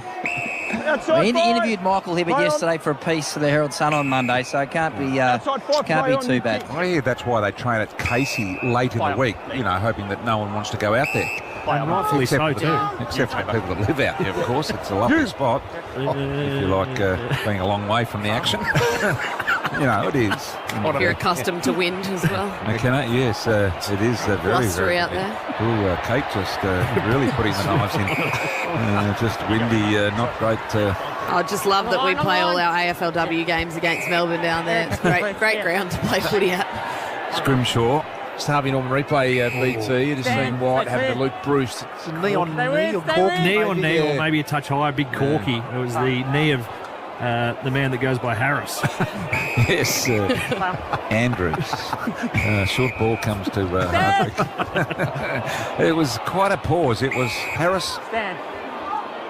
Andrews. There was a pylon coming to him. He didn't correct it. Hardwick comes now.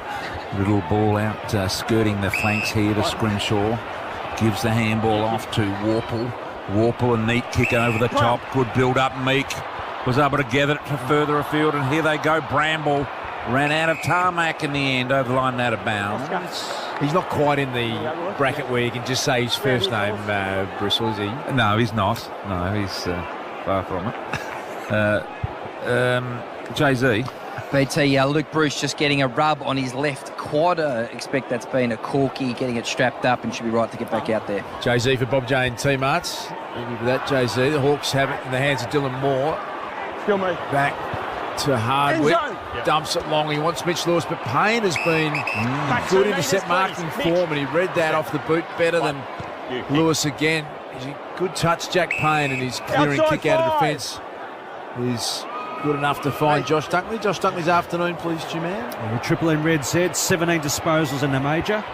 Got it to Zach Bailey, who then gives it back to Josh Dunkley at half-back. He goes short, just straight up the edge of the centre square to McCluggage. Outside 5. McCluggage takes the mark. That's the voice of Razor Ray Chamberlain. Outside 5. And Bailey takes the mark, kicks it back inside to Dunkley. Outside They've gone 5, Will. nowhere. And Razor enjoying his opportunity there. There's now Dunkley from the wing, just saying good kick. Wasn't that good, Razor? Over the top to Hipwood. Hipwood couldn't mark the ball. Comes to ground. Scrimshaw there, over the line, out of bounds. Will throw it in half forward. 41 plays 57 in favour of the Brisbane Lions here on the Triple M Titanium Caravan scoreboard. Get that meter, Lloyd. Luke Bruce just having a little bit of roll the legs over on the bike on the interchange. As Jay-Z reported, his quad strapped up. Looks like a little bit of a corky. Rare fumble that from Lockie Neal. Nash has been paying him some close attention. Well done, Meek. Clever stuff from Big Lloyd. Connor Nash, not so clever. Coughed it up to Bailey, who was dumped in the tackle. Brisbane. Scrimshaw pleading the case, but it will be free kick coming back to Zach Bailey. At 55 out. So outside his range, you would imagine. Jack Gunston in the pocket here with a fair bit of space. Still searching for his best form, Jack Gunston at the Brisbane Lions. Offered a lead, he was ignored. Goes long down. Oh, come on, Joe. What a capper-esque that was. Should have probably been a free kick. It's going to go the way of the Hawks. It is going back to James Sicily, who had Joe Dano climb all over it. That was Damien Oliver-esque. Chuck a saddle on him and get him to the furlong. Little handball out wide, and here they go. The boot of Mitchell. It's Amon, Moore, McDonald, Brockman, running bounce on the wing. Connor McKenna, the chaser. Brockman, 3 bounces, having trouble controlling it. Eventually picked it up, kicked a long ball forward. Gee, Lockie Neal was slow to read where that was going as Day saves the day. Strangely enough for the Hawks. Little handball out wide. The Hawks run into trouble. Got the handball back in the Nash direction. He's on all fours. He was like a little kiddie learning to walk. He was going, and he didn't get anywhere. And eventually they coughed the ball up, and it'll be a more free directly in front of goal. Thank you, mate. Brockman was brilliant running and carrying. He got the ball from McDonald. All he had to do there was step inside, the old-fashioned arms out, provide a shepherd. He could have gone the entire length of the field. Vincent, he wasn't able to do that. Dylan Moore to get them within 10 points. Directly in front, 35 metres out. City end, good kick. Beautiful. Nice ball, 7-5. They are the Hawks to 9-3 the Lions on the Titanium Caravan scoreboard. Very reliable player, Dylan Moore, especially on the set shot, but just puts his head over the footy. It was Brockman, though, like, just to give him a shepherd, definitely, Days. He could have run the entire length of the field. Instead, he was pursued, but did well in the end, got it in nice and deep. That's when defenders start to panic. On that occasion, it was Starcevic that caught more high, earned himself the free kick. Positives for Hawthorn. They're +7 in terms of points scored in this third quarter. They're actually ranked 18th for third quarter differential at -154 coming into today's game. Brisbane are actually number 1 at +82. Bruce look all right coming on, Jay-Z? He says he just said to the doctors he should be okay and wants to get back out there. Good news, thank you, Jay-Z, for that. Bob Jones Two-Marts. He actually is back out there. He's reading the doctor's notes now. Having a strange day down there, little Jay-Z. Here are the lines. Bailey tried to just soccer it out of mid-air. Oh, big collision coming up. Nash and Dunkley went hard at it, but it's Newcomb who comes away with the footy. Picked up off his toes superbly by Connor McDonald. Over the top now, chance for Sam Butler. Centering kick. Can he get another one to Dylan Moore? Big body collision coming up. Payne and Moore is courageous. It ricocheted off that collision out of bounds, but the Hawks have got a nice bit of momentum up at the moment. They only trail by 10 points. Very slippery on that artificial turf on the outside. Mitch Lewis just went over. There might be, I don't know, a bit of fungi or something growing there. It's fungied up out there, not getting enough sun. Andrew throw in here. McInerney with Reeves. Out the back it comes. Handball to Nash to Moore. Moore ducked under the tackle. He was taken high, but because he ducked under, there was no free coming his way. In fact, it goes against him, and it's gone to Starcevic. It's a good call by the umpire. That is your prior if you duck under it. Well done. Absolutely perfectly called. Starcevic short to Wilmot. He's directly at centre-half back. He can go straight up the middle with a handball over the top to Rich. Back to Wilmot. Wilmot now kick falls short to McCarthy. McCarthy read it better than Hardwick. So McCarthy about 60 metres out from the punt road goal here for the Lions. Kicks a deep ball in. Here comes Danaher over the top. Both hands on it. Couldn't reel it in. Ground level ball. McCluggage went the don't argue. Just dribbled out the back door and he'll be pinged McCluggage. Free kick will go the way of Amon in the back half for the Hawks. And a good patch here, Hawthorn. Two-man said this year third quarters haven't been their go-to, but they're on top of the moment. Dylan Moore fell over as he went to pick it up. Opens the door for Starcevic. Under the Shane Warne stand side on that outer wing. The MCG short pass comes to Will Day. Had some nice moments. Will Day goes back all the way into defence. It's a poor option. So it's a good option if you can go back and then know where the next player's going and the switch is on. But good for him that he's run on and made the play himself. Yeah, Will Day now might have got a push in the back. Pryor lucky not to give away a free kick. McInerney on the run.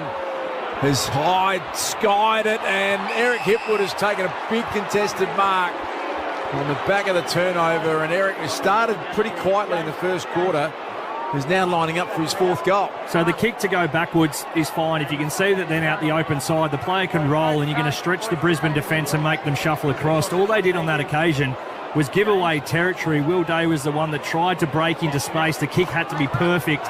Unfortunately, it wasn't. But then once the turnover ensues, there's nobody there that can actually defend in a spot because they've all tried to spread on offence. 16 goals in his 11 games prior to this afternoon. Big Eka. Chance for goal number 4. He's got it. Eric Hipwood's got 4. And the Lions extend their margin back out to 16 points. That's all brought to you on the Triple M Titanium Caravan scoreboard. Let's get to Jay-Z for Bob Jane T-Marks. Yeah, Duke Hawks have made their sub. Cam McKenzie has come on. I think it's Luke Bruce. Yes, it's Luke Bruce who's been taken to the back row of the box. Just couldn't get out of second gear after that corky. So tried to run around on the wing, struggled. Now been subbed off. Cam McKenzie on for the Hawks. Jay-Z, I know you haven't got off your backside all day and gone up the other end to have a look at the Brisbane bench, but Rich has come off the ground. To me, something's going on there. He doesn't look right. Doesn't look right out in the ground either. And Kadeen Coleman just starting to stretch up. He's the Brisbane Brisbane's doctors in a discussion at the moment, potentially talking about that. Had a lot of soft tissue injuries this year as well, Daniel Rich. So a couple of calves. Hasn't quite come back right. So I think you're right, BT. He hasn't looked right all afternoon. Is he getting something strapped down there? His right calf at this point. The doctors treating him on his right calf at the moment, Daisy. Where are you down there, Daisy? Because I can see the other boxes. All the other down the ground reporters are actually on the spot, Jolly Roger style. You're Really staying glued to your seat. At the front of the Hawthorn bench, Brian. There's McCarthy. Got an opportunity. Jay-Z on the move refusal. There's Sicily. Almost taken from behind. Just got the kick away to Hardwick. Hawthorn having a little bit of trouble trying to get it out of defence here now. Hardwick handball over the top. Another loopy one here. Comes out wide to Impey. Impey grabs ball. Loose handball it was. Made it really, really difficult for Mackenzie. Did well though, Mackenzie. Now the handball from Impey sets up an opportunity with Brockman, who's done pretty well up the ground as well. Got the handball back inside to McDonald of Hawthorn. He goes looking for Newcomb at centre-half forward. Got the fingertip and took the mark, played on. Now the lead has got to be on it to Lewis. And he takes the mark. 35 metres out on a slight angle. That kick back through the middle of the corridor to Jai Newcomb. It was risky, but we know Hawthorn, they take the risky kicks and it just opens up the whole other side of the field, which makes the defender's day so much harder when Mitch Lewis has both sides of the ground to lead to. You can't just box him off and make it more difficult for him. Looking for his third goal here. He's only got a kick of 35 metres. City end, neat kick action.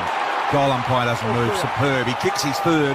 Hawthorn definitely staying in touch here at the moment. It's 53 plays 6-3-3. Lions by 10 points. Well, as we see on the Harvey Norman replay, Payne had done a really good job of owning the outside, so owning where it looked like the ball was going to come up to in case Lewis presented up as the pressure was coming on the kicker on the true wing position. But as soon as that ball went, that meant he had a 2-metre head start. Payne wasn't able to eat into that deficit whatsoever, and the easiest of pump-up marks. Little hit up on the lead. Brilliant ball movement from the Hawks, and they're certainly up for this. We thought, and I especially thought, that this might have been a third quarter that slipped away from them. Their effort and intensity still there, too, man. Yeah, Triple M Red Z Hawthorn, number one for handball received differential. Today they're at plus 72, 154 to Brisbane at 72. Back to within 10 points. Just under 9 minutes remaining in the third term. The Hawks have fought on well to keep the challenge going. Danaher in the ruck, won the clearance. At half-back, it's the chance for Mitchell. Worked a little 1-2 with Jarman Impey and then got it to Jai Newcomb on the AFL logo. They have a couple of runners run by. Newcomb decides just to take a little bit of time, then dumps a long kick. Reeves, the tallest target. Will Day, brilliant. Spinning move, got it to McDonald. A little clever kick was okay to Brockman, and he's tucked up in the right forward pocket. But he's that classy sort of player, Kate, that will back himself from this tight angle. He's having a look, so having a look around, but definitely will go back and have the set shot. He's one of those that has a lot of tricks in the bag, so looks like he's going the drop punt. He's a fair way out, so that's nice from him. Real old school this from Tyler Brockman. 10 goals, 3 for the year. And if he could slide this one through from an acute angle, the Hawks are going to feel pretty good. Good looking effort. Oh, just nicked the top of the left-hand goalpost. Thought it was through. It reminded me of Mark Williams, the old shotgunner. Used to kick him from there, didn't he? He was a beautiful, he was as straight as you've ever seen. Mark Williams that played with Hawthorn, that was. It was a sensational kick. Kick back into play, finds Rayner from McKenna. He got the run and receive handball and now gives it off to Rich. Richard half-back just hoists the high ball in the head of Gunston and 2-on-1, and it favoured the Hawks. And this man here, Blank, who's got a lot of, Presti Giacomo style, just the 3 stats for the day normally, and done a great job. Human caravan areas. Yes. Is there another one, Weddle, that comes to mind, Ash, that fits the ilk of that man? What's his name? Blank? Yep, James Blank. And you're right, 3 possessions today, Peter. Not quite what we asked for, but Newcomb. It's just an old floater wobbler inside 50. Picked up by Lewis, snap it, goal, tried to bend, got it. It bent, it boomeranged in. It was magnificent. Lewis has got 4. Marvellous stuff, and the Hawks close the gap to within 3 points on the Triple M Titanium Caravan scoreboard. Brilliant finish for a big man. Doing it on the lead, presenting up. As we see here on the Harvey Norman replay, the change of direction again is what does it. Payne playing that proactive positioning. On this occasion, he was in the front spot. Harris Andrews just allowed a serious amount of rope there, ski rope style. not good enough. Ball bounced into his arms fortuitously, but that snap around the corner is all class. Defenders need to be better there, Kate. Yeah, they're going at 67% of kicks retained inside 50, and the reason for that is that kick that's coming back into the corridor opens up both sides of the ground and just makes it so much harder to defend. So well done, Hawthorn, bringing the pressure, but also using the ball really nicely in this third term. Still yet to get out of his chair, but let's get down to Jay-Z from Bob James' team. Hey, Lions would want to lift out of Lockie Neal. Just the 2 clearances, 15 possessions today. Notice he spent a lot more time playing forward today. Loading up the gun too, Jay-Z. An article written tomorrow. Played Will Day with some class and skill, but there is Lockie Neal. It takes a nice diving mark. Used to sitting in the Herald Sun office, glued to his seat, I think, in there. They don't move around a lot on floor 17. It's just a cafe in the back. Here's an opportunity now for McKenzie. Goes inside 50. That's a free kick. Got to go the Hawthorn way to Lewis. I reckon it is. Or Kaczynski. It's the latter. Razor Ray was right on the spot. And this to put the Hawks back in front. It's been a 4-2 quarter so far, the third for the Hawks. Thank you. No real need there from Darcy Fort. Look, Kaczynski had run under the ball when he went for some weird hanger-style capper, Gardner it was, with the hands on the shoulder. Gave away the free kick, and this becomes a very big kick. Directly in front, no angle to speak of, perfect kicking conditions. Kaczynski steps to the plate, beautiful style, no problems. Hawthorn are in front. He's got a couple. They lead by 3 points on the Titanium Caravan scoreboard. Well, I don't think anyone was expecting this out of the halftime break. I was firmly in the camp of the Brisbane Lions getting a rocket, but full credit to the Hawks, their ability to continue to take the game on. And in doing so, their skill levels lifted. They're hitting more targets, which is allowing them to get better possessions and better looks inside forward 50. And on the back of that, they've hit the scoreboard quite comprehensively in this third term. Just haven't been able to get their hands on the footy either. They're plus 44 for disposals for this term, Hawthorn. So just need to win this clearance, or at least just stop Hawthorn from winning it. Lock on, make it a scrap, get a secondary stoppage if you need to, and then run away with the footy once you win it. Jay-Z is now actually walking. Peer pressure. Decided to get moving. He's a one-seat operator, Jay-Z. He looks a little fatigued already, I have to say. He's moved a couple of rows across. Hawks in front, have kicked the last 3 goals of the game. Ray Chamberlain saying it's your kick, Jack Scrimshaw. Come back on, please. At half back. I think thoroughness and guilt got the better of Jay-Z. Here's Jarman Impey. They've got all the momentum. All of a sudden, the Hawks in the Mitch Lewis direction. It's Lloyd Meek down there in front, though. Brockman front and centre. Big Lloyd got up and picked it up and went for a big, strong tackle. Meeky nailed it. Nearly could have been rewarded. Scrambled kick comes out from the Lions. Impey has pushed Zach Bailey in the back. It'll be a free kick to the Brisbane Lions. Jay-Z, who's now stationed a good 30 metres from where he was earlier. Let's get down to him, Bob James, team Arts. Made the long trek across to the Brisbane bench, Duke. Harris Andrews just getting his left thumb strapped. Obviously a little bit sore for Harris Andrews. Just take a spell there, mate. You've walked that 30, you'll need your big breath to get back. Oxygen hard to find today for Jay-Z. If they go Sicily over the back, Newcomb just running it down. By the way, the coal mine at Druin is shut down. They're out of coal. They've been running the lights at full blare here today. Here's the running Mitchell through the centre. He's had a triple bouncer. Looks inside 50. High ball underneath it. Kaczynski. Off hands it comes. Spills to Butler. Couldn't get away with it. Picked up by Day on the boundary line. Wanted to go back on the right boot. Now around the corner. Dribble along the ground was not so good. And in the end, a minor score for the Hawks. So they lead at 63. Plays 67 to the Hawks. Brilliant smother there from Starcevic.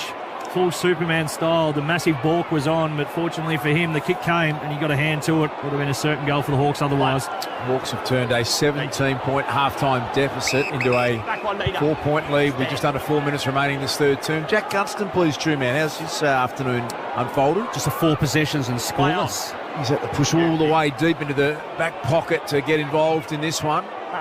Meek. Robertson for Brisbane got it to Link McCarthy. Now Ashcroft tries a tumbler down the line. Scrimshaw got a slick handball to Jai Newcomb.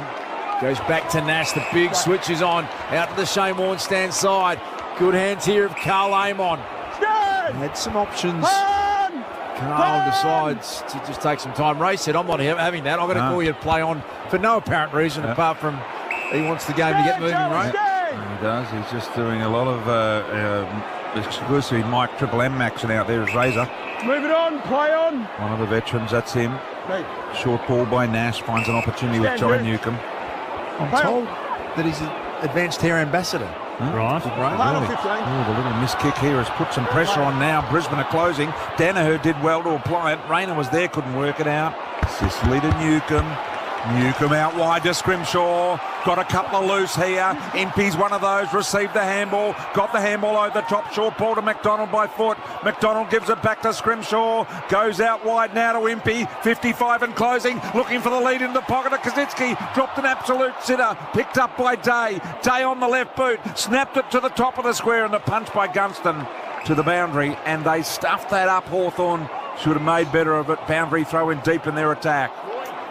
Big kick in himself, Jacob Kaczynski. You can't get it kicked any better than that, Daisy. Took the cymbals out.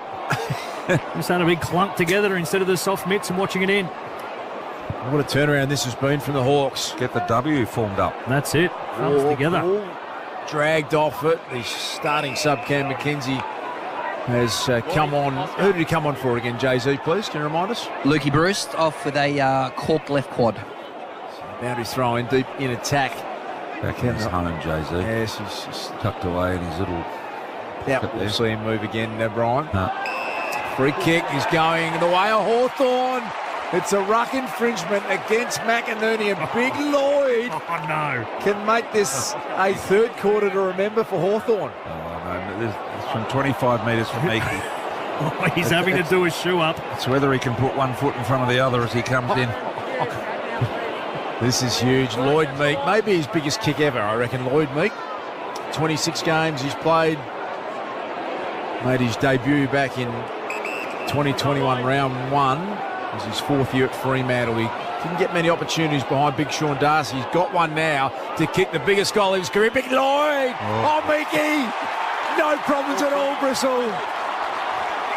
Struck it superbly, and that is 4 in a row for the Hawks. They've kicked 6-2 in this third term, and they are out to a 10-point lead on the Triple M Titanium Caravan scoreboard. Well, this has been Hawthorn's best third quarter for the year. They've kicked 6 goals, 3, and they've just been peppering. They've had the pressure on Brisbane, and Brisbane haven't been able to withstand it. They've had so much footy in their hands, and I just love the way they're moving the ball, taking it back to go forward, but using the corridor, taking the most dangerous kick possible. And that time, how's the gun show from Lloyd Meek? The big pump straight away as soon as he kicked it. It's a good size.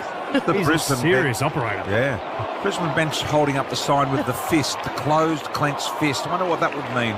Days, any ideas? I reckon it'll be Gunston who's coming up to the wing here. Will then go behind the ball as a +1, try and get an extra aerial support, BT. That's what the fist means. I think it will be. Jesus, that is interpretation. Watch to see where Gunston goes here from his wing position. Little handball out to Meekie on the run. Got the little handball off, comes back on the spill, on the repertoire back to this man here, Warple. Spun on a threepenny bit. High ball inside 50. Lewis with a big spoil over the top, went for the mark, realised he couldn't get there. Did the ladder and spoil. Spills to Payne. Payne caught in the tackle, dispossessed. Picked up by Lewis again. Got it back inside here. And Wilmot takes the mark, top of the defensive goal square. Under some pressure here, the Brisbane Lions with a minute to go to three-quarter time. They'll want the siren to sound and reset. They're holding up signs on the bench saying, don't take too many risks. Well done, Days, though. That's exactly the play. Called it beautifully. It's like you had a bit of inside knowledge there, but you didn't. He ran straight to the goal line. I've impressed myself. You get in the back row from Kate and from Daisy and the Triple M Bus Super. Yeah, where's Daisy's moved again? It's like, where's Wally down there all of a sudden, Jay-Z? Out from, turned over. Jack Gunston's copped it up to Jarman Impey. I thought they were winding the clock down now. 23 seconds to go. If they pitch another late one here, it's a long way back all of a sudden for the Brisbane Lions to the pocket. Payne, Harris Andrews, they want the boundary line and they get it. Bristle 10 seconds until three-quarter time. Become a movement machine, Jay-Z. What are you looking at there, Jay-Z? Well, I think it's a big story potentially unfolding here at the MCG here, Brian. A club accused of tanking, remember, before the season even started, looking at its third win in a month. The Hawks on the charge. Mainly by you and your mates. Boundary throw in here. High ball comes out the back. There's just a few seconds left. 5 now. Hawthorn have got it in there. 50. Can't make it work. Brisbane desperate. Siren sounds. What a quarter by the Hawks. 6 goals to 2. They kicked in it. They've hit the front and they now lead by 10 points here at three-quarter time. 11-7-73 Hawthorn to the Lions. Brisbane 10-3-63. From McDonald's and Ream Hot Water, Triple M rocks football. That quarter for Titanium Caravans. Titanium Caravans are built to tackle Australia's toughest conditions. Visit titaniumcaravans.com.au. For McDonald's, Triple M rocks footy. the McFeast is back. You can't keep a legend out of the lineup. Shut up! The footy's on Triple M! Straight after this game, join the Temper Mattress call team for Adelaide and West Coast. The Crows are well on top. They're fighting hard, the Eagles.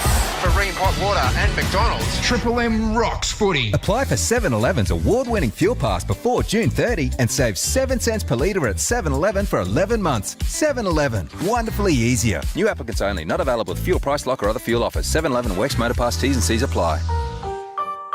Harvey Norman clearance on now. Get a bonus Samsung Galaxy Watch 5 and $100 gift card when you buy the Samsung Galaxy S23 mobile. Only $1,349. Spot clean spills in a flash with Bissell Carpet and Upholstery Cleaner. Hot deal, $177. Australian made value in the Sealy Posturepedic Hudson Foam Queen mattress. A low $1,299. Race in for massive savings on home office furniture like the Racetech Gaming Desk and Chair Package. Hot price $599. Harvey Norman clearance on now.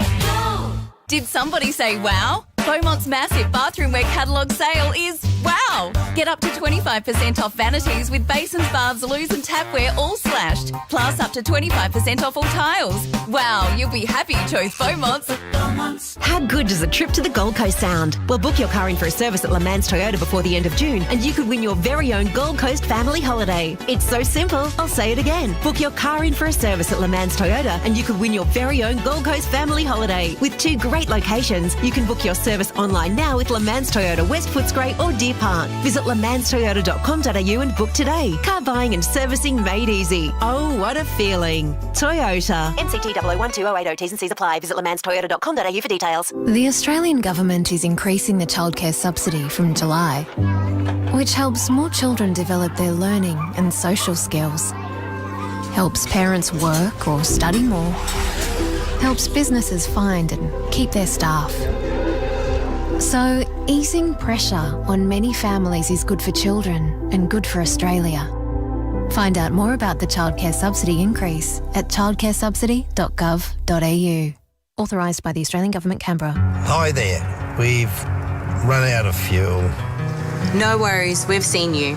With eyes on the road and incident response 24/7, we're making every journey a safe one. Transurban, operator of Linked. Ready to travel? Check.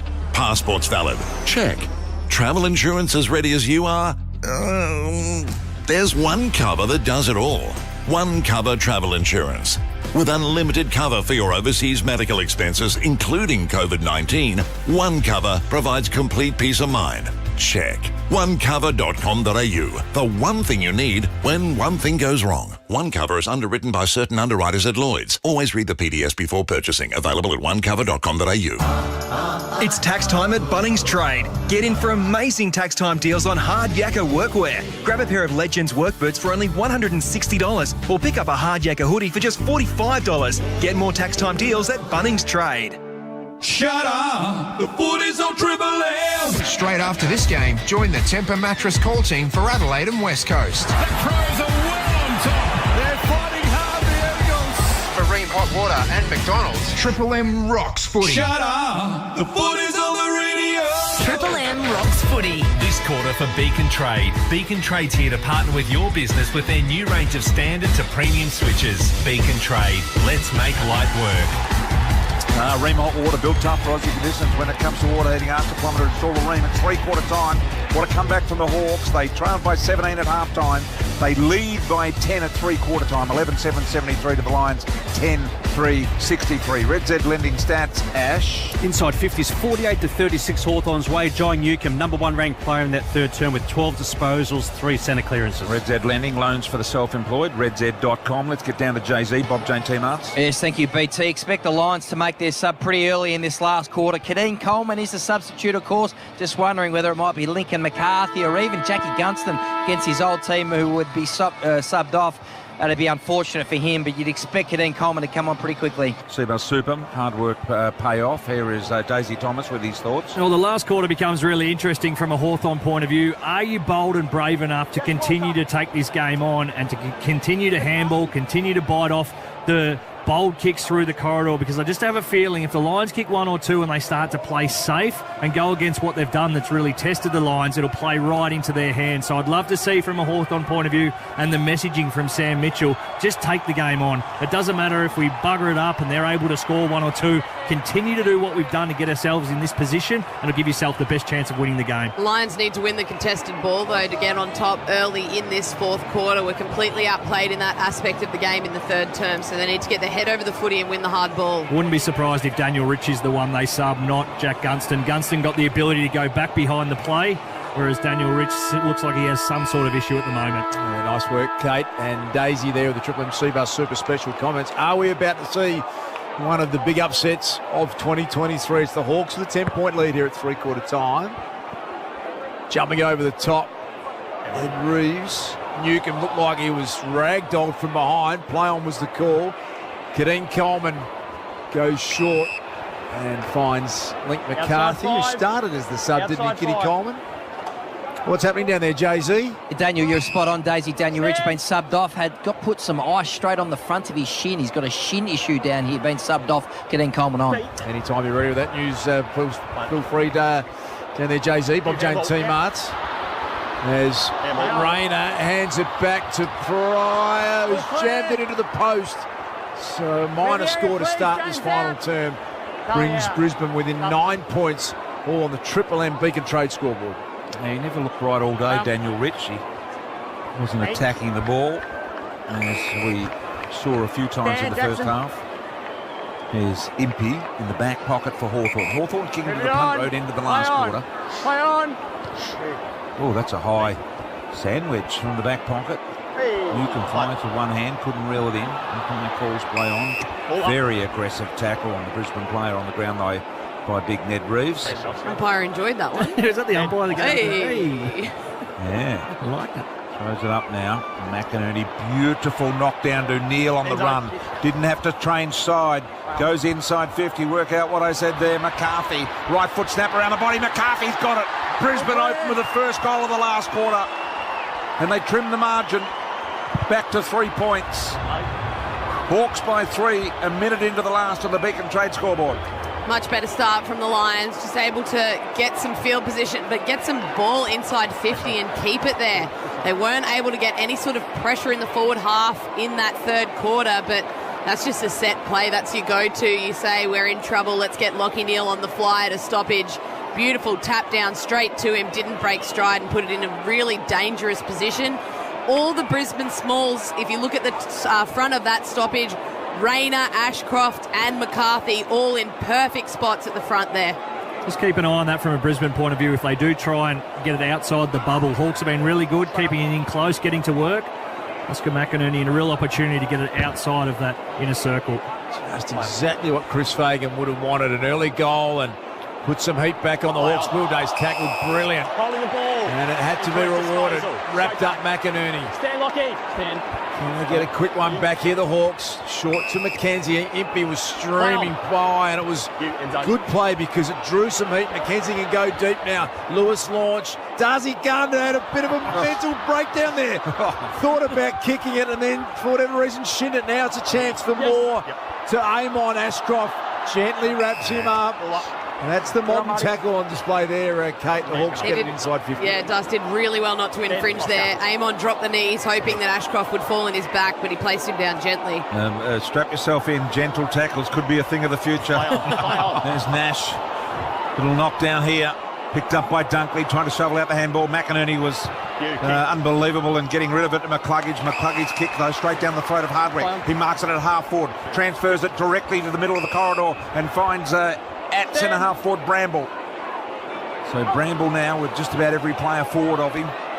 Looking for the overlap run handball from Hardwick, trying to get close enough. 55 metres out to the punt road end. He's way offline.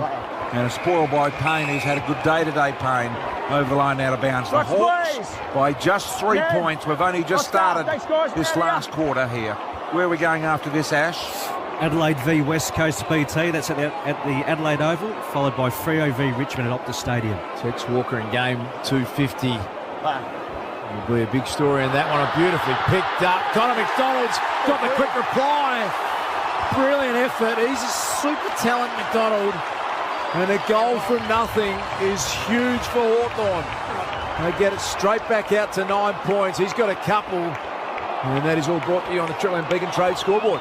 Some forgettable moments for Darcy Gardner. Completely lost his opponent there. Tried to win the footy and then missed it, which gave him the opportunity just to go through and kick a goal. That was poor defending from him. Connor McDonald gets a second, and at first kick he tried, he shinned over here, and then that kept the Hawks inside forward 50, but good play from him, good work to get it on his boot quickly, Connor McDonald. The voice of Kate McCarthy on Triple M Football, Seabus Super, making hard work pay off. Hawthorn resilient at the moment. Can the Lions keep the pressure on? Hawthorn looking for their 4th win of the year. Brisbane looking for their 9th win of the year. Back to the middle we go. McInerney trying to reach over to Meekie. Warple got the clearing kick out of the middle to the punt road end. Wilmot's on the end of it, caught in the jumper tackle. Slinging tile action. Handball from Andrews comes out to Coleman. Coleman goes straight for McCarthy, but Sicily able to nudge McCarthy out of the way, and McCarthy on the ground saying, "What about me?" and did get nothing off Razor Ray. Now the handball to Hardwick. Hardwick over the top here to Scrimshaw. Wonderful smother off the boot. The Brisbane Lions have got the numbers here at 4-on-1. They can't win it. The one Hawthorn player in there, I think it was Hardwick. Magnificent job. He was fighting against the numbers, and he held up to wait for the troops to arrive. A big ball to win there, but fantastic smother as well. Hawthorn players breaking on the lead, dove across the boot. Real bravery there from the Hawks. Yeah, Josh Dunkley was a very good execution of the smother, is the language I'm trying to find there, Daisy. I think, Truman, how does he rank in terms of the most smothers in the competition, Josh Dunkley, please? He's number 1 for Red, said Das. Lloyd. Just off the top of my head, Bristle. That had to be set up. That had to be set up. Just what you get. Yes, on a Saturday afternoon. He's normally a handball kick man when it comes to the stats, but to pluck an old smother out was a very good Andy Norder. There's Big Meekie trying to burrow a hole through. Gardner ran past the footy again. Brockman made it hard for him. Picked up in the end here by McKenzie. Looking for the give and go and got it. And then got a little sorpy sort of thing inside 50. Lewis was there, couldn't get hold of it. Harris Andrews got it into ground. No attempt at all. And his arms were free. And he was dragged to ground. And no free kick. 79 plays 70 Hawthorn's way. Picked up by McInerney. His kick was smothered. Kitty Coleman worked a little 1-2 at half back. And he's coughed it up, though, by foot. Intercept mark down there. Taken by Weddle. Comes into Scrimshaw. Short kick to the starting sub, McKenzie, who's had a nice little influence since coming on for Luke Bruce. Weddle runs to about 55, long bomb to the goal square, free kick going which way? Mitchell Lewis took the mark, but it's going to be reversed. Holding free kick goes the way of Jack Payne. Gee, the crowd don't like it. How's Payne gone today, Ash? Are any stats supporting that he's played a good game? Yeah, he's had 8 intercepts, which is the most for Brisbane, throwing 5 intercept marks as well. Payne goes wide looking for Danaher. Danaher at half-back takes the mark. He was against Hardwick. He had to outdo him. They're 9 points down, Brisbane. Danaher with a short ball to Lockie Neal. He's able to play on. Beautiful angle kick back inside to Rayner. He takes the mark point of the square at half forward. Here comes Cameron in the pocket. He's kicked it to the space. The lead by Cameron, magnificent. And he'll get a shot from 40 metres out on quite an acute angle on the northern flank at the city end. It's just great link up from two players there. It was Neil to Rayner, and then Rayner just putting the ball perfectly to Charlie Cameron's advantage and letting him do the rest of the work. No one-on-one is going to be able to outrun Charlie Cameron when he's on a lead. He's good on the run at goals, but set shots, just a 59% converter, below the AFL average. He's kicked 2 today. He's got a kick of 40 metres here. Needs to kick it straight. Looks good just across the face and through for the -4 in the end. So 71 plays 79. 8-point lead with the Hawks on the Beacon Trade scoreboard. Got a good look at that free kick up the other end. Payne on Lewis. Certainly there, full fist of the jumper did Lewis. 14 minutes replay remaining in this contest at the MCG. Hawks, as Crystal said, with an 8-point lead. Lloyd Meek juggled to attempt the mark. In fact, it's Reeves who's taken the mark at half-back. He released the handball, sold his teammate Mitchell into some real trouble. They've turned it over now. Joe Danaher is going to get it on the back of that turnover. So this could be costly. It was a handball that probably wasn't on, in fairness, Kate. Yeah, you tell your big ruckman to go back and give the handball, but you need to look up the field first. The person on the mark had just peeled off completely, reading the handball, and just laid the tackle straight away. Definitely was not on. Joe Danaher has had a quiet afternoon, just the 9 disposals, hasn't kicked a goal. We know that these can be the nervous ones for Joe sometimes. He's got a big hook going. The goal umpire ran all the way across, and he's missed. Bad miss, that's 11-6-72 Brisbane, 12-7-79 Hawthorn. Triple M Beacon Trade scoreboard. Just from afar, it looked like he just tried to bang that one too hard. Juggling attempt at mark here has been paid to Nash. Nash is deep in defence here. Just goes sideways, though still inside the defensive 50. Got 13 minutes remaining in the game. It's a 7-point Hawthorn advantage here. They have it in their back end. Play on. You kick. Hardwick staying close to the boundary line. Sicily couldn't get it. Picked up by McCluggage. He was stripped. He had Pryor. It was a great tackle. Good call, umpire.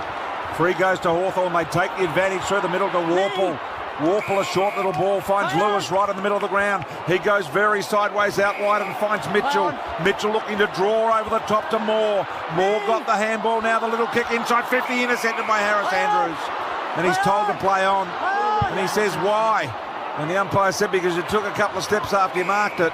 And Robertson now marks for Brisbane at half-back. Let's get down to you, Jay-Z. BT, there's a Brisbane player on the far wing laid out. McCluggage has not moved. Been on the ground for about 30 seconds. Doctor's with him now. Face down. Has not moved. This could be a concussion issue. It was a Hugh McCluggage right out in that far wing. Got dumped into the ground. James Sicily in a tackle. Hey, Jay-Z, he's face down.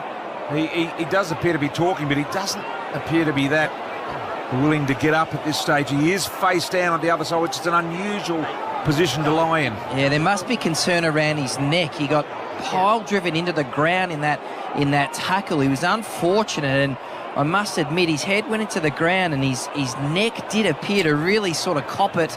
So the stretcher is out onto the ground now, and I do see some movement. He's getting up onto his all fours, so that is great news for Hugh McCluggage. The doctor's taking a lot of care to slowly put him onto the motorised scooter stretcher as we speak. This is almost like a timeout, which both clubs would have wanted. If you're Fagan, what did you see in the Harvey Norman replay? His neck just got pinned under him in the motion of coming to ground, and then some bodies laying on top of that. It wasn't great. Obviously some serious concerns for his neck, but he's still really looking very wobbly. Chuck him on the stretcher. Yeah, just put him on the buggy. He can't support himself at all.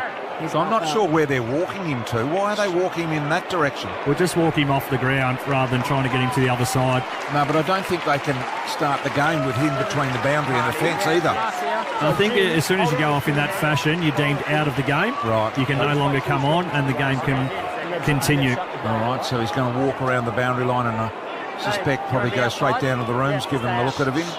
Hugh McCluggage. So what do we got here? 12 minutes left. It's a 7-point lead to Hawthorn. McCluggage is going to be ruled out for the rest of the game regardless. Yeah, and that did look really nasty, so good news that he's up. And see, this is the thing. They've got to wait for him to walk around the boundary, and that's why I don't know why he didn't jump on the... This is going to take several minutes here for him to get around. Just back on the tackle as well. It wasn't actually a real slinging motion. It was his momentum that kind of flipped him and his head ended up under his body. So when Sicily actually had finished tackling him, when he ended up in that position, he's off the ground between the boundary and fence. He's not in the way of any play. Complete lack of common sense. Yeah, it is. What's going on now? You don't need to hold up play. He is not in the way of play.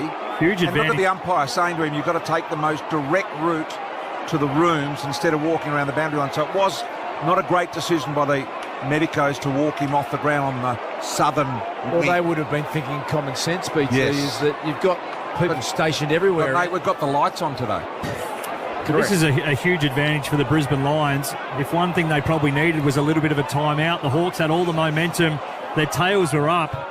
If you could have called a timeout as a coach, you would have loved it. Yep. Had been given the real opportunity to do so. And he's going to continue to walk around to the Brisbane bench rather than taking a direct. Absolute nonsense and lack of common sense. We care for McCluggage, but he's in no danger walking between the boundary and the fence. None whatsoever. This is a long break in play too, as we have a look at the Harvey Norman replay. And so no ill play. Now they've gone past the rooms and now he's going to walk all the way to the bench. So he's walked an extra 250 metres and the umpires are now saying, oh, it doesn't matter now. And the same thing is still happening. This is dumb. And the Hawks fans, you can hear what they think about it. There's some jeering going on, and that I can understand why. Kick to the AFL logo. Hugh McCluggage, by the way, still just wandering around, making his way back. No fault of Hugh McCluggage's, by the way, but a huge break in play. What does that do to momentum? Hawks got a 7-point lead. Coleman attacks Warple. Picked up by Cam Rayner. In the hands of Ashcroft. Little handball to Wilmot. Back to Ashcroft. Kicks it from the wing to half forward. Robertson's going to drop in and take a mark.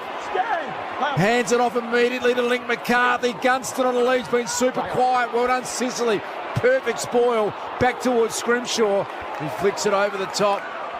Gets it to Lockie Bramble, who's got a real strange kick into the corridor going. It's going to be okay. McKenzie stepped around Coleman. Big Meekie goes for a run. No Lloyd. He hands it over the top. Back to McKenzie, who's got 3 Brisbane Lions who wrap him up immediately.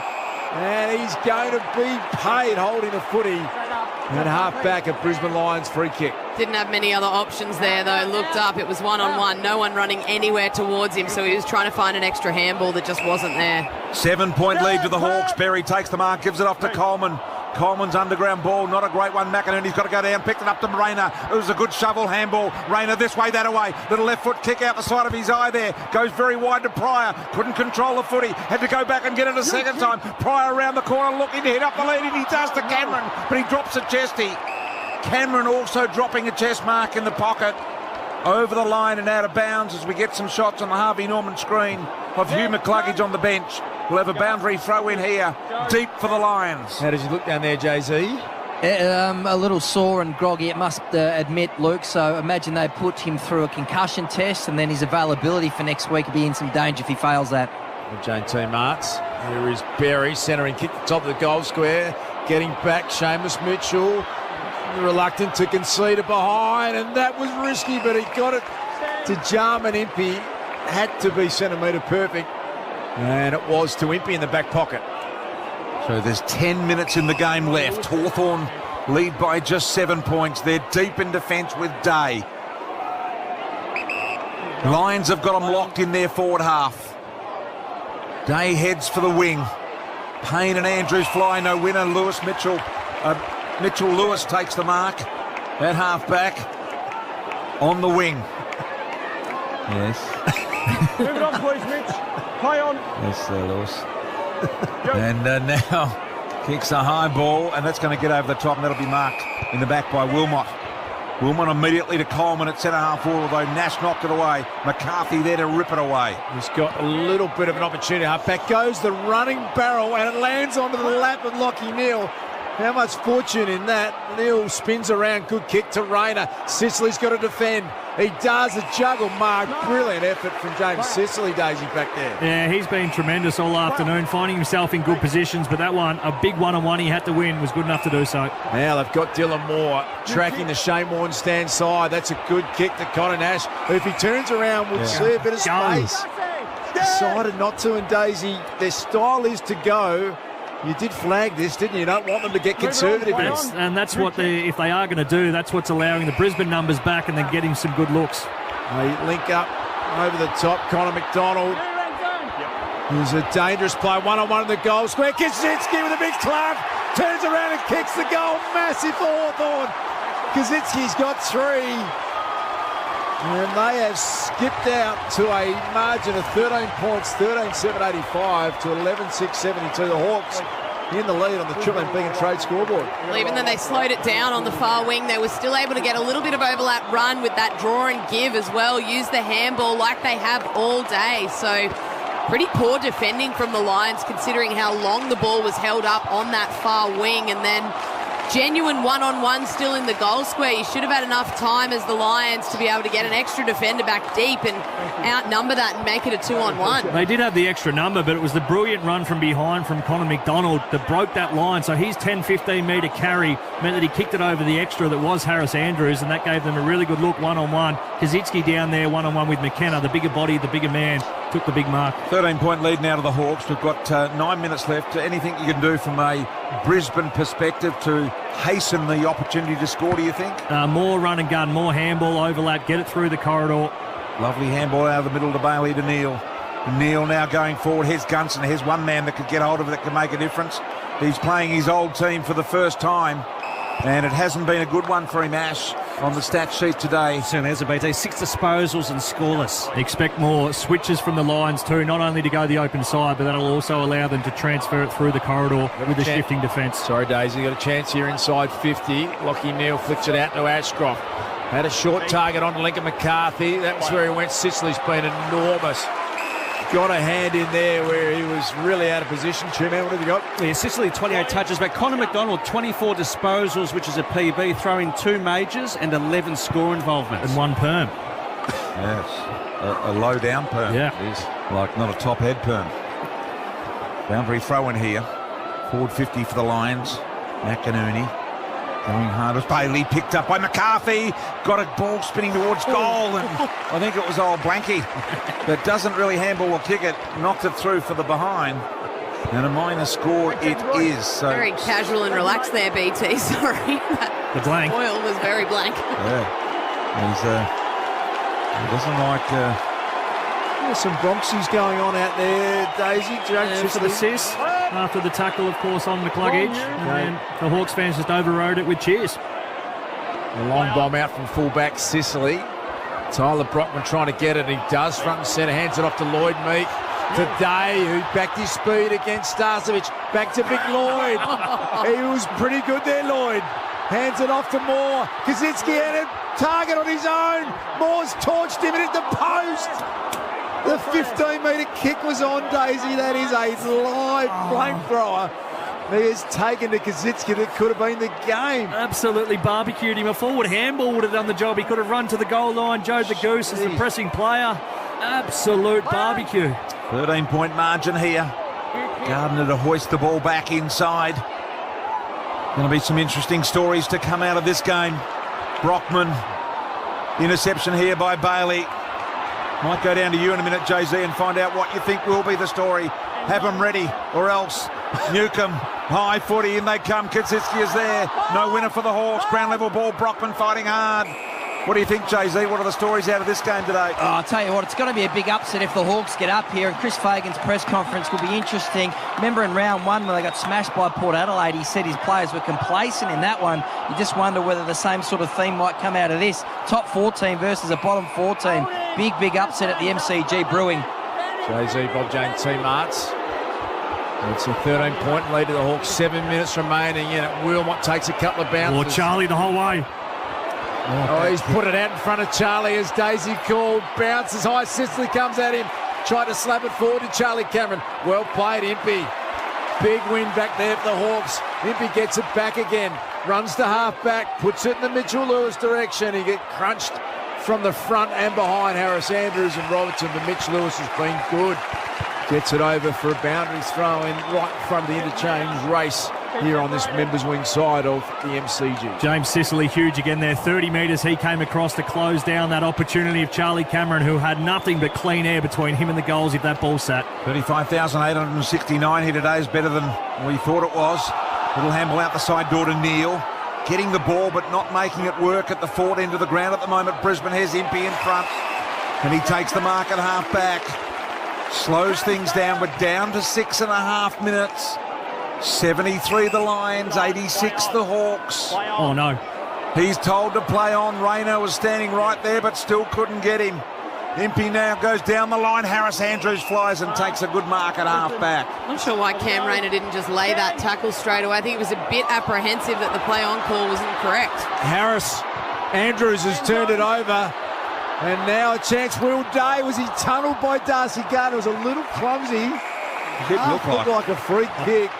We're going to get a boundary throw in instead. 6 minutes remaining. What have we got, Kate? Cam McKenzie, obviously that sub role, not easy to play. He's been great in this fourth quarter, coming on as a sub. 8 disposals and 3 inside 50s.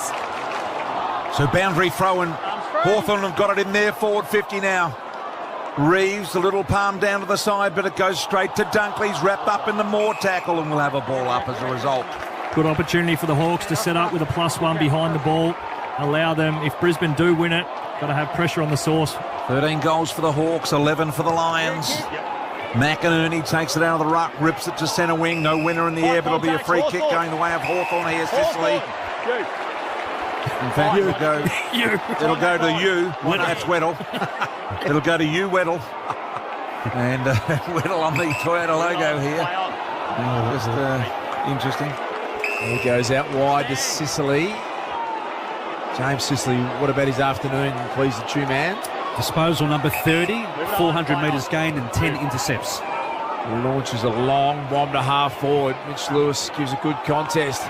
Here is Butler coming through, fisted on intelligently by Will Day into the path of Kaczynski, almost threw it out to Connor McDonald. Here's McKenzie, the sub, as Kate told us he's been good. Harris Andrews came up with a big play though with just over 5 minutes remaining. It's a 13-point Hawthorn lead. 50 metres. Finny. I called you to stand, you stop there. That's a bad 50. The next umpire. He got 2 chances at that too. Umpire said stand twice, and then he started moving outside that 5 metre zone. Handball onto Bailey as a result now of the help of the 50. Bailey goes inside 50. Cameron's the target. Out the back. Cameron's the first to get to the footy, but the boundary line beats them both. But they've now got it locked in their forward end here, the Lions. They trail by 13. And we've got 4 minutes and 50 seconds remaining in the game. Keep an eye on Zach Bailey here, been flying through these stoppages all afternoon. Hawks trail by 17 points at half-time. And they enjoy this 13-point lead.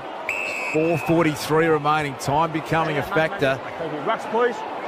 8 goals to 3 they've kicked so far in the second half. Chance for the Lions here, though. Danaher wrapped up in a tackle. They're letting it play out for a long period of time. Here's Sicily. The footy's still in there. No one wants to get on top of it. And another ball up. Chris Fagan pacing up and down the coach's box on the Harvey Norman replay. Knocked down here by Reeves. Picked up by Neil. Snap at goal. Missed by Bailey and goes out of bounds on the full. So 4:21 remaining. 86 plays, 73 in favour of the Hawks. Been impressive all day, although Brisbane have led for most of the game, other than this quarter. Hardwick takes the mark from the kick back in. Goes out very, very wide and finds his intended target out there. So in the hands of Mitchell. Just goes sideways and finds a little one here for McDonald. He's been ultra impressive today. As Ash said, I think you said career high, didn't you, Ash? Yeah, spot on, up to disposal number 27. From half back to half forward. High footy. Kaczynski takes the mark. He's a big man. Good contested mark too. At a great time to just be able to take a little bit of time. Decides instead to pull the trigger inside forward 50. Meat down there. Not a bad result for the Hawks off the fist of pain. Boundary throwing. Punt road into the MCG days. It's a 13-point lead to the Hawks with 3.5 remaining. They've done it beautifully, Hawthorn. So the big long kick came close enough to the boundary. So if the big mark didn't come, the spoil then gets your territory. You get a chance to set the field up like they have and take all the field position as well. Boundary throw in. Big Meeky is there to knock it down. Bailey rips it away, trying to take it on now. He's got a real risky kick straight to centre half back. Cameron was there, but so are the Hawks. Amon arrives, gathers possession, shoots the handball wide to Hardwick. He's heading to the southern wing. Now straightens it back up to the punt road end. Hooks the ball back into the arms of McKenzie. He takes the mark. McKenzie over the top. This will give him a shot at goal. Mark's taken by Moore. Moore is 40 metres out, very close to the boundary line. Dom Sheed pocket if you want. Punt road end, south side. Very mature last couple of minutes from Hawthorn, a young team, inexperienced in these situations, but they've played it fantastically. Just slowing the ball down, keeping it boundary side, and then setting up the wall behind. Kicked 6 of the last 7 goals, the Hawks, in this game. Moore comes in and kicks the goal. The match-winning goal, you feel, from Moore. What a time to do it with 2:38 left on the clock. Hawks staring at win number 4 for the year. 14-8-92 to the Lions, 11-7-73. That's in the book. This one, 4-score game for the Lions. They're going to have to kick 3 and another score if they are going to draw it. So 4 goals will win it. Can't see that happening in the next 2 minutes 38. Hawks have been brilliant. The last 4 minutes, their ability to take the ball and just play the percentages, knock time off the clock when they've needed to, then take it long down the line, kicking it close enough, get good representation. It's been a clinical second half, really, from the Hawthorn Footy Club, up against it, against a better opposition.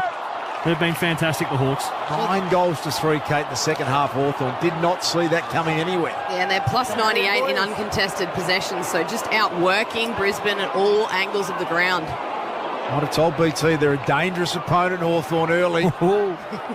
Just keep a lookout for them, Brian. They get their game going. They can cause big upsets, and they have got an appetite at the moment. Dylan Moore got the match winner at the moment. It goes short to Mitch Lewis. Payne's been really good defensively. Starcevich over the top. Hawks want to keep scoring.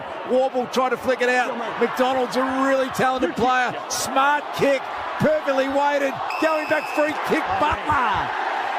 And look at the Hawks fans get to their feet. They are enjoying every second of this at the MCG. 35,000 plus here today, Kate. As they should, Duke. This is a huge win for the Hawthorn Football Club. They were just up for the fight. We thought at half-time that they might just have used all their gas up in the first half to stay in it, but what they've bought in this 4th term has been phenomenal, and now they're going to kick away. Sam Butler. His second goal of the afternoon, directly in front. He's got it, nailed it. They've kicked 4 in a row. They've kicked 10-3 in the second half. And what a great afternoon for the Hawthorn Footy Club. 15-8 to 11-7. All on the Triple M Beacon Trade scoreboard. Beacon Trade, here to partner with your business with our new range of standard to premium switches. Beacon Trade, let's make light work. Sam Mitchell would have to be absolutely delighted just with the way that his team's responded today. You can always ask for a response, but it doesn't necessarily come for the entirety of the match.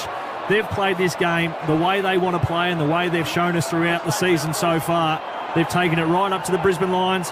They haven't gone away, not one iota from what they love to do. That's the overlap run. Makes you wonder why if Carlton couldn't play with the same passion that they could improve it. I mean, Hawthorn aren't the best team in the competition. Nope. Far from it. Yeah, you're exactly right. And it's amazing what some effort and a little bit of enthusiasm does when you bring that for long enough. Das is getting really itchy to get out of here. He's probably going to have to wait for me. But, Day, there's... I know you're off to the Hall of Fame tonight, Das, but I also know it starts at 7:30.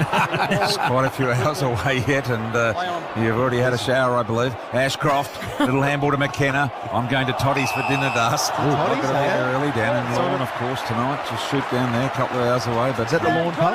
Yes, pub, a very good restaurant, going very well down there, they are. Here's Nash. Back to the centre circle, goes out very, very wide. I'm not doing anything tonight, so I can take it from here if you guys want to head off. Yeah, I've got not much on either, so we got this if you want, guys. Don't ask twice. Day at half-back has got the footy for the Hawks. A minute remaining. The Triple MCG has been something of a standout afternoon this for the Hawks. Is Lockie Neal. What's he had, please, Two-Man? 29 touches, Das. Just the 4 clearances. Always works hard to the siren. Lockie Neal over the head of Joe Danner, who's been pretty quiet tonight. And there's Big Blanks, who's just stood tall. Thought about kicking it. No, he's wondering how he can dispose of it if he can't handball or kick it. Goes backwards with a kick. Big McInerney was ragdolling Meekie behind the play there as well. They had a little bit of a physical altercation. And here's Sicily, Captain Sicily, who's back in the lineup today. Great job for him as well. And the Hawks are going to get a standing O here. No doubt about it. Quarter of a minute to go, and their fans are loving the way in which they're going about it, which is just hard at it and doing what they can. McKenna's handball was intercepted, but they are going to beat one of the premiership favourites this year. That is for sure. Comes to McCarthy. Siren sounds just as Gunston had a freebie there, and not a great day for him. So it is 15-8, 98 the Hawks. The Lions 11-7, 73. Their fourth win of the year. Enjoy this, Hawks fans. We play to win, riding the bumps with a grin and Hawthorn. Come on, may you find us riding. Teamwork is the thing that calls. One for all and all for one, the way we play at Hawthorn. We are the mighty, mighty Hawks. Ah, yes, a big win for the Hawks today. Their fourth of the year. Amazing stuff from them. And enjoying their footy very much indeed. The McFeast is back. You can't keep the legend out of the lineup for McDonald's. Great to see. The Triple M MVP award for New Holland. End of financial year. 0.95% tractor finance now available. Visit your local New Holland dealership. Who has got the MVP? Kate, it is you. That is me. I've gone 2 votes to Connor McDonald. I thought he had a great day. Personal best disposals, 28 disposals. Starting with the 2 votes. Sorry, the 1. Sorry. Oh. This is different. I've skipped straight to 2. No, he just gets 1, so take that other one away from him. 2 goals as well to go with it. 2 votes this time goes to Mitch Lewis. Phenomenal performance from him. Keeps up the goal kicking. 4 goals for his afternoon. And the number 1 ranked player on the ground for me, James Sicily, 32 disposals, 10 intercept possessions, 479 metres gained and 11 contested possessions. Great game from Sicily. Okay, and this is the Maccas I'm loving at the moment, I think, is just a lovely game of football it was. I thought that we should put that in the moment because it's bigger than just a moment, this game, Ash. As you know, is there a Red Z Lenning stat that you're getting off about?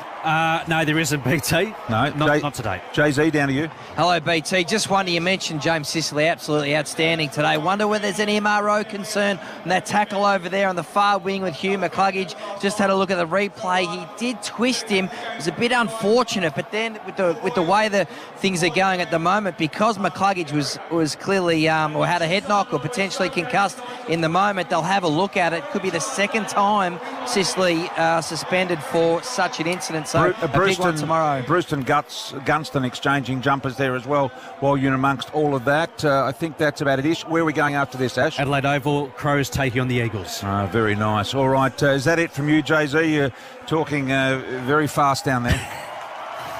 He's had enough. He's gone. Good. I think he has officially... Turn him off. Well, yeah, turn him off. I think he's gone. Big win today for Hawks, no doubt about it. Fantastic. Congratulations to them. Their 4th win over the year. For McDonald's and Ream Hot Water, Triple M Rocks Football, time now for a news update with Damien Carbon.